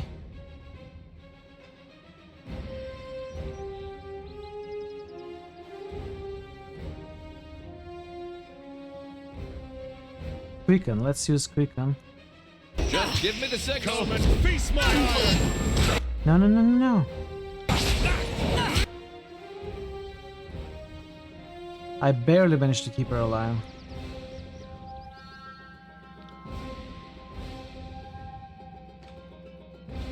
Oh my.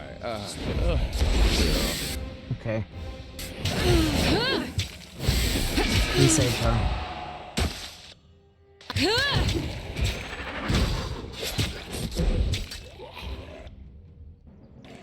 I need to try a different weapon. I'll tear your skeleton out by your ass. If you're gonna do StarCraft, you would. Warcraft 3 should be on the table at some point. Warcraft 3, sure.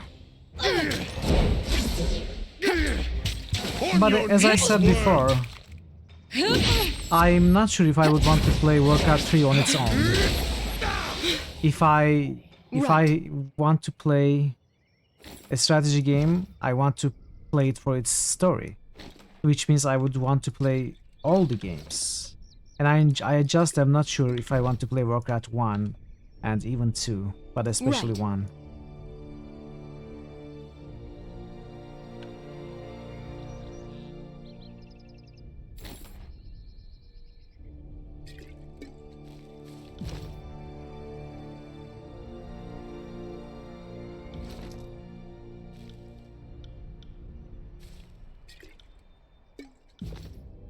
Right. You got a worse level. Let's give you some... What do I want to give you? Might? Let's give you some might.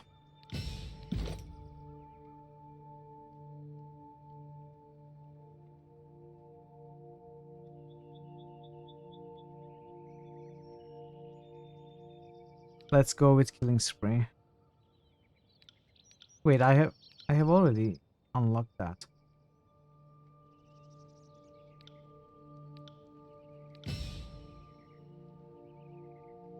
Similar RTS is from the era where the campaigns are mirrors of each other and the factions are relatively similar, yeah. Pretty strong identity, but with Warcraft games, Warcraft 3 is the only one with a robust character-driven story. Correct. the reason Outer Worlds hasn't been nominated yet. You've been considering nominating it. I have no problems with Outer Worlds being nominated or boosted. I would approve it. I just don't think I would be able to buy it easily. It is an expensive and big game. So even if it gets nominated and boosted heavily, it will take probably some time for me to get a good deal on that. So actually acquire the game. You can always keep it on the list. I would have no problems with it. Feel free to nominate. I would accept it. But no promises when I can actually get it.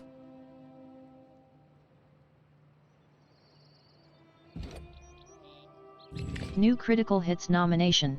Thor Obliterator just nominated Outer Worlds. Okay, Outer Worlds. Let's see. Do I have it as an idea? Yes, I actually have it as an idea right here. So it shall be an easy nomination here. Go to Outer Worlds. It is going to be on hold. Is going to be a Thor Obliterator nomination, which is today. So let's go back here.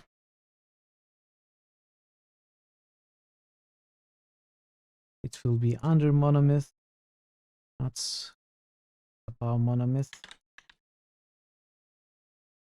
There we go. It is accepted. Thank you for the nomination, Thor.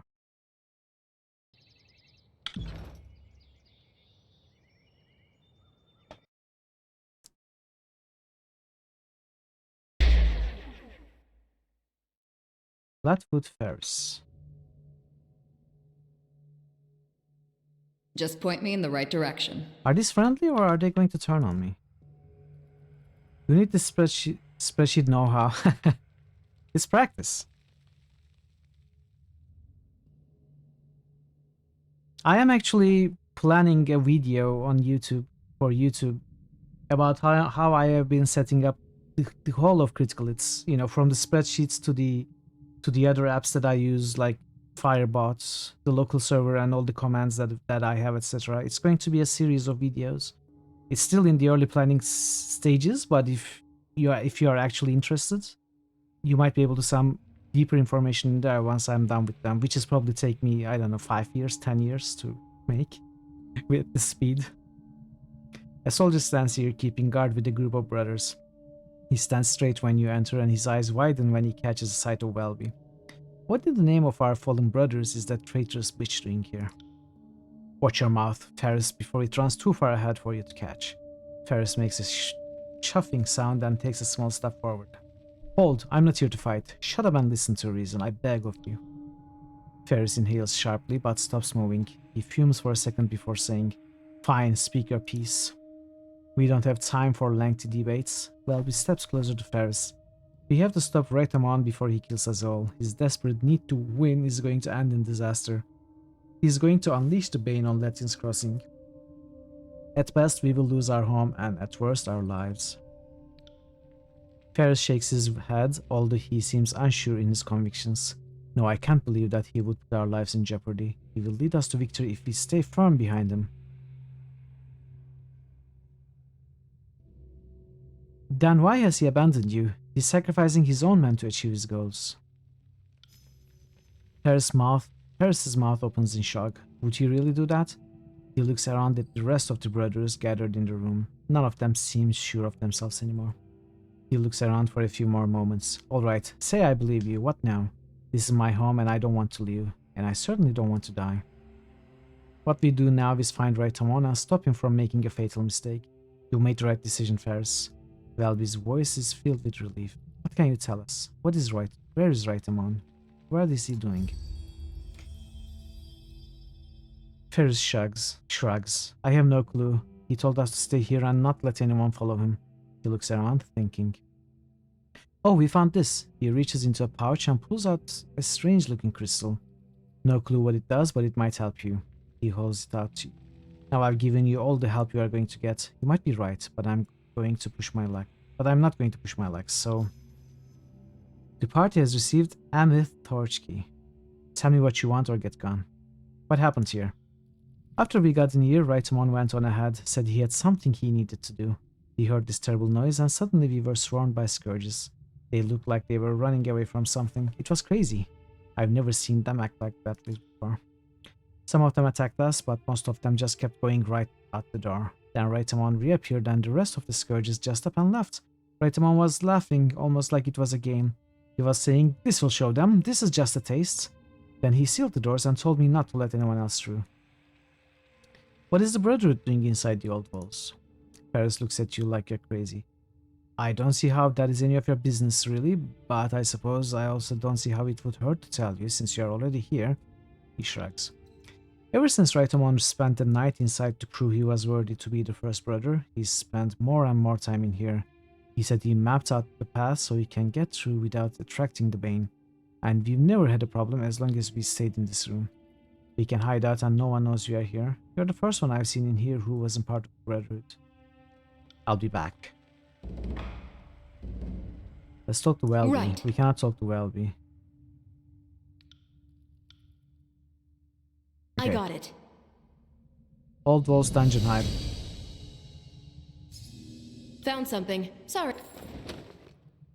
Bank... okay. I can't. Banecolor's Mantle. Ethereal. Grace Deflection. I mean, it is okay. Is it definitely not better than this? Is it better than this? No.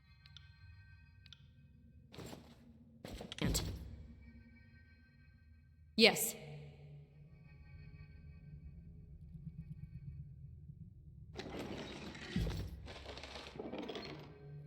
This crystal is in the beacon shimmers softly as you break the torch key closer. Touch the beacon with the Ameth torch key.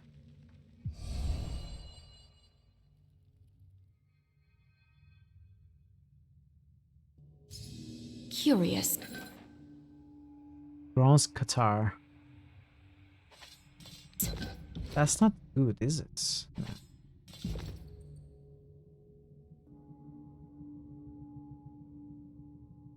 Or is it cutter? Cutter. Cut like cutter.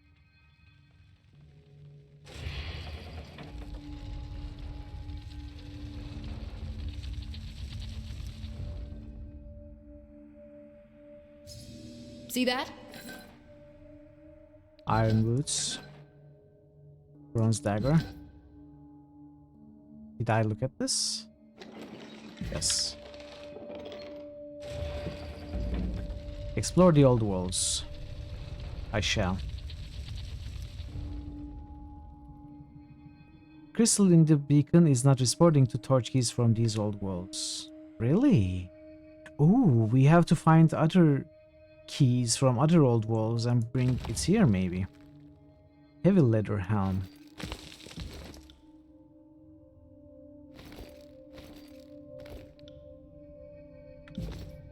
Right.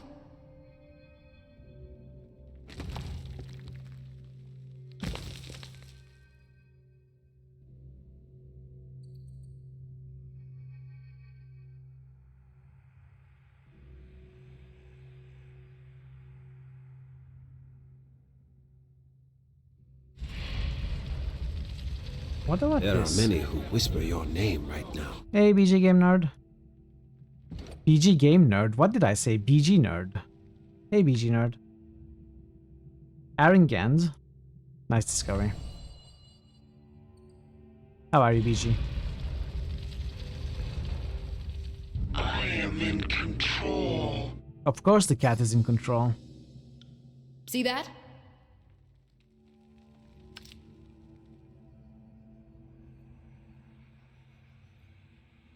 Let's check here. You are good. That's good. You're always good. Can't do that. Which is great.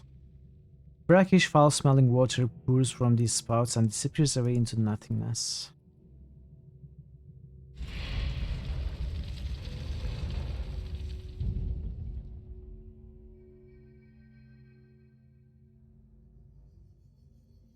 This is the exits. Can't. Okay, here first.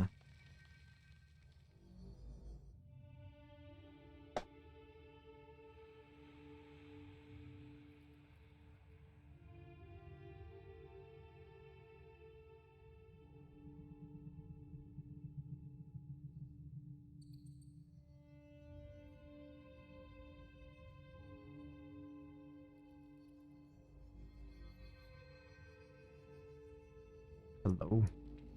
Hello. What's happening? You're dead. Oh. That kinda sucks. Can we... I'm caught really off guard. Okay. Let's try it.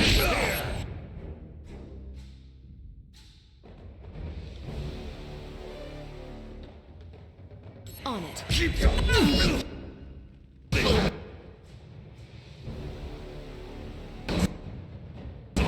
I'm not fitting there.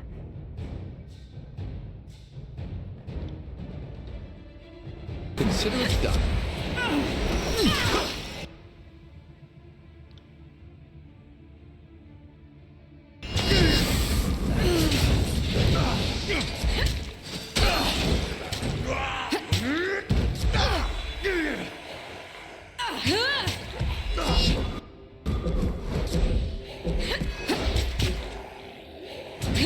Fights are getting easier already.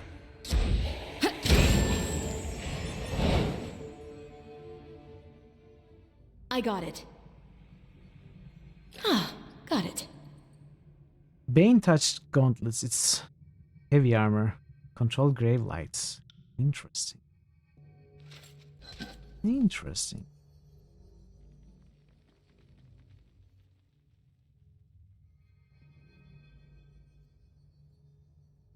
So we couldn't enter this room because we don't have key for this one.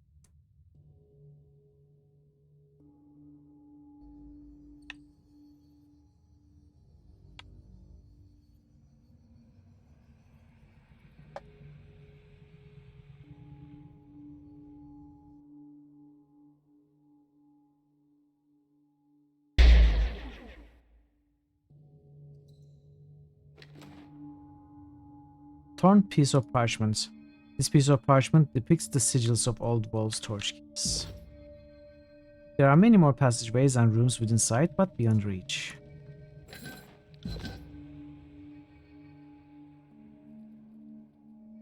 Can't do that. Can't go there. Oh. I have 2 keys now.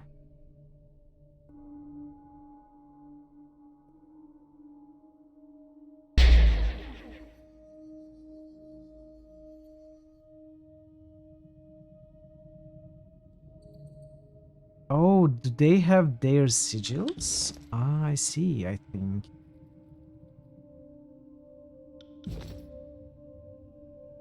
They also have their colors. So this Ameth is the... I don't know if it's the name of a color or anything, but this one is white, not yellow or purple.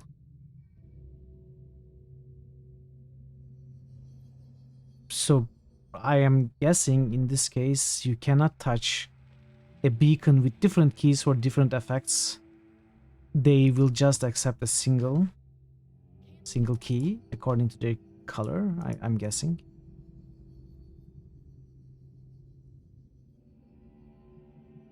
We can test the theory.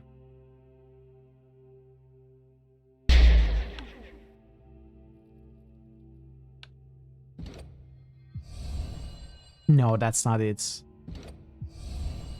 That's not it. Okay.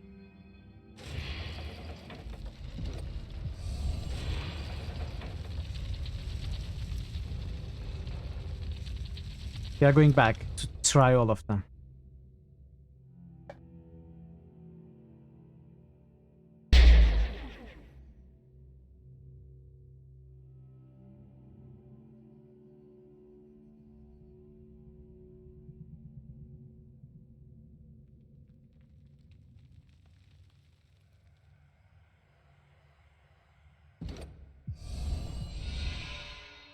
Oh, it didn't work. Didn't work, so it doesn't work for all of them.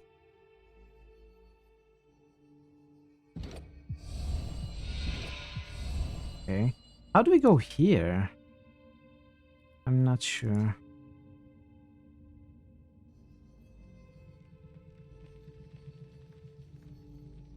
That might be... Wait. So there's no entrance from this side. Either from maybe. You see a worn down and faded rune embedded into the wall. It's currently impossible to decipher what the rune is. Landry's Voice of Ages talent is required to learn this spell. Voice of Ages. Let's be off. Okay. Sorry, I can't. I don't think we can get in this room anyway. Yes. Voice of Ages. What is Voice of Ages?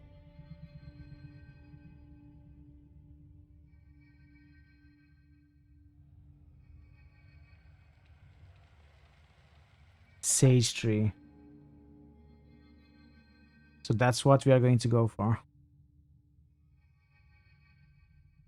When Landry is in the party, all party members gain bonus experience for the lore skill and the bonus spell slot. Why did I not look at this before more carefully? We will go for that next. Sorry, I can't.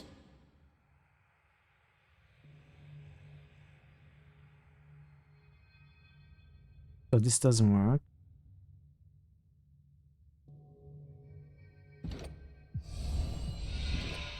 Okay.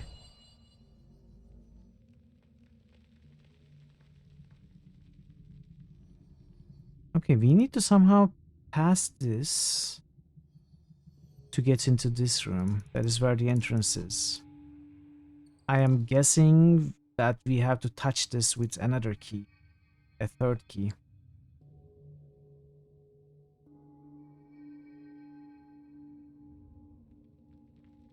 Or it is this one, although it's more than likely opens this door. Regardless, we need a different key.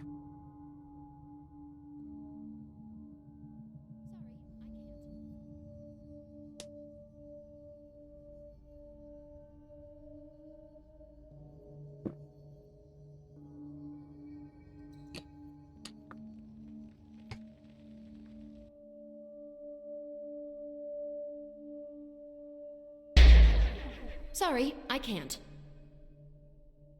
What do you mean you can't? You have to.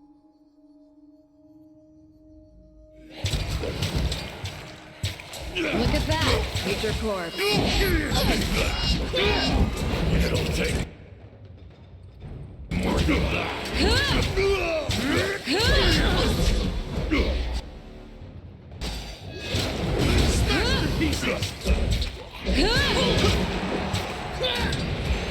Get back here! I'll tear your skeleton out by your ass! I'll tear your skeleton out by your ass! You cannot win! One of the mercenaries steps forward, struggling to stand. Wherever you are, thank you. We had better chances when our numbers were greater, but things began to descend once the Bane ambushed us. You're welcome.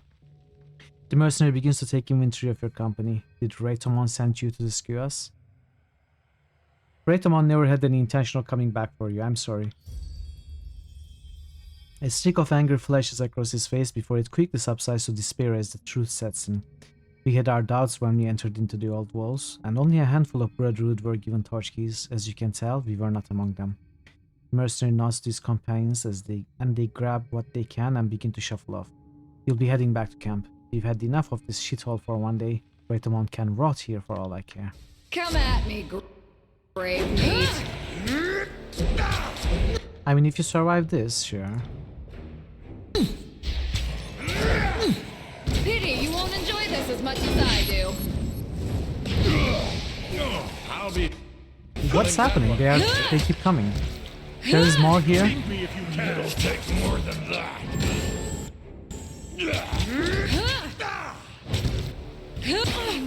It'll take more than that.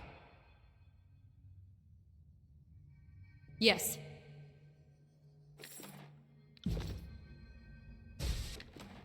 Send me your champion!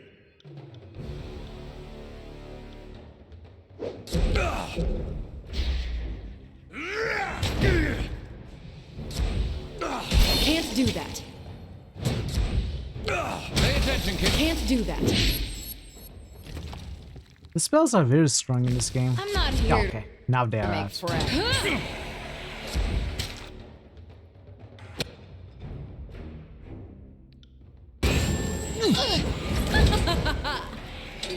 Crap! On it. You keep your filthy hands off me! Are you afraid of death, worm? Level up. More quickness. I think that is... Or maybe we go finesse.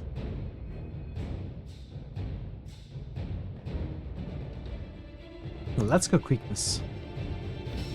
16 quickness. Smells so fun. So fun. There. They are fun.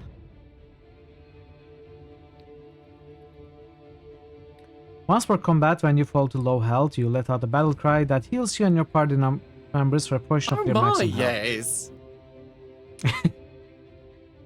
Grants additional spell slots to everyone in the party. I like that, actually. But let's get the passive boosts.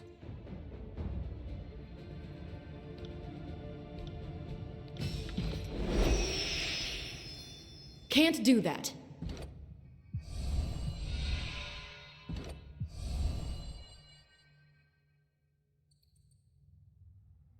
Okay. Something happened there. Right.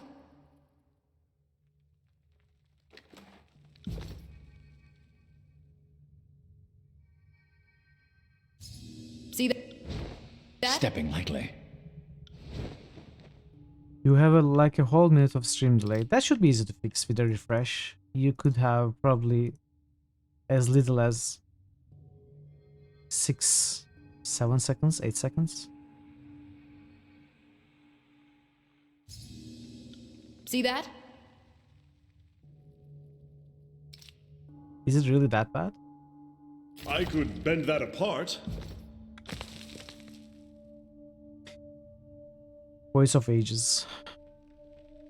Crystal in the beacon is not responding to torch keys from these halls. Okay. Sorry, I can't.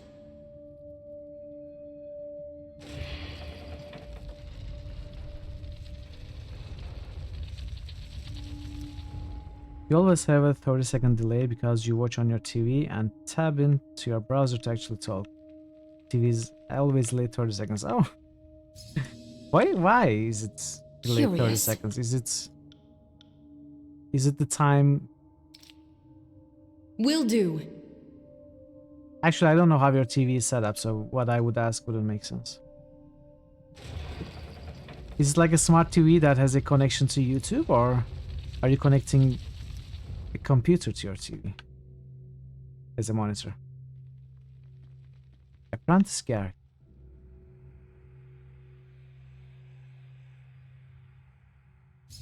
Wait, why did I say YouTube? I meant Twitch. Leave no one. You see that? The bloody dirt-smeared man cries out when he sees you. Thank the forged tender you found me. We have to get out of here before the scourges come back, or the Brotherhood. I'm not sure which scares me more. You must be Apprentice Garrick. It's a smart TV that runs the Twitch app, okay?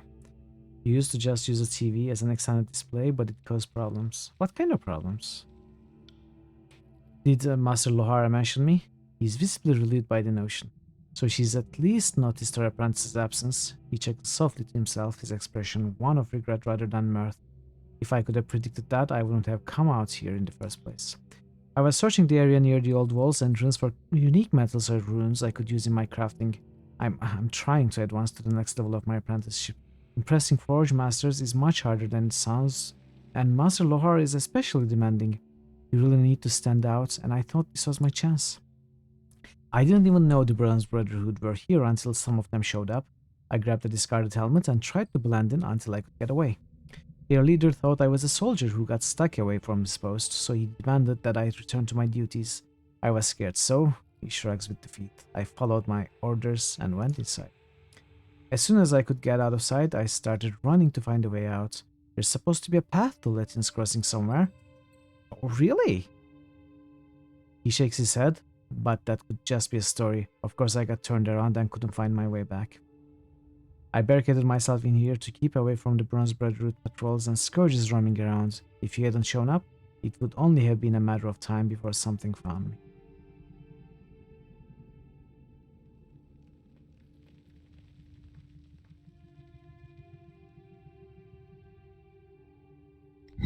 intruders have entered the complex. Hey Nebu, hello, welcome Nebuka, welcome Raiders. It's great to have you as always. How did Jediing go? Did you kill your friends? Did you cut off their heads? The ones who are supposed to be your allies, the ones who trust you. Why do you kill them, Nebuka? If we take this fight and win, I think we win the war as well. I'm gonna do it. I believe. Uh-oh. Okay, Good night, Draven. Thanks for being here. It's gonna go bad. Thanks so much for being here, Draven. I'll see you next time. Have a great rest. It's looking bad. It's looking really bad. Actually, it's looking great. It's looking amazing. Winnable. I love this. Beautiful. Alright, easy peasy. It's a roller coaster of emotions. Shoot. It's looking back. It's looking terrible. Oh, it's looking great. Winnable. Oh, it's amazing. Fantastic. Thank you so much for the raid, Nebuka. Glad to have you here. Welcome, Raiders. How is Tyranny going? It's going well. It's going slow. There's a lot of reading. It's almost like Planescape Torment in that sense. Not as much, but quite a lot of reading also. So, but we are making some progress. We are actually, I guess, exploring a dungeon right now called Old Walls. I'm enjoying the game. I cannot complain. It's a great game. The writing is great. The mechanics are great. It's fun. It's going very well. How did your game go? How did your stream go? Yeah, pay a visit to Nebuka if you haven't already. He's amazing. Very funny. Very enjoyable. Great games. Great game selections. Is these days playing. Today started Star Wars Jedi Knight, Jedi Academy, and he usually streams a lot of RPGs though. So yeah, if you like this content, you will most certainly like his content as well. So pay a visit to him for sure. And yeah, I will continue. I don't want to blackmail or kill this guy, so you can exit the way you came. Tell Flatfoot Ferris that you are with the Fatebinder.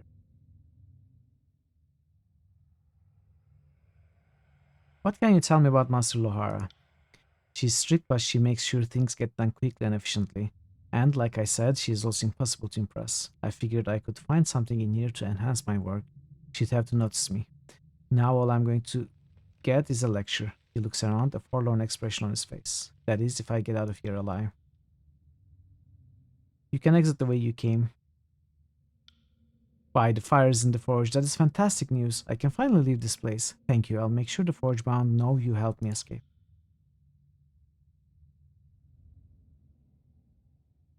Okay, we saved this guy. I think we did all the side quests.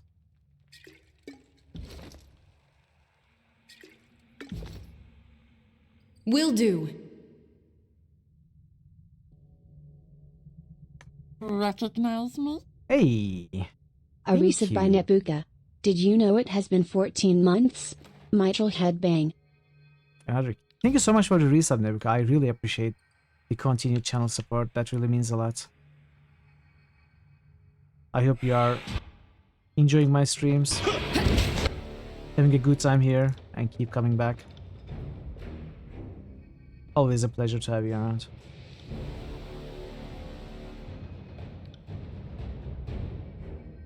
Jedi Academy went fine enough. Really liked it so far. Maybe better than Outcast. Okay, okay. Are you planning to go back to the second game in that FPS series? What was that called? Dark Forces? Am I confusing games? You had played an FPS Star Wars game, and I think there's a sequel to that, right?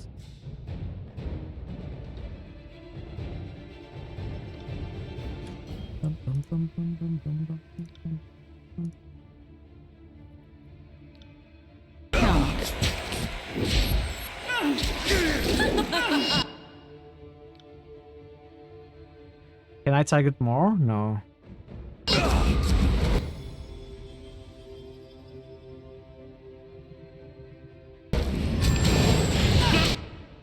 Okay, we need to heal. Already used your heal? Well, everybody heal worse. You thought you will play it, but you never know.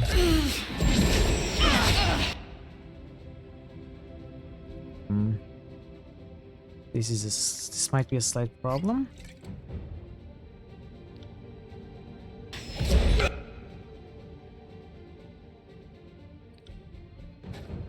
actually fine now. Let's try to kill stuff off. Negative, Fatebinder.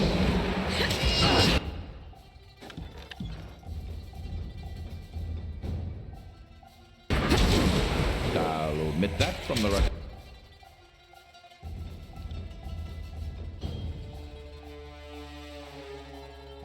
Maybe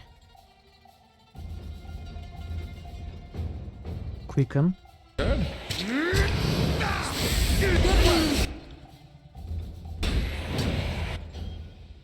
Quicken helped a lot.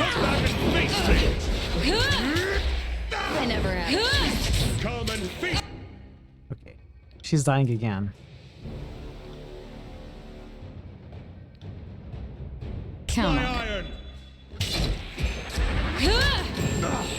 Take that!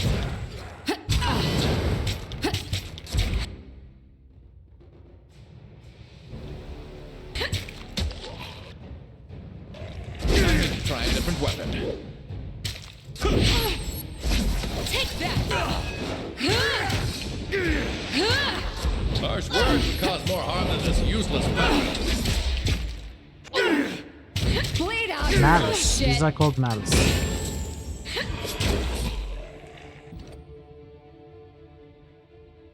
So what do I want? Some more vitality. Vitality is always good. Let's go for 20 vitality.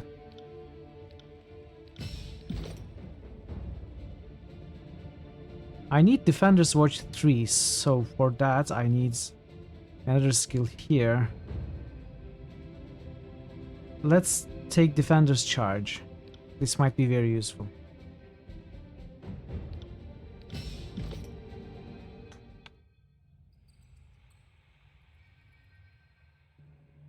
Negative, Fatebinder. I'm not a negative Fatebinder, I'm a positive Fatebinder.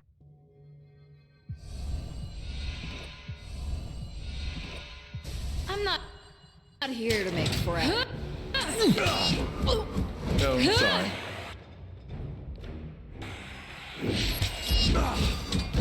Keep your filthy hands off me. No. Don't do that. As you command. I'll tear your skeleton out by your ass!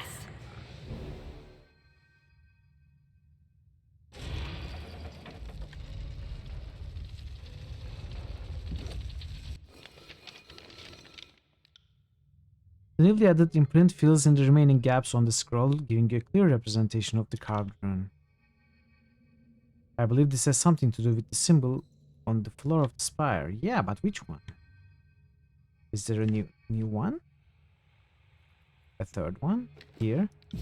I mean, I know there are 5. That much is shown to me on the quest log.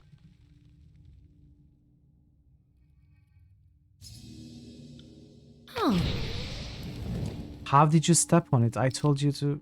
Did we step on it? No. How did we take damage? More intruders have Hey! entered the complex. Hello, Gil. Hello, Gil Streams. Hello, folks of the chaos. Followers of the chaos. Welcome, welcome. Raid. Chaos raid. What's up? If Tyranny is up, we are trying to beat the tyrants. Win back our freedom. I got distracted. My email was open, and the very first unread, and it's the only unread email I have. You know what it says? Do you know what it says? What does it say? You're invited to be a Twitch affiliate. Hey! Congratulations. Wait. We did it. You guys did it. I didn't do anything. Nah, you did it. You did it. Congratulations on becoming an affiliate, Gil. Although I know it's been a while. How are you? How's everybody? Welcome, Gil. Welcome, Raiders. It's great to have you, as always. That was months ago. Yeah, I know that was months ago. How did your stream go? Was it very chaotic as usual? Did you get some weird transitions? Some sudden, weird, unexpected transitions in the, dramatic scenes, cutting them short into sudden battles with weird enemies. I don't know. I don't know what happened. I don't know what happened because I couldn't watch the stream since I was streaming. And that's so bad. We seem to be streaming at the same time on weekends. So I can never catch your streams. Played 20 Minutes to Dawn is the game. Super good twin stick shooter. I've never heard of it. Did you enjoy it? How did it go? So folks, if you have never been to Gil Streams channel, they do something like something called Chaos Streams, which is a system where you can put in the Chaos command to make the stream switch to a random game, like instantly, immediately, and it causes some really funny scenes to happen. It's really enjoyable. It's a really nice system to have. Also, very impressive technical backhand. It's really nice, really fun, and you should definitely pay Penny Channel a visit for sure. Give Gil a follow. Thank you so much for the rates. I appreciate it. I appreciate you coming all here. I'm sure you had a really fun stream. I'm just sad that I cannot catch your streams anymore because in the past when you used to stream, I wasn't streaming on weekends, at least not on Saturdays. I could easily catch your stream, but it seems like we stream at the same hours these days. So I will try to check the VOD at least if you say the game was really good. Yeah, I'm glad that you were able to make it, and thank you so much for the raids. We are playing Tyranny, which is a tactical CRPG from 2016. We are having a good time. I'm really enjoying the game. I hope you enjoy the game also and have fun here. And yeah, let me continue. You're well welcome. I'm not doing much to support you. I'm just telling you how I feel about your channel, which is only good things. I really enjoyed when I was able to take part in the Chaos streams, and I hope I can do it once again. Are you afraid of death? I'm starting to think what's bad Just at point me in making the right friends. direction. Right.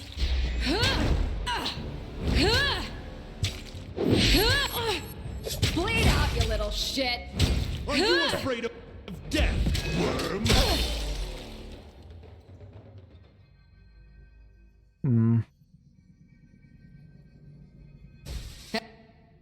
Heads up, we have company. Can't do that. The AI, combat AI in this game is pretty good, but pathing isn't great. Pathfinding isn't great. Mutant. Of course. Take that!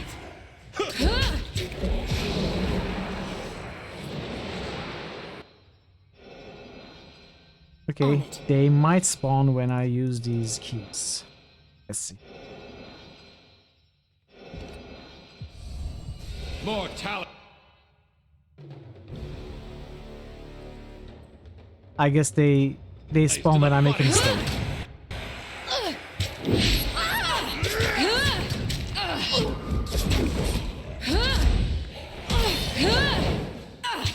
Fall before me!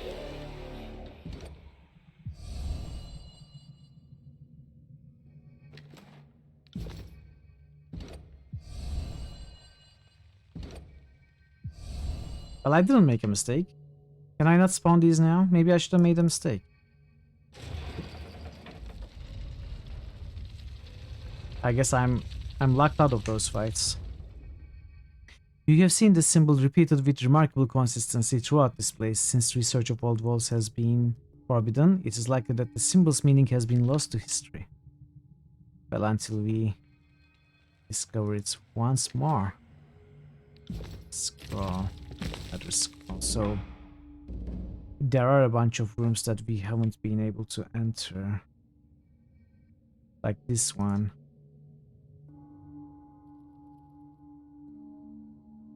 But I don't think we have a key for this.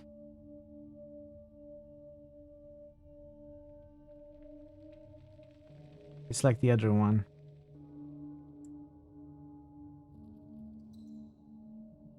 Wait, did I miss this? No, I didn't. Sorry, I can't. Voice of Ages. I should have picked that up earlier. Alright, let's move on.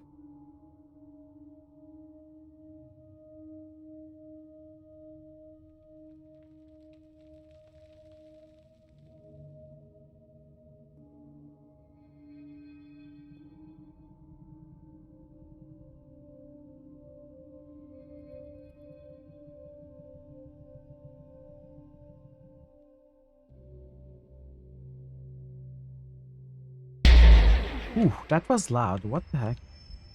Oh, this is the Lettian's Crossing part. Okay. We are connected to the Lettian's Crossing old walls.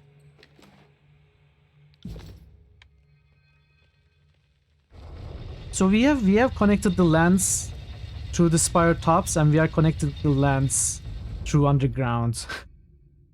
We are owning every tier. We own the sky, we own underground. We just have to liberate the ground as well.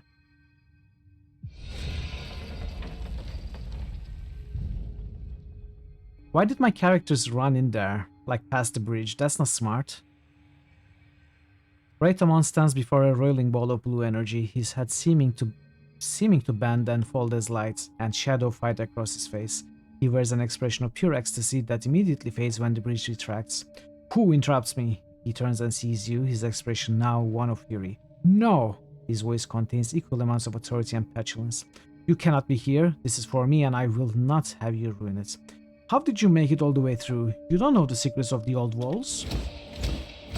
One of his men hands him something small and green, and he slips it into his pockets. You are incredibly tenacious, I'll give you that, but that ends now. You do not belong here. He stomps his foot, tri-slap echoing through the enormous room and reverberating back in a quick patter. You do not belong here. His man involuntarily stepped back, away from his sudden rage.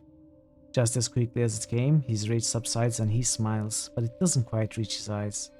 I might as well be yelling curses at the encroaching darkness for all the good it will do me to admonish you. You'll never leave Brotherhood affairs alone, never keep out of something you have no business in. Still, I applaud you. I never expected you would get this far. Who knew when you were throwing me out of my home, taking my world from me, and sentencing me to a life in wilderness and these walls, that you would be here to witness my triumph? All I wanted was to keep Lettian's Crossing, to protect it, to keep it safe. I just want to be left alone. But since you clearly have no plans on giving me some peace, you might as well stay for the main course, and trust me, they can't wait to sink their teeth in. Anything you'd like to say before you're torn apart? Point to where you threw the rug. How's your head, Raitamon? That is insult to injury. I love it.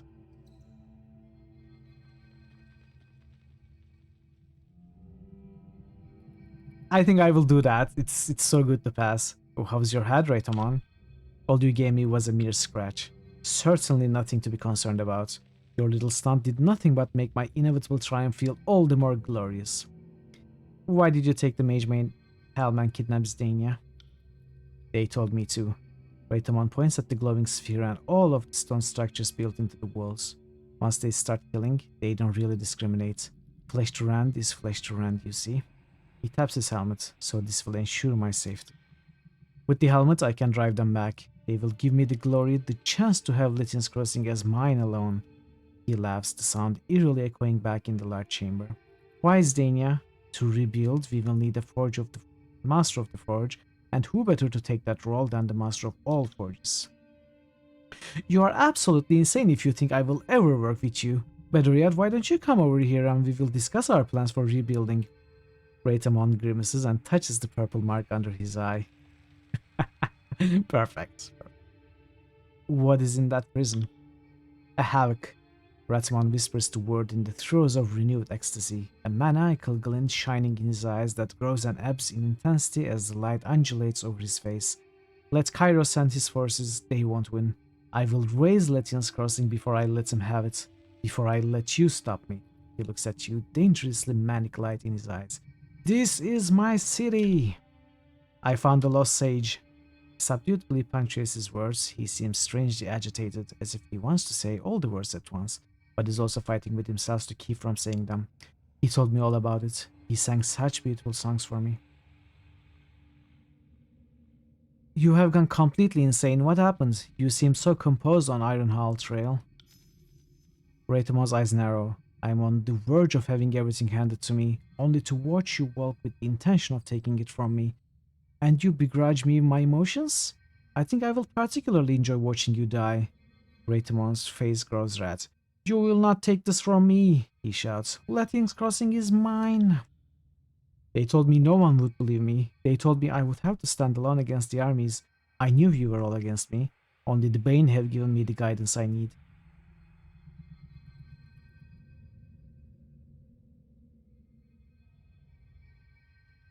And you don't think the Bane will kill you as soon as you release them?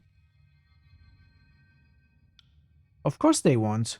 Raytomon looks at you incredulously. The Bane be praised. I have the helmet with their name in it. When I walked in wearing it, the prison shook. This will work. This is their will.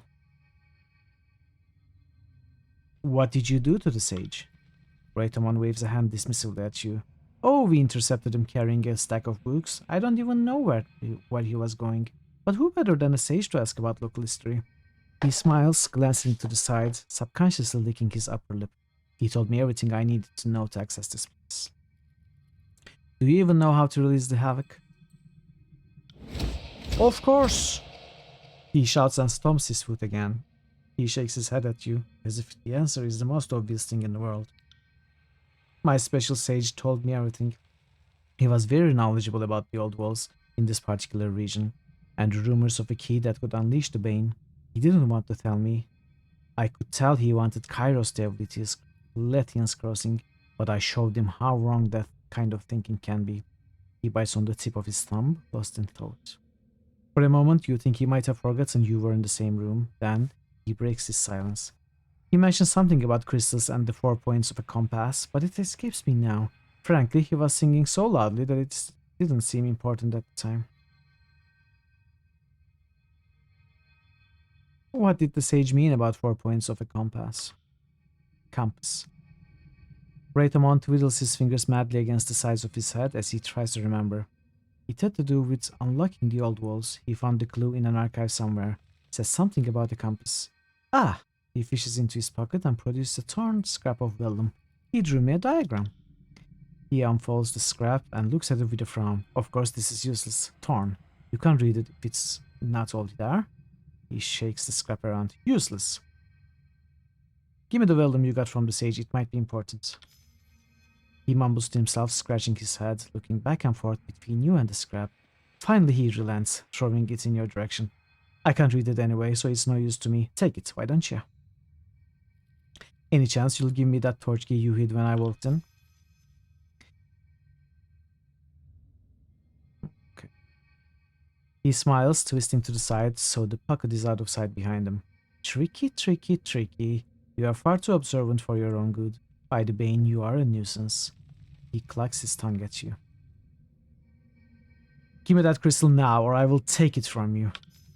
You are welcome to try and take it, you fool, but I am the savior of the Bronze Brotherhood, and your accolades are dust to be trampled under my boot. I was going to watch you torn apart by the Bane, but I see now that it is my job. They want me to make you their first sacrifice. Raytomon lunges to attack. Let's focus on Raytomon. Let's pull you back a little. Let's get our buffs going. And Ichal has to go back. You have to go here.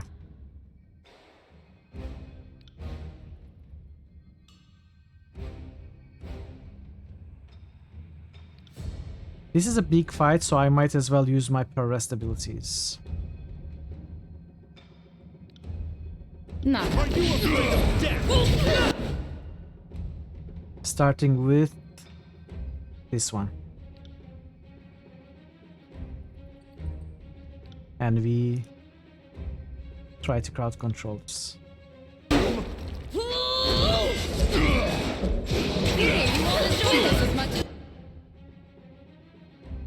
Okay, Verse is in trouble.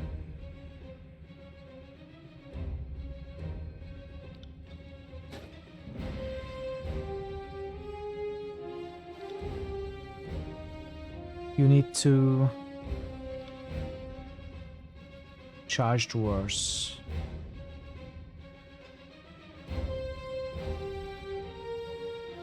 I do. Flawless. Get back. Okay, that worked well. Let's do Quicken. And Arrow Storm.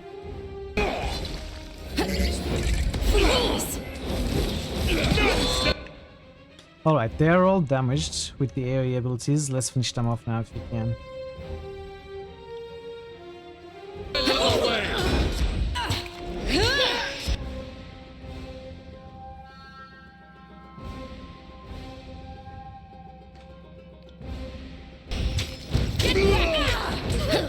Smash to pieces! Easy. Before me. That went well. The Porest abilities are very strong.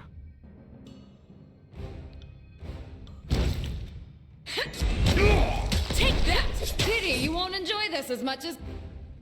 Raitaman sinks to his knees, coughing. He looks up at you, bloodshot eyes wet with tears. How? The question is half-hearted and not really directed at you. How could this happen? I don't want to kill you, but something must be done. No. Raitaman's voice is quiet and you can barely hear him. They promised me. They said... With every word, blood seeps from his wounds. He grows pale and slumps forward onto his hands. You cannot. You cannot. He falls forward, dead. I do. Another two-handed weapon. Come on, game. Give me some single-handed weapons. And Mage Bane Helm. It is an artifact. But we have to return this to the city, so we cannot use it. Or can we? I bet we can, but I won't. You got the Emir Torch key. I'm sure the game will give me the option to keep it rather than return it to the city and protect it from the Banes, so... I am going to return it though.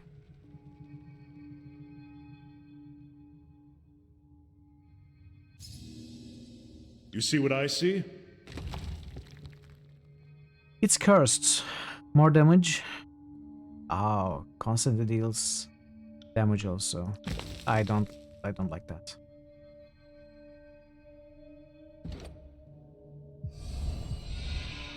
Wrong. Wrong. Wrong.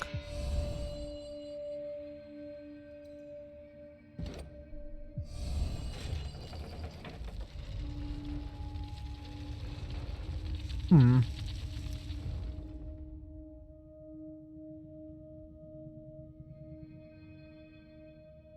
On it.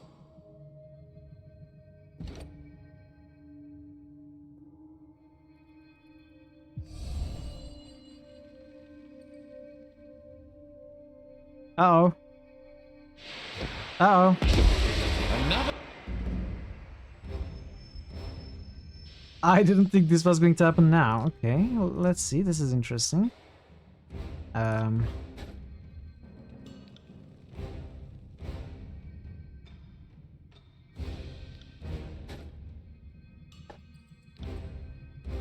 I can't.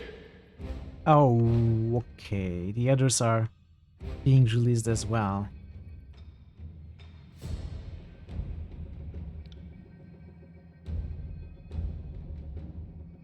There are too many super cool two-hand weapons in these Obsidian isometric RPGs when it's something you maybe use on one character if that. Yeah. And I never do use those kind of weapons.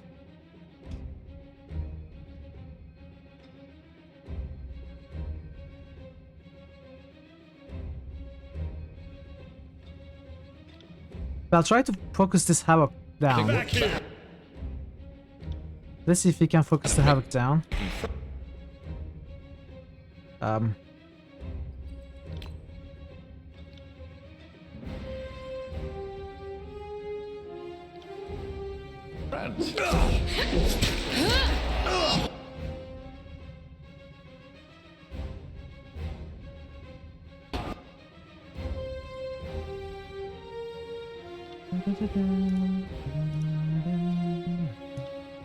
Consider it done. Fall before me!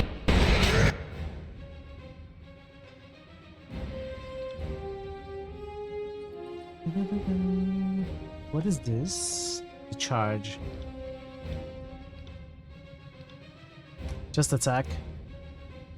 And you buff them. Consider it done.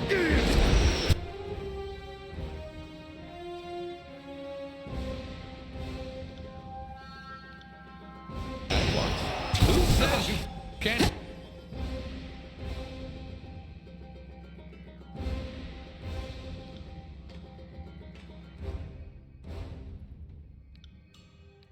What else do I have? I have some other cool stuff.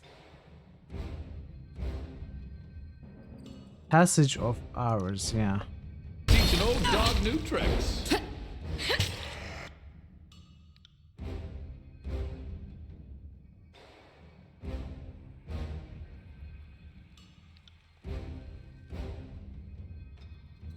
No, let's not do that. You got it.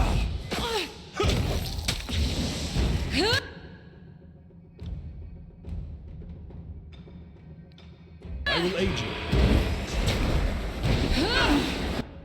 What's happening?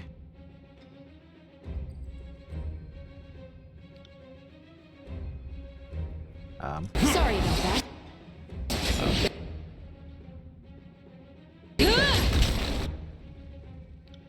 On my command!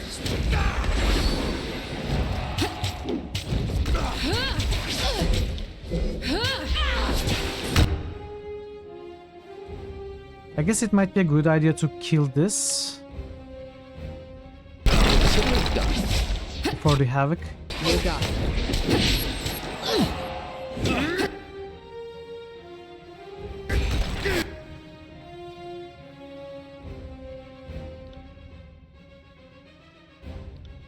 As you command.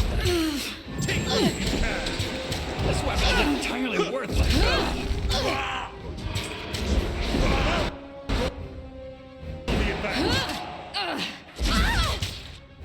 Mitra is down? No, not down yet. Can we save her? If you all heal yourselves, and we will protect Mithril. Not a problem, boss.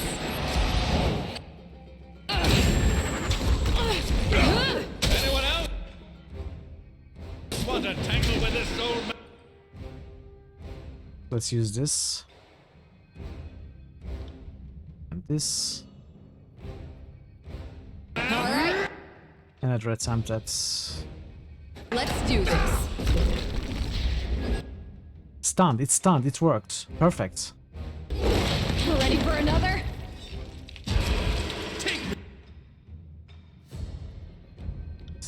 Trust. Where did it go? On it. I got it. Right.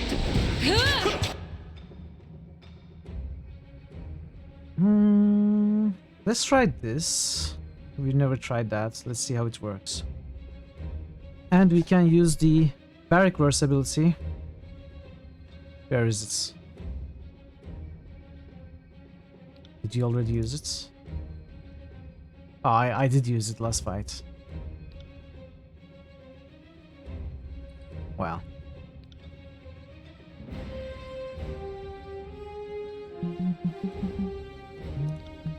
You got Wait for it. This'll be fun.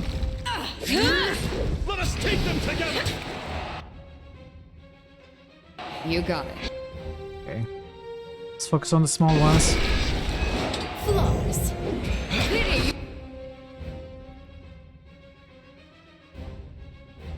Guidance and fear. Actually, let's recast this. And You won't enjoy this as much as I do.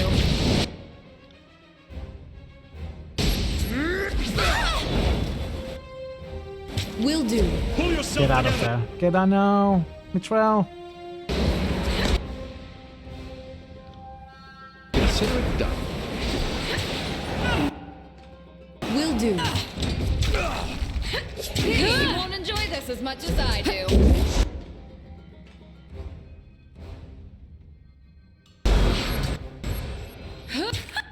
Okay. Consider it done. Where's the malice? Is the malice... Oh no! Did it consume the malice and heal up? Well, at least that's the last of the ads. We've got only the big one to deal with now.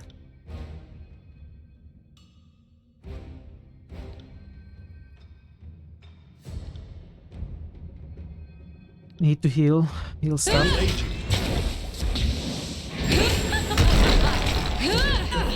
Pay attention, kids. You might learn something.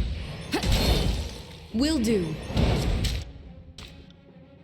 On it.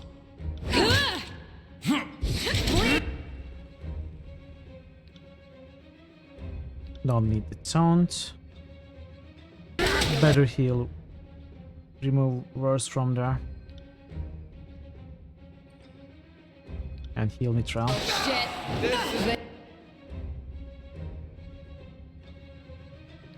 What do I have with Lantry? Passage of Hours. Let's do it again. They won't even get close. Bleed up.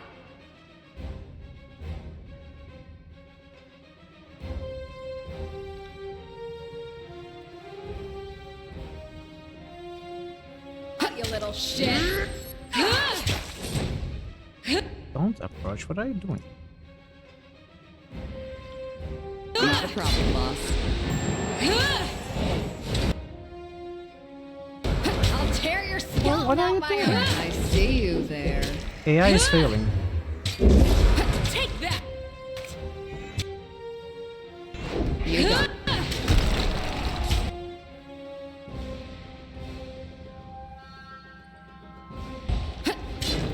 Okay, we won. That was a long fight. You did a two-hand playthrough in Tyranny, it was pretty great. Big crits, amazingly hard.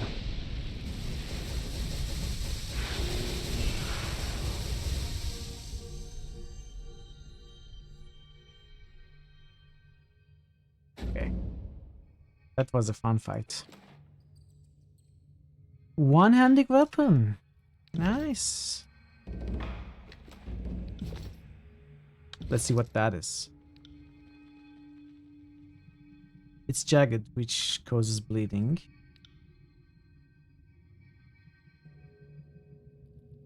Very high armor penetration, but less accuracy. I mean, the weapons I bought are superior, way superior. And I want worse to have javelins. Nah, I'm not going to be able to use this. Unfortunate. Unfortunate. We get a drop and we cannot use it. That's fine.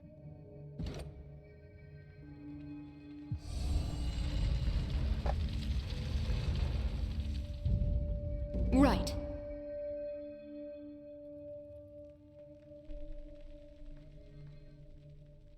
Okay, let's... This is the exits.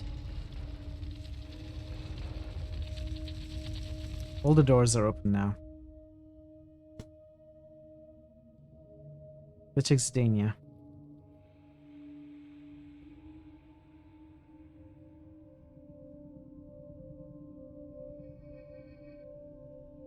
Thank you for your help, Fatebinder. The Forgebound are in your debt. But why is the representative of the Bronze Bastards here? She's one of the curs who perpetrated the atrocity at Latian's Crossing. We might have been members of the same group, Zdania, but Raytomon and I are completely different people. We do not all follow blindly without question while our friends and family die. I never wanted this, and had I known, I would have stopped. She speaks the truth, Zdania. Welby isn't like Raytomon. And yet she followed them, and that speaks volumes about her standards. If this is how the Bronze Brotherhood handles themselves, I must say I am not impressed. If this is the company you keep, Fatebinder, I will have no part in it. The Forgebound will not associate with such an unstable group. We require calm, uninterrupted quiet, and I know we would not get it from them.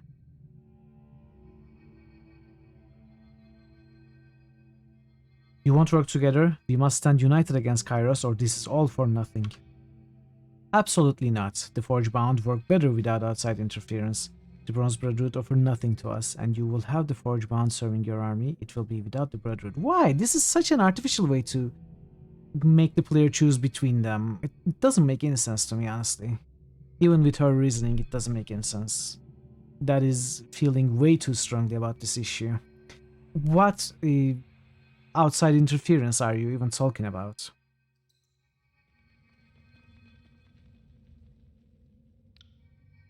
Before now, you might have been able to convince me to work together regardless of my feelings about the Forgebound. They are arrogant and condescending, but their work is unparalleled. But now, no, I'm tired of dealing with them.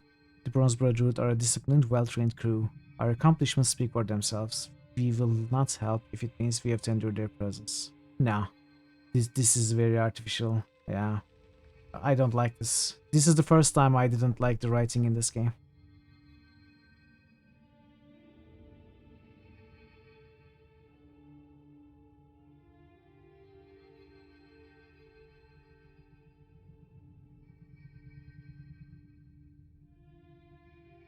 I mean, I will choose Forgebound because they are more interesting. Bronze Brotherhood is a strong army, and that's all. Forgebound makes great weapons, so that feels more interesting to me.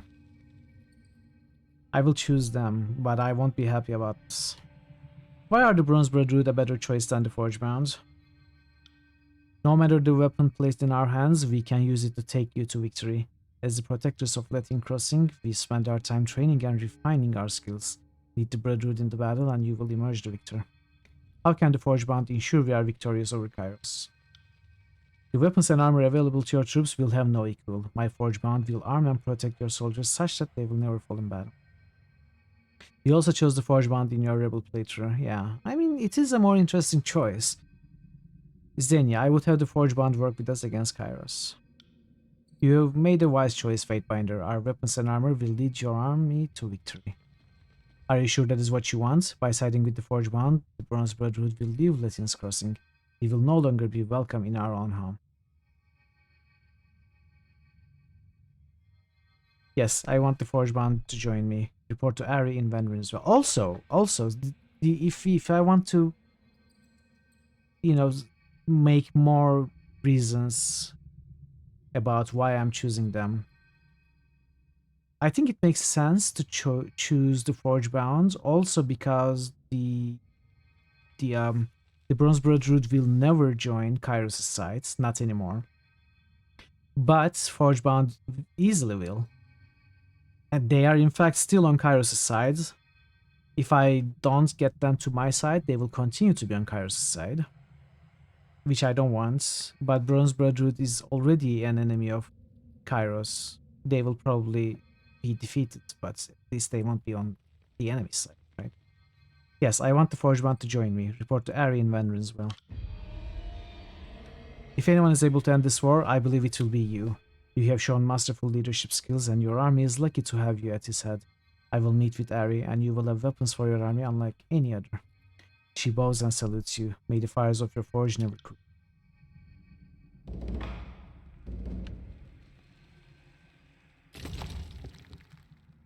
Two-handed weapon, another. Wait, this doesn't have... Ooh, this just gives me finesse? Just permanently? Elixirs of finesse are imbibed to train a soldier's precision and accuracy. They are extremely rare and incredibly valuable as a result. The problem of keeping troops awake during an extended campaign is as old as warfare itself, and alchemists have experimented on captives and brave volunteers to pin down the best solution. Their early results were promising, but over time proved detrimental to a soldier's aim, coordination, and even sanity. Present formula, mixed with a hardy stalwart herb, succeeded in its goal with the surprising result of augmenting one's physical and mental acuity. Okay. Free stats, free stats. So what did I get? You acquired Tempest. What is Tempests? What is Tempests? Is it here? Ignore the elements. Perfect. It's a passive elemental resistance ability. That's pretty good. But I don't know what Tempest is.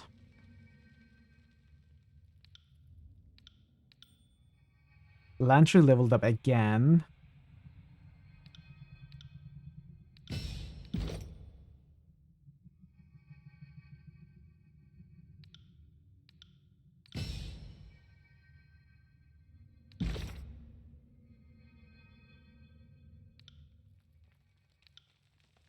Return to Lohara. Confront Aligan at Lethian's Crossing. Return to Callion. Return to Lohara. Okay. 4 side quests almost done. Travel to Sentinel Stand outskirts. Oh wait, this is the barracks companion quest. It was always in the log. I just failed to spot it last time. I am still collecting evidence. Turn to Eldian. This is the main quest of Lethian Crossing. Here's a question though. Is Rebel playthrough truly the most morally correct choice? Are you just dooming the region to be destroyed by endless edicts? If Kairos can't have it, then he might just destroy it out of spite and she's capable of it. Yeah. You're right. Yeah, you're right. You know, we have spoken about morals and ethics before regarding tyranny in this chat, so it's always goes to shit, whatever we choose. Honestly, Kairos's rule is the most peaceful. If we decided to keep it, probably people would suffer the least. I don't know though. I don't know. It's probably not truly the most morally correct if you have to define morals like that. There are no clear answers to such questions, especially in this game. What if Lantry got a year older every time he leveled up, and the game with Skeleton Lantry? That would be interesting, but I think Lantry doesn't get older. Not anymore. I think he is immortal. He's a lich. I mean, look at him. Look at him. Is this the face of an 80+ person? I suppose it might be.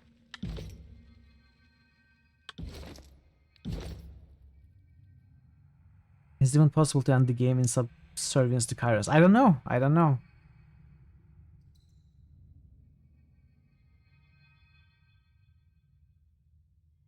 I have no idea.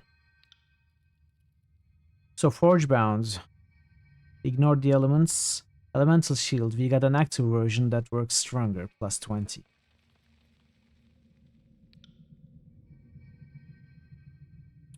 We haven't been able to get the Aura of Rage.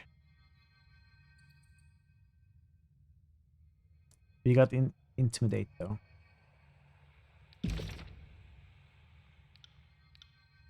Okay. Quill in hand, you loom over a blank sheet of parchment. You have Binder Meiotis' contact information in hand and contemplate your opening words. We have to be civil and polite. Paying money for her services is not what politeness is. Dear Fatebinder Meiotis, I write to you at the urging of my peer and tutor Fatebinder Rogalus. He has found himself bereft of answers, a rare condition for him, and suggested you may be the only source of the answers I seek. If you will pardon the imposition, it would mean a great deal to learn what you know of Kairos' edicts and the magic of the spires. The mountain spire of tears have awoken to my presence, an event that occurred moments after I resolved an edict of Kairos, so it's critical that I learn just what has happened to me, and what it all means. I thank you in advance for your consideration and wisdom, Fatebinder Mitra. He's a vampire. I believe it. He's just Keanu Reeves. That makes sense to me also. Sorry, I can't. Okay, so we have the old walls fully explored. From the Lethian Crossing ends to the other Bronzebread Root camp ends. There are 2 doors we weren't able to open. They don't respond to the keys we have found here. I think we have pretty much completed every quest in Lethian's Crossing. Let's turn them in. That sound is so annoying though.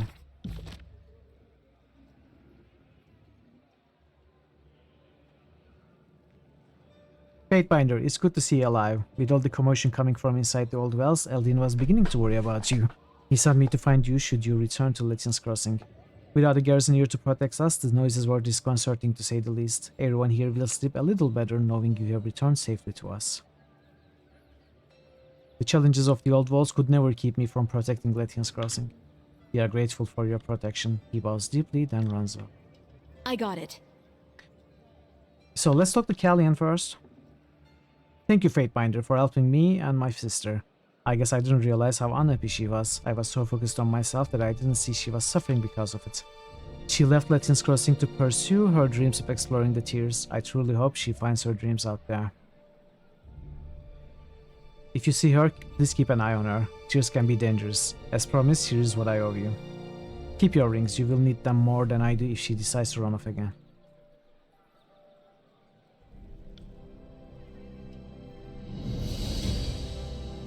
At any rate, life under Kairos may be stable, but it seems rife with myriad injustice and cruelties, not to mention the impossibility that any community may self-govern. Yeah, that is true. The second part is true.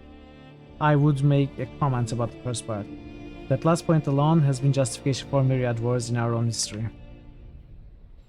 Yeah, self-governance would be lacking, but it might sometimes be better for certain communities to not be self-governing, right? So Kairos might actually be doing the correct thing there. But about the injustices and cruelties, even though Kairos sets the stage for that, I think most injustices and cruelties are done by his armies.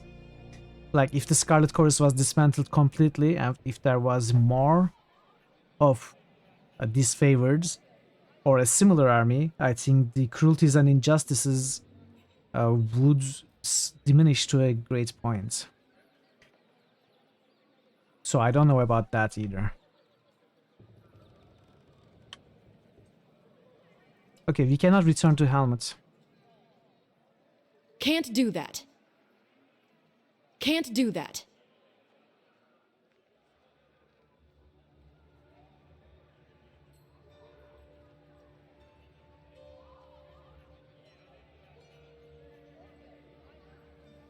Where are these?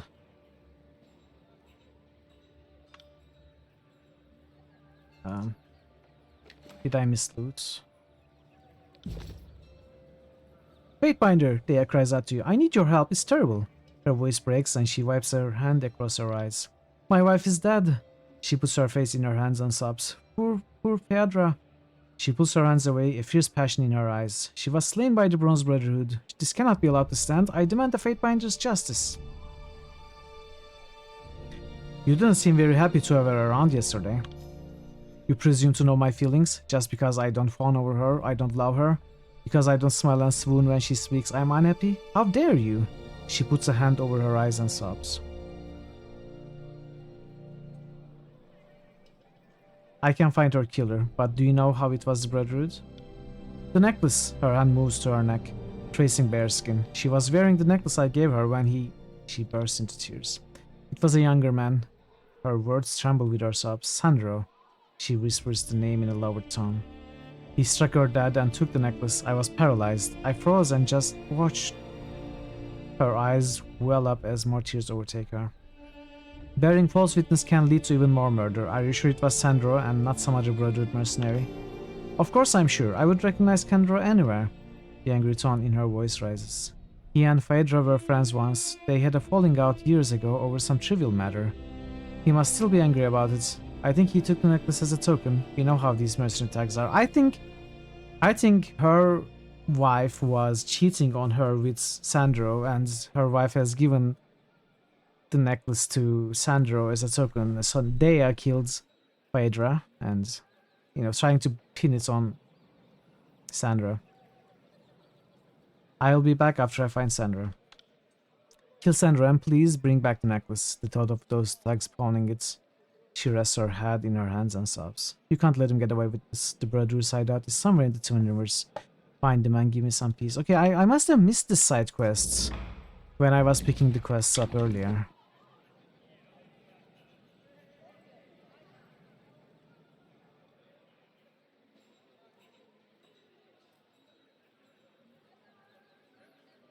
Where is Matani Sybil doing here?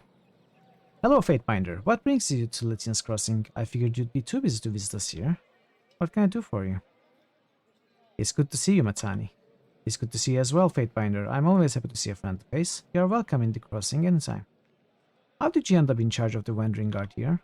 Harry requested that I take control of the garrison here in the crossing, so here I am. It's not the most glorious assignment, but I go where I am needed.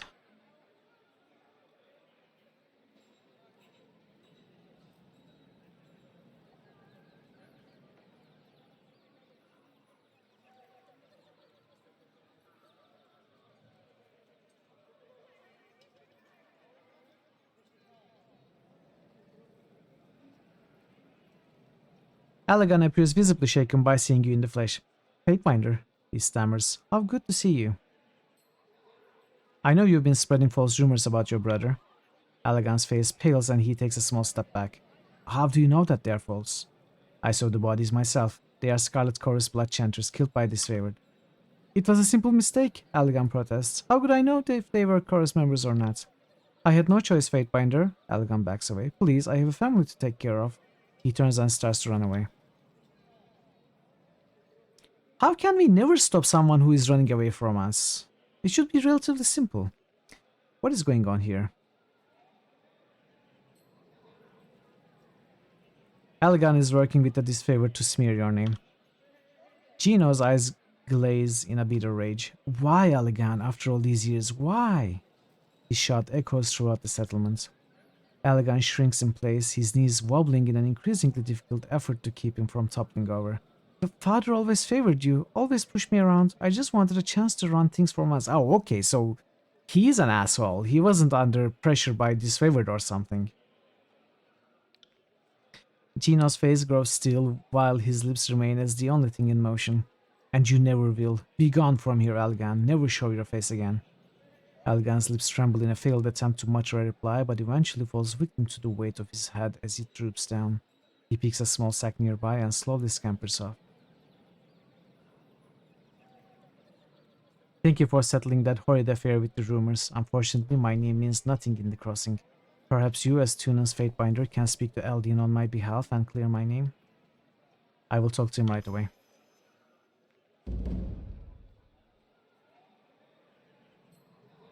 So, who is left? Eldin. Lohara. Lohara was...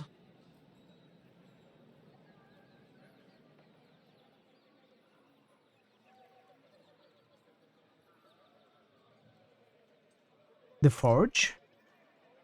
Yeah, Lohara was at the Forge.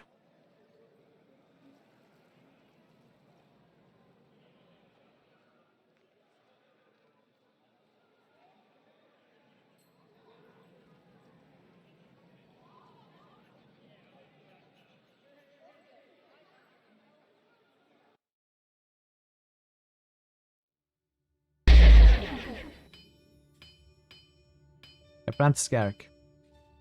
Thanks for saving me from that foul place. You have returned! Lohara turns to face you, her body covered head to toe in charred hues, chest rising and falling under the strain of labored breathing.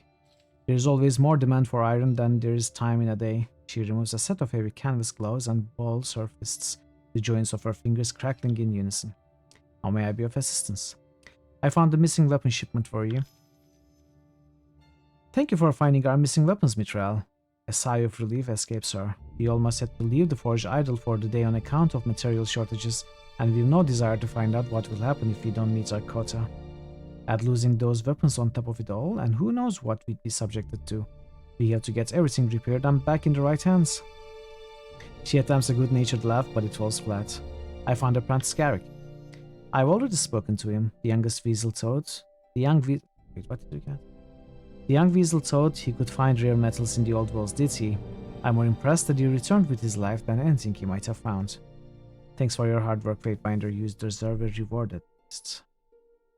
Can you make something for me? Can? She lifts an eyebrow. Most certainly. Will? Well, Kairos invented cues for a reason. I have a... Okay, we had this.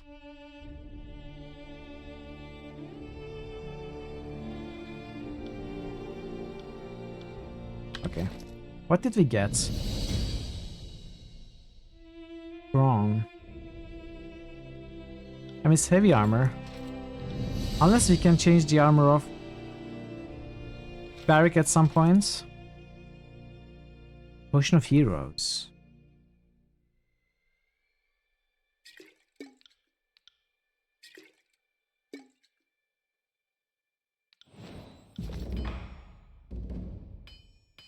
Another level up. Mites, we are going with mites. And what did I want? I want passive things. Can I help you find anything? Permission to backseat? What is it about, Thor? Barrick's armor. It's not a spoiler, right? About what's going to happen with it. Like if we can remove it or not. If we can, I don't know, that would be a spoiler. I wouldn't want it. But if it's backseating somehow about mechanics, sure, let me know.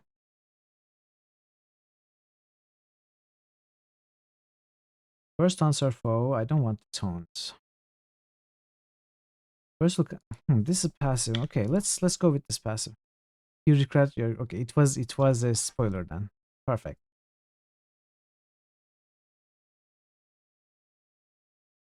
Unleash a rapid flurry of strikes against a single foe. Each hit applies a damage over time effect. I guess I can use this. On it. So let's do this side quest that I missed. Let's go back to Twin. What was it? Twin Peaks? Twin Rivers?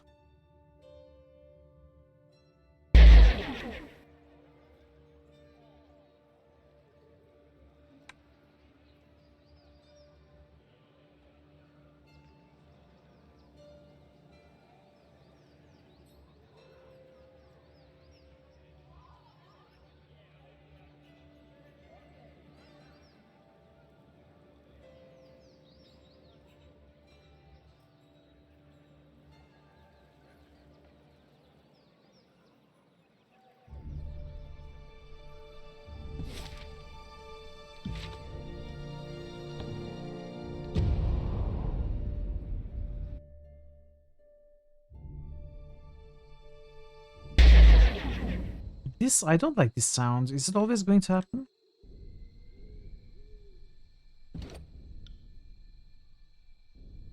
Sorry, I can't.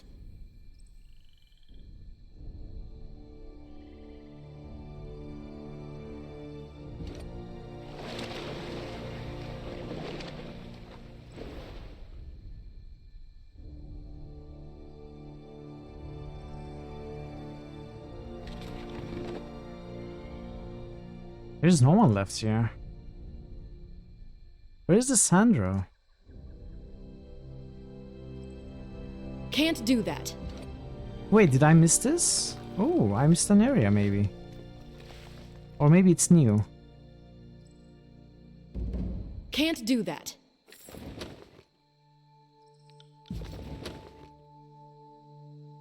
Stay back, I'm armed. Clad in piecemeal leathers, the sweaty man sizes you up, relaxing slightly as he reads your features. Leave me be, please. I'm sick and wish to be left alone. I don't wish to speak to anyone right now. You are somewhat oddly dressed for a Bronze Brotherhood mercenary.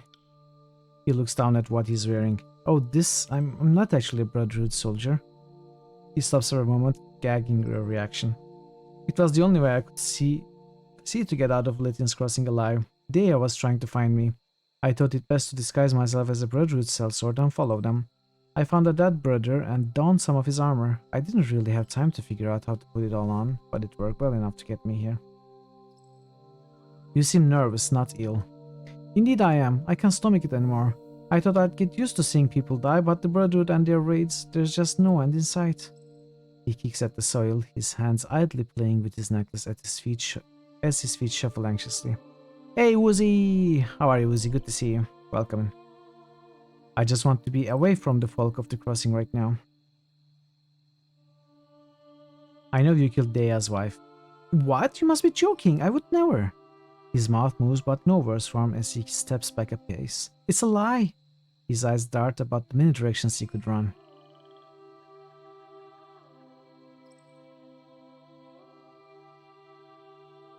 Just tell me what you did, Sandro. I swear I won't tell anyone. May Kairos strike me down if I'm lying. He trembles pitifully. I didn't kill Phaedra. She did. It was Dea. Dea said you are with the Brotherhood and you killed Phaedra. She said what? Sandro's face blenches, his eyes widen in surprise. The Brotherhood? Absolutely not. Do I look like I could even lift an axe without hurting myself? He reaches for his head, fingers digging into his hair. I saw Dea kill Phaedra.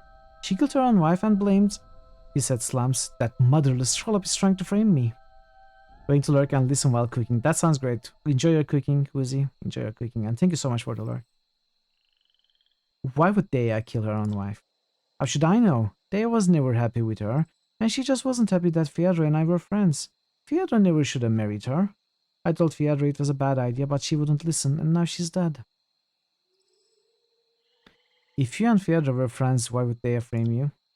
He takes a long, deep breath. Because I told Fiadra not to marry Dea, and she has always hated me for that.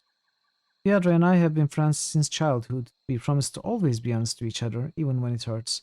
When Fiadra left to leave the bastard city, I stayed in Letyn's Crossing to keep an eye on things for her.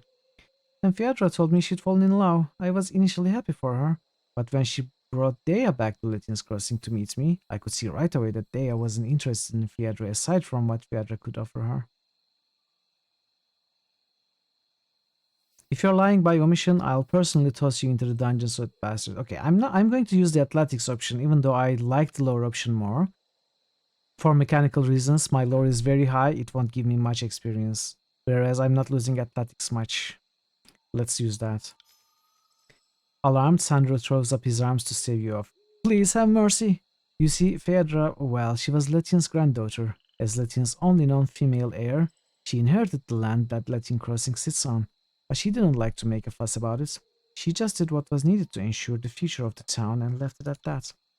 He looks around nervously and whispers. Dea, on the other hand, wanted more. I think she taxed merchants till near their breaking point if she was able. You are saying Dea married Phaedra for her land? Essentially, yes. I don't think Dea ever loved Phaedra. She always had other motives. Phaedra was... Phaedra. Maybe it's Phaedra. Phaedra. Maybe it's Phaedra. It's definitely not Phaedra. I've been reading it wrong. Phaedra. Let's say Phaedra.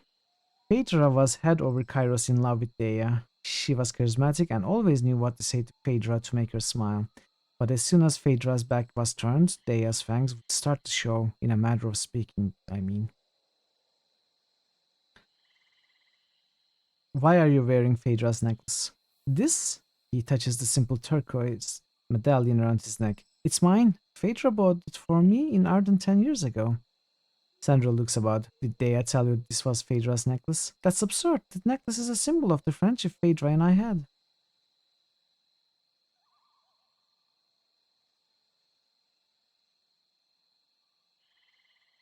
It seems Dea and I... Why should I believe any of this? His shoulders slump down and a defeated look crosses his face. I don't have any proof. All I can do is trust that, as a fate binder, you know what I am saying is true. It seems Dea and I need to talk.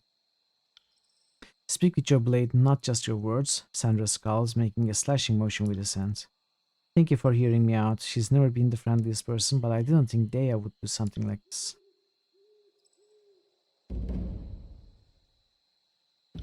Confront Dea.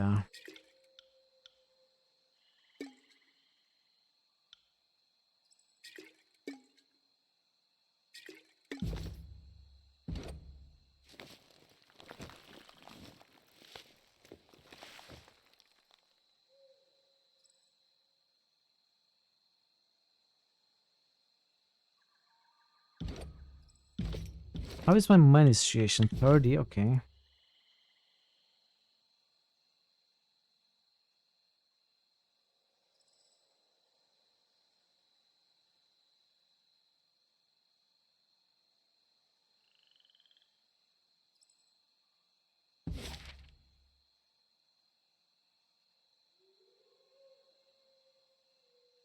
Sunset Spire. A large carriage has been parked by the side of the road. Several beastman workers regard you with dull expressions and motion towards the crest of the nearby hillock, more interested in catching some rest. You hear a laugh and splash of water beyond it, audible over the roar of the nearby river. As you approach the bank, you see two figures in water, bathing themselves. On the shore, a tall man draped in fine fabrics takes notice of you and lets out a piercing whistle. A well-muscled man and curvaceous woman rush out of the stream in response, wrapping themselves in thick robes. The tall man greets you with an exaggerated bow, explains that he is a pleasure provider, of the itinerant variety. He gestures to the pair, both of whom are strikingly attractive, and asks if you're in the mood to partake. Demand the services to be given free. Look around and check for an ambush. The peddler and his prostitutes aren't armed, and little of their chosen spot along the bank suggests a trap. Two small tents have been erected atop soft patches of grass. You peer inside their open flaps and see nothing but blankets, colorful pillows, and jars of fragrant perfume. Hardly a threatening sight. Still damp, the muscular man raises the sleeve of his robe to dab his forehead, exposing a leather band around his wrists. Though solid for half its length, the rest of it separates into finely twisted strips of leather coiled through seashells. Common design found in coastal Ardent. You count 4 shells on the band, a discreet but unmistakable signifier of nobility. Question the peddler about the armband. You point out the peculiarity of the armband, an item reserved for Ardent nobility, yet somehow in the hands of a peddler's worker. As you voice your question, the female prostitute lunges forward and grabs your hands, pleading with you for assistance. Between frantic sobs, she blurs out they are Ardent nobles that have been kidnapped by Brotherhood extortionists. The peddler jams a few fingers into his mouth and issues a piercing whistle, quickly summoning the beastman guards to his side. He doesn't deny his affiliation with the Brotherhood, instead explaining that his captives are adult children of a powerful Ardent noble, taken captive while the Brotherhood was in contact with the voice of Nerat, and thus he contends legally acquired. The 2 prisoners look at you expectantly, awaiting your response. Convince the man that his plans will backfire. You inform the Brotherhood agent that his plan is a few years too late. The wealthiest of Ardent have perished in the war or become embittered by loss. The former is likely to be able to afford a ransom. The latter is likely to view the hostage offer as an insult and strike back rather than negotiate. The Brotherhood agent is sufficiently perturbed by your words and motions for the beastman to stand down. The 2 nobles quickly throw on proper clothes for the road, thanking you profusely for your assistance. They promise to spread word of your deeds and to send a suitable reward upon their return to Ardent. Before he leaves, the agent sheepishly hands you a pouch of rings, hoping to absolve himself further of any wrongdoing. You depart the river, satisfied with the turn of events. You believe Phaedra is the right pronunciation, and you got it right. Yeah, I think it's Phaedra, yeah. You got some unbroken favor. Sometimes I don't look at some words close enough, and I just never look at them again. I don't read very carefully, especially when there's too much to read. I think I sometimes rush ahead and make many mistakes.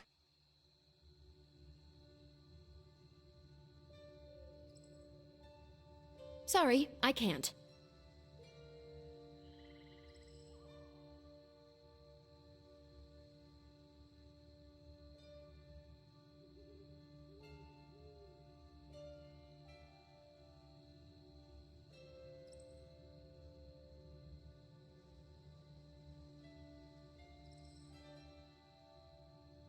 Have you settled my blood debt? Thea's voice trembles, her body weary from sobbing. You killed your wife and tried to frame Sandra. How dare you accuse? Her tear-streaked eyes widen with surprise. That's so absurd, I can't even... She clutches her head in her hands, bawling. That's preposterous, I couldn't... Thea's furnace turns to flash to stoic in the blink of an eye. She folds her arms before her and smiles. Well, mount me sideways. I thought I had gotten away with it. She looks down at her feet. Can't blame me for trying, though. A sly smile crosses her lips. You know, Fatebinder, with Phaedra gone, I have inherited everything she owns. Perhaps there's something I can offer you should you decide to leave things be. Hey, MDS, stop what? No, I will never stop. I will never stop. It's out of my control. I don't do it. It just happens. I have no control over it. I'm sorry. How are you, MDS? Good to see you. Welcome. Welcome. That's impossible! Exactly, it's impossible. I'm sorry. I'm sorry. You will continue to get these shoutouts. Unless you actually don't want the shoutouts and you are serious, then I will stop.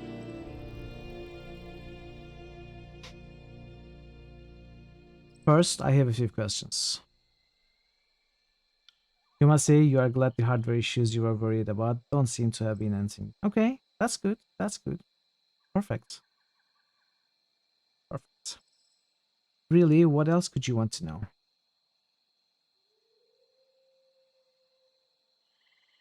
Why was that necklace so important to you? It's not really. I just wanted it as proof that Sandro was dead. I was going to keep it around as a trophy, a reminder that, in the end, I won. Why kill Phaedra now rather than earlier? I wasn't originally planning on doing it myself at all. Phaedra was supposed to die when Kairos' armies came to Lethian's Crossing. That was the only reason I actually married the little half-wit. I met Phaedra in the bastard city. It didn't take long to learn that she owned a sizable piece of land. I courted her for a while, and then Kairos invaded the Tears. By that time, I had Phaedra right where I wanted her. She was desperately in love with me and wanted us to be together forever. But she wasn't willing to marry me just then, so I stayed with her as we traveled around and eventually settled here. Kairos' forces followed soon after. Her armies quickly occupied Lethian's Crossing and subjugated the town. Phaedra was gravely injured that year. I didn't think she would survive to see the next season, so I convinced her to marry me before it was too late. She agreed, and for a time I thought it would all work out in my favor. She'd be dead, and I'd own the town. Wait, how do you know Kairos is a woman? I don't, but I'd like to think she is. Between her power and my huge tracts of land, we'd make a great couple, don't you think? She smiles quietly. But obviously she recovered. Thanks to Sandro, he wouldn't leave Phaedra alone. As her friend, he was determined to nurse her back to health, and the fucker succeeded. Over the course of a few weeks, he destroyed my years of planning. So you had the change of plans. I've thought of many different ways to remove Phaedra from my life, and none of them were good enough to absolve me of any potential guilt. When the Bronze Brotherhood attacked, I figured it would be a good way to disguise my involvement with her death, but Sandro saw me. That little worm ruined everything. I had to deal with Phaedra's body before I could chase him down. By the time I was able to locate him, he had put on some Bronze Brotherhood armor and was following them out of town. Let me ask you something else. Why did you kill Phaedra? We got the answer to this. Living with Phaedra was insufferable, always so happy and smiling, like nothing bad had ever happened to her in her entire life. It drove me crazy. I was happy with her at first, but over time it wore me down. I couldn't take it anymore. She's got huge tracts of land, yeah. I wanted to show her that life can be mean and cruel, so she stopped smiling all the damn time. The dead do not smile. Sandra told me a rather interesting and different version of events. She scoffs at you. You are a persistent one, aren't you? Fine, as you probably know, Phaedra was the granddaughter of Lethian, which means she essentially owned Lethian's Crossing. Every month she would collect from the merchants and use the rings to maintain the market areas for their use. She only ever collected enough to cover the needs of the marketplace. She never considered that we could use those rings too. I told her to raise our rates, that the merchants could afford it, but she refused. Those filthy merchants all live better than I do. With Phaedra gone, you inherited the crossing and can charge whatever you'd like. She tips her chin defiantly into the air. Now that I own this town, I can charge whatever I want. I can finally have the life I deserve. The only thing still in my way is that worm Sandro.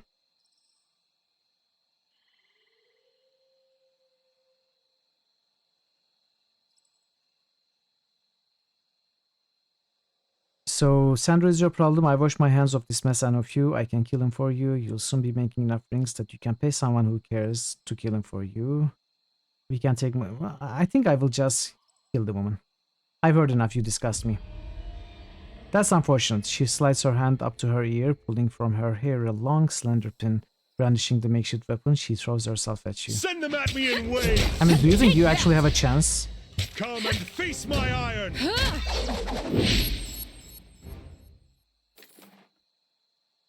Dea's necklace, grace, +1 finesse. It's an accessory, so... Maybe worse instead of vitality.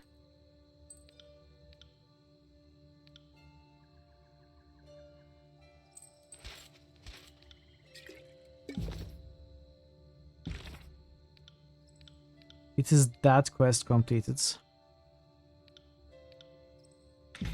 Hold on, who owns the Latian Crossing lands now?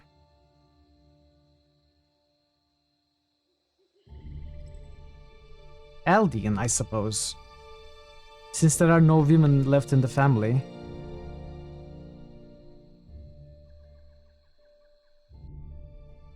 And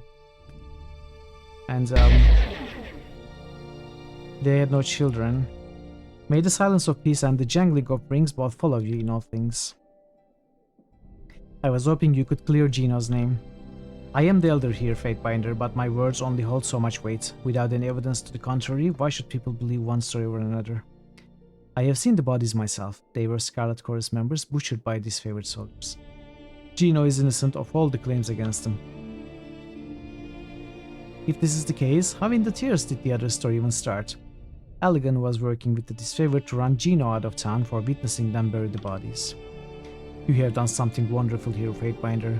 The needs of a small, weak man placed before your own. You are truly a wonderful person and a force of change for the tears.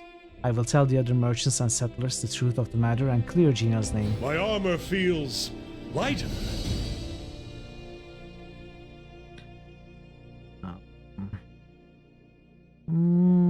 What do I want? Quickness? Some quickness, maybe? Yeah, some quickness. 12. Let's get to 12 quickness. Never mind. Let's go to 20 vitality. Or 16 resolve, maybe.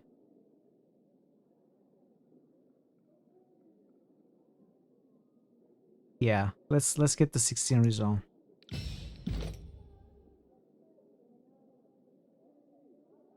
Defender's Watch for sure.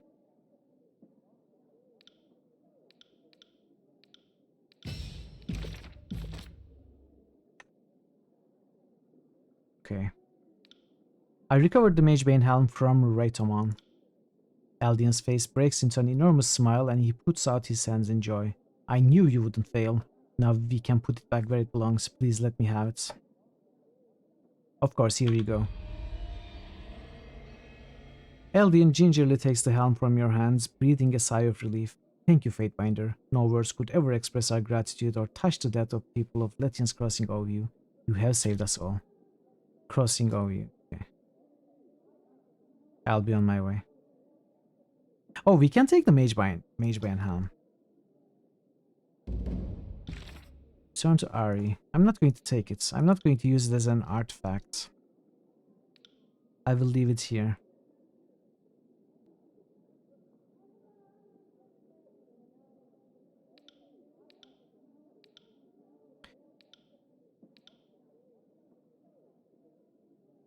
Okay. Let's return to Ari. Let's talk to her.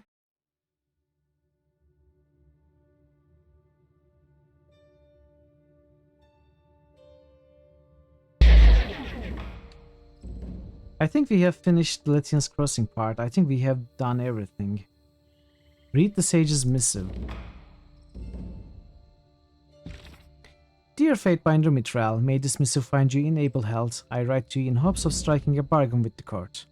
By the laws of Kairos, I am a purveyor of lies. In my work for the School of Ink and Quill, I have written many texts, and while some of the particulars are at odds with history as taught by those loyal to Kairos, I truly believe that our work is not blasphemous nor treasonous, and does nothing but exemplify the inevitability of Kairos. It is not my place to say what is and isn't worthy of censure. That duty, if I understand correctly, is yours. My offer is this. If you would preserve my text, I would submit my neck to any sentence you deem worthy without protest. My life is worth little compared to the text that required the life's work of countless sages. I understand such writings will likely need to be kept in a vault far away from offending eyes. But if I can be assured our written echoes will live on, my flesh and blood are the courts to discard. If you are amenable to my offer, seek me out. My current whereabouts are far from the ruins of Wellenstadel. See the reverse of this parchment for instructions if you make your way to the location directed. I will seek you out. Glory to Kairos, Sage L. On the reverse of this missive is a charcoal sketch of what appears to be a small keep built alongside mountain foothills. A map of the tiers is drawn in the corner, with a circle that seems to indicate this location is in Bastard's Tier, north and east of the Bastard City. What is Thor's permission? Dear Sage Al, plan for my arrival and be prepared to face judgment. Don't send it. Politely agree. Request more information. Dear Lord or Lady Al, if you were sincere in your desire to surrender to the court, you are welcome to visit Tunon, Archon of Justice. No. Politely agree. Dear Sage Al, your request is a bit unorthodox. If you are aware of your role in creating forbidden lore, surely you must know that asking me to harbor such things is asking me to take your crime upon myself. But I am not without reason or mercy, and I will at least hear out all that you have to say in person. Send it.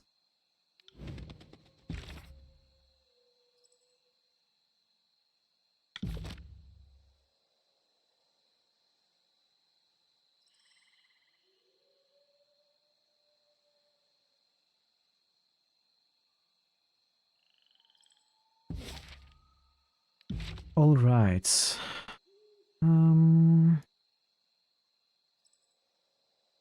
What is the Shattered Bastion?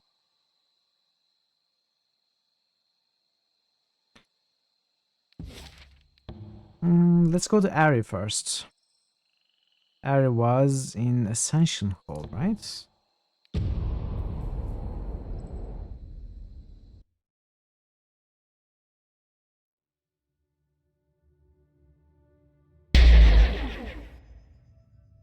And Zidania is here also. Fatebinder, I've been meaning to thank you for your help at Latian's Crossing. Work at the Forge is renewed, and we will soon have the finest arms and armor for this coalition of yours. Provided you keep Latian's Crossing safe from the other Archons, we will entertain the challenge of arming whatever motley you manage to assemble. All the arms in the tiers will mean little if there is no one to wield them. I suggest we pursue the Unbroken as our next ally. They've done irreparable harm to the disfavored with salvage weapons. Imagine what they could do with Kairos' own iron. You expect me to cooperate with warriors of Stalwart? It was their stubbornness that put me in this armor and grieved the general with uncounted losses. Beric massages the brow of his helm. The forge-bound master eases back to regard Beric from a position of safety. No one is jumping to conclusions here, my ironclad friend. I would rather see us allied to the Earthshakers myself. This coalition needs intellect and strategy if we are to avoid the mistakes of the past.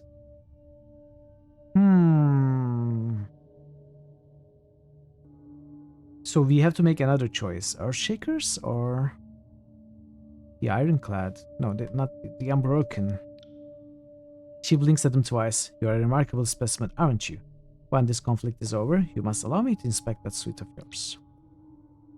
There's a symbolic victory in winning over an Archon's loyal servants to our cause, and if they know magic, that's a tactical advantage we can't ignore. Exactly. It is how I felt about the Forgesmiths. What were they called?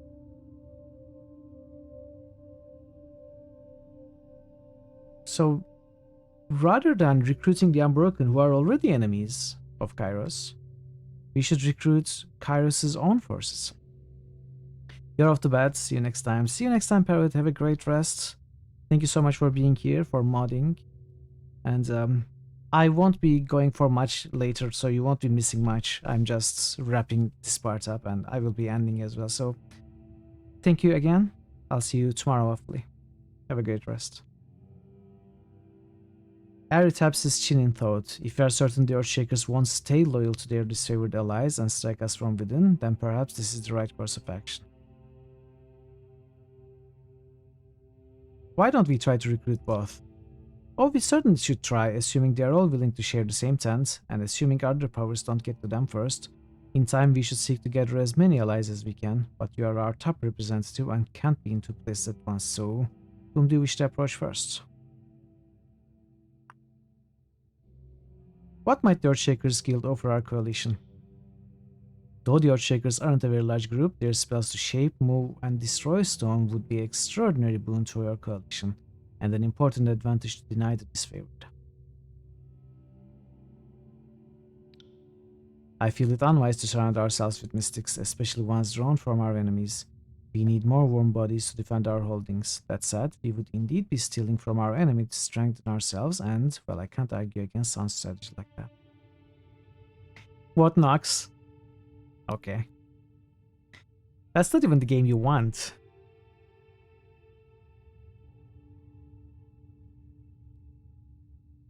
What value would the Unbroken provide? The people of Stalwart have battled in blood. As much as it kills me to admit this, I've heard from several sources that the disfavored consider the Unbroken almost worthy as far as adversaries go. If the disfavored begrudgingly respect their prowess, that says a lot. And more importantly, like the Wandering Guard, the Unbroken still openly defy Kairos. Even the Edict of Storms has not completely silenced their will. Anyone that determined to fight, will make a strong addition to our cause. Your Shakers are sworn to fight with the disfavored. Do you have some notion of how we'd convince them to turn? With Kane's demise, Radix is their new leader. But Isadora, his close associate, is like the old Archon of Stone, stubborn and independent, and her mindset is hardly uncommon amongst her peers. I know for a fact lots of the Earth Mages consider Cairn for their master, not Kairos or Ash, a sentiment kept quiet, but one we could exploit to cleave them from the... We'd need to give them a compelling reason to risk Ash's wrath, but it's important to note that the Earthshakers are magical allies to the disfavored, and nothing more. Save for a few exceptions, they do not share the family ties that bind the Legion. What else should I know about the Blade Grave? It reeks of rust and desperation. Little to nothing remains of Stalwart's old pride. Remind you of anyone? No? I'll keep my thoughts to myself then. The Unbroken show incredible persistence to remain in the area. It seems they will not give up their country while any of them yet stand. I can't even imagine how they've endured this long. The Edict of Storms tears at the ruins of old Stalwart, so prepare to guard yourself against an onslaught of dust and debris. Now more than ever, it's a harsh, unforgiving territory. The Edict was a curse on Kairos' enemies, though it touched some of us deeper still. What of the Burning Library? Could we seek help there? We had a few sages join our cause. They fought with us and died during the siege. From what they told me, the Burning Library is abandoned, save for a few chorus gangs looting what's left of the place. Everyone likes an underdog. You vote for Nox on side or whatever else you want for this reason. Yeah, makes sense. I mean, I hope I can recruit both of them this time. It doesn't make sense to not go for the Unbroken, but it also makes a lot of sense to try and carve the Earthshakers from the disfavored army. So we have got great weapon makers. We don't really have great fighters to wield them. For that reason, the Unbroken is a better choice.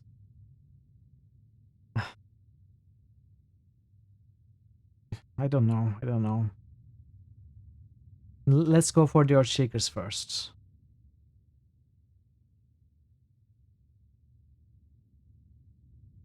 Let's go for Earthshakers first. The Earthshakers sound like our best bets. I will aim to recruit them.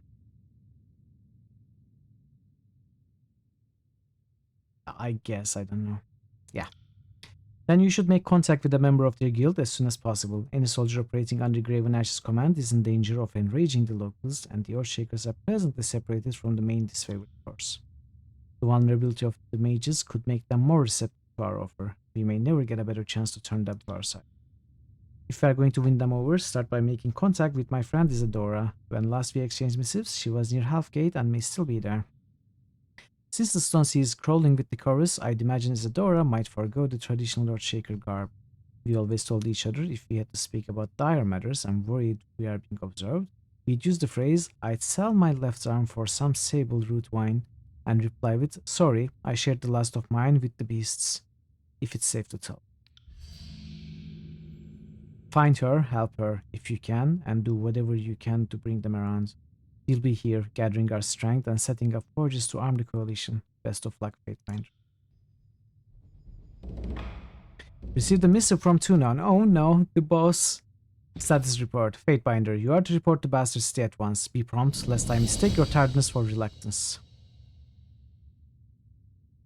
Send a confirmation. As your request, I will appear in your court in good time. Mitral, word reached the court that you have dealt with the seditious mercenaries claiming for themselves the mantle of defenders of Latin's Crossing. You have the gratitude of both myself and the Overlord. Disruptions in the settlements long stymied the production of iron goods for the war effort. What do you think about the missive system? I don't think much about it. It's fun. It's fun to read and send an answer. It is a good way to receive quests when in another way they may not have made sense, possibly. Like Tunon calling us. So missives work well in that regard. It also is used to set up other side quests and stuff. I like that it's implemented. But I'm not, it's not exceptionally interesting or anything. It's a good mechanic to have to make sense of some of the quests. I just don't know how much the choices we, the selections we get here affect the outcome. Like other than getting some favor on wrath, maybe. It's good. It's a good role-playing element, if nothing else. Forge Master Zdenia personally thanked me for your intervention. She further informed me of your arrangement with her. So long as you remain loyal to the Overlord's law, I see no conflict of interest in one of my vassals taking a role of leadership over one of my sworn guilds. Take care not to abuse that role. Beyond the Adjudicator, Archon of Justice. Okay, we do not write an answer. So this is just Tunon telling me he's okay with me taking over the Forge Bound.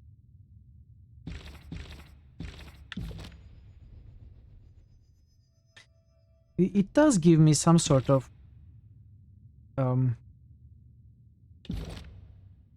it sometimes does cause some sort of pressure. For example, this says 1 day 11 hours 45 minutes remaining to get an answer from Sage L. This is the guy who called us to where he lives, so I feel like I have to go there in these 36 hours. And I can't postpone it as much as I might possibly want to. So the time elements always make me kind of anxious. Arrow nods in your direction. If you have any questions for me, feel free to voice them now. It must feel strange inviting Tunan's servant into the fold. She flashes an anxious smile. It was a gamble, but I'd say you've exceeded our expectations so far. Keep it up, and one of these days maybe I'll sleep through the night. Her tone dips and she struggles to meet your gaze. I probably don't say this enough, but the fact that you are part of Tunan's court has done more for the rebellion than any number of swords or shields. It shows the people that Kairos' offensive is weaker than they think. The Archons don't have their affairs in order, and the conquest they thought so close to finish is splitting at the seams. So, thank you. When we tell our grandchildren how we almost bowed to a tyrant's rule, you'll always be the one who steered the course of events for the better. No matter what happens next, that much will hold true. How are the Vengeance Guard doing? Bringing some order to the well has given us the opportunity to regroup and consider our priorities. When you get right down to it, our collection is only as old as the second year of Kairos' invasion. We have a lot of room to grow, but our roots are planted in shallow soil. We agree that Kairos' forces must unconditionally withdraw from the tiers, and that is starting to look like our only point of firm accord. She frowns. It's a good thing that we have galvanized the rest of the tiers to strike back, because what we have on our own wouldn't carry this rebellion without help. Coming from a place of disadvantage makes your story inspiring, I would cleave to that. You're right, here I stand doubting our chances, but the people have taken hope from our meager rebellion. That has to mean something, right? She smiles at you. Thanks for the kind words. You handled yourself with discipline and honor in the Old Wolf's Fatebinder. We choose wisely to put our faith in you. Okay, so I don't think I'm going to do much else today in terms of story or quests. I will sell the stuff I have. Try to get some upgrades or whatever we can get to the spires. Let's see how our money reserves are. Tempest cannot be sold or removed from party. Oh, this is an artifact. This is an artifact. I hadn't even noticed. You almost want to nominate that as effects just to annoy you. Oh, that is annoying. I wouldn't add that. It doesn't make any sense. It's not a voice line or anything. It's just noise. I don't add sounds like that.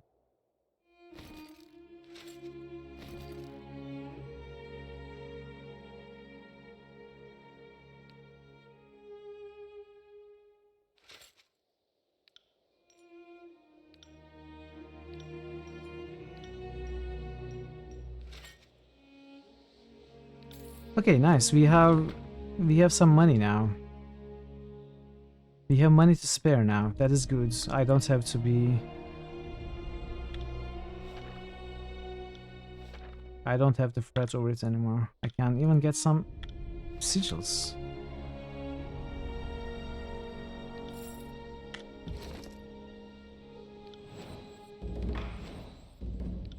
What is this? Okay.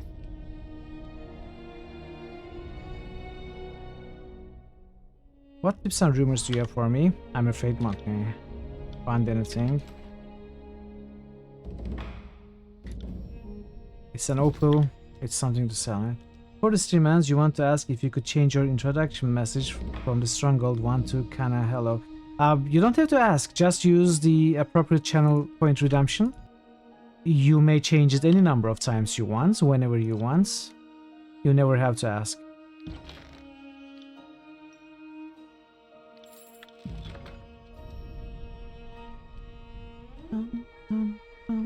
So we have to talk to Kills and Shadows, but I will do it tomorrow. Let's get some training. Oh, actually, he has some nice items. Maybe I can check the items out later. Hello?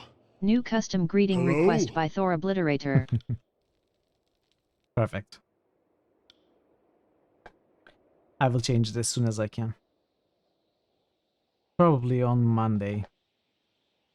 So it might not be in for tomorrow's stream.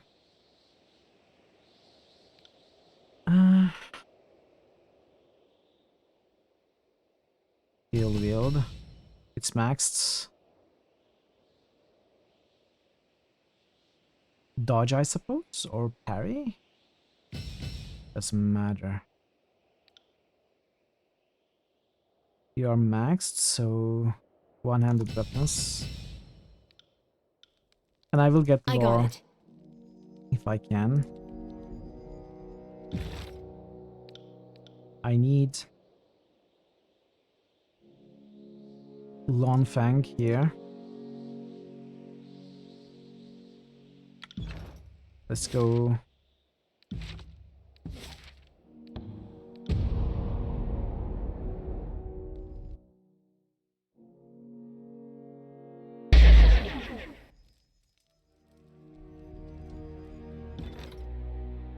Who do I want to recruit for here? Puppet, a master trainer teaches control fire, control emotions. I'm not really interested in any of these. You're welcome. States of your research. I'm happy to say I made great progress. He beams at you and exhales a welcome breath. Allow me to show you my findings. Is that all? You got me a scroll? Research something. Sigil scroll. No. Research artifacts. Oh, they are already busy.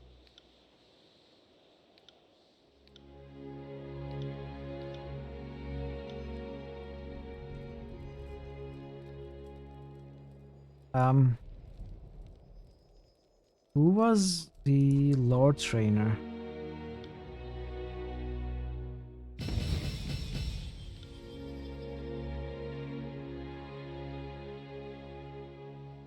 So what training do I want for Lantry anyway?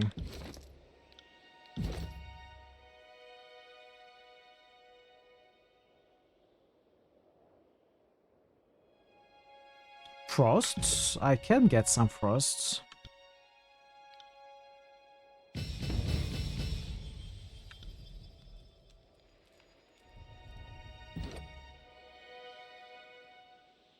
Quickness.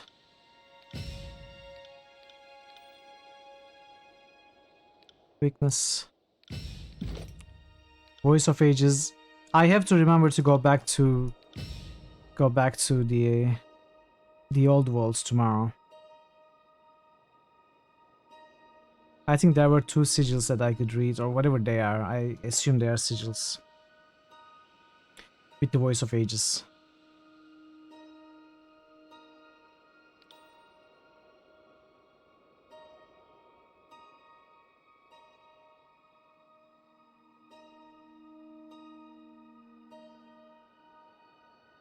let's pick this up. This looks good. Okay. We will look at our quests tomorrow. Old walls, voice. I've put down a note for myself. Okay. Dearest Fatebinder, champion of Tunon's Gavel, slayer of Choirmen. We hope you recognize that we bear you no ill will. We who understands treachery, if not the Archon of Secrets. We've always held the very highest esteem for the work of other specialists in the art of duplicious. Make no mistake, dear Fatebinder, after your little performance at Vendrin's Well, and with such a flair for theatrical illumination, you have ascended in our estimate. We trust you will understand that when we peel the flesh from your bones and squeeze the bile from your quivering innards, it's strictly out of artistic integrity and the courtesy owed a fellow professional. Nothing personal at all. But enough about our friendly rivalry. Do you enjoy the company of our little spy? Erdan's Neville fails to inspire us in the most pleasant quivers. We have a gift for her delivered through you due to girl's questionable faculty with letters. We've learned from one of our birds that a mercenary in Haven has been absolutely gloating about slaying her sisters. His boss even secured him work defending some crossing merchants. Show her the sigils on the reverse, she'll know what they mean. Voice of Nerat, Archon of Secrets and Master of Cacophony. The opposite page contains several rough, ink-scratched symbols that look like nothing more than a child's photographs of their favorite animals. We can send our thanks. Archon of Secrets, receiving your missive was an unexpected pleasure. I shall see to it that Verse is informed. Doubtless this will end in blood. What is inquire further? No doubt you intend your message to elicit violence and chaos. That's standard for you, however, so I'm left to wonder, what else do you hope to accomplish? I like that.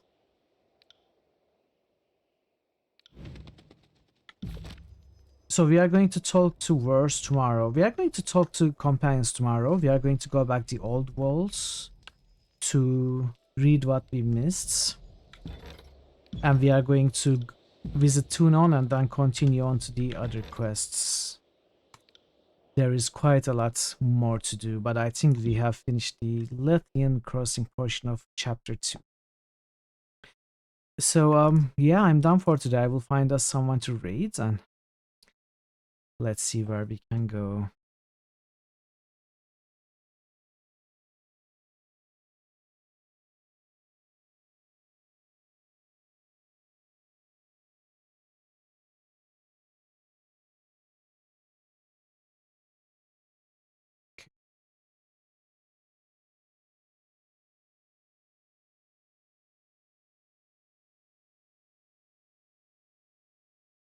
Thank you. Welcome, Trick Me. Good to see you.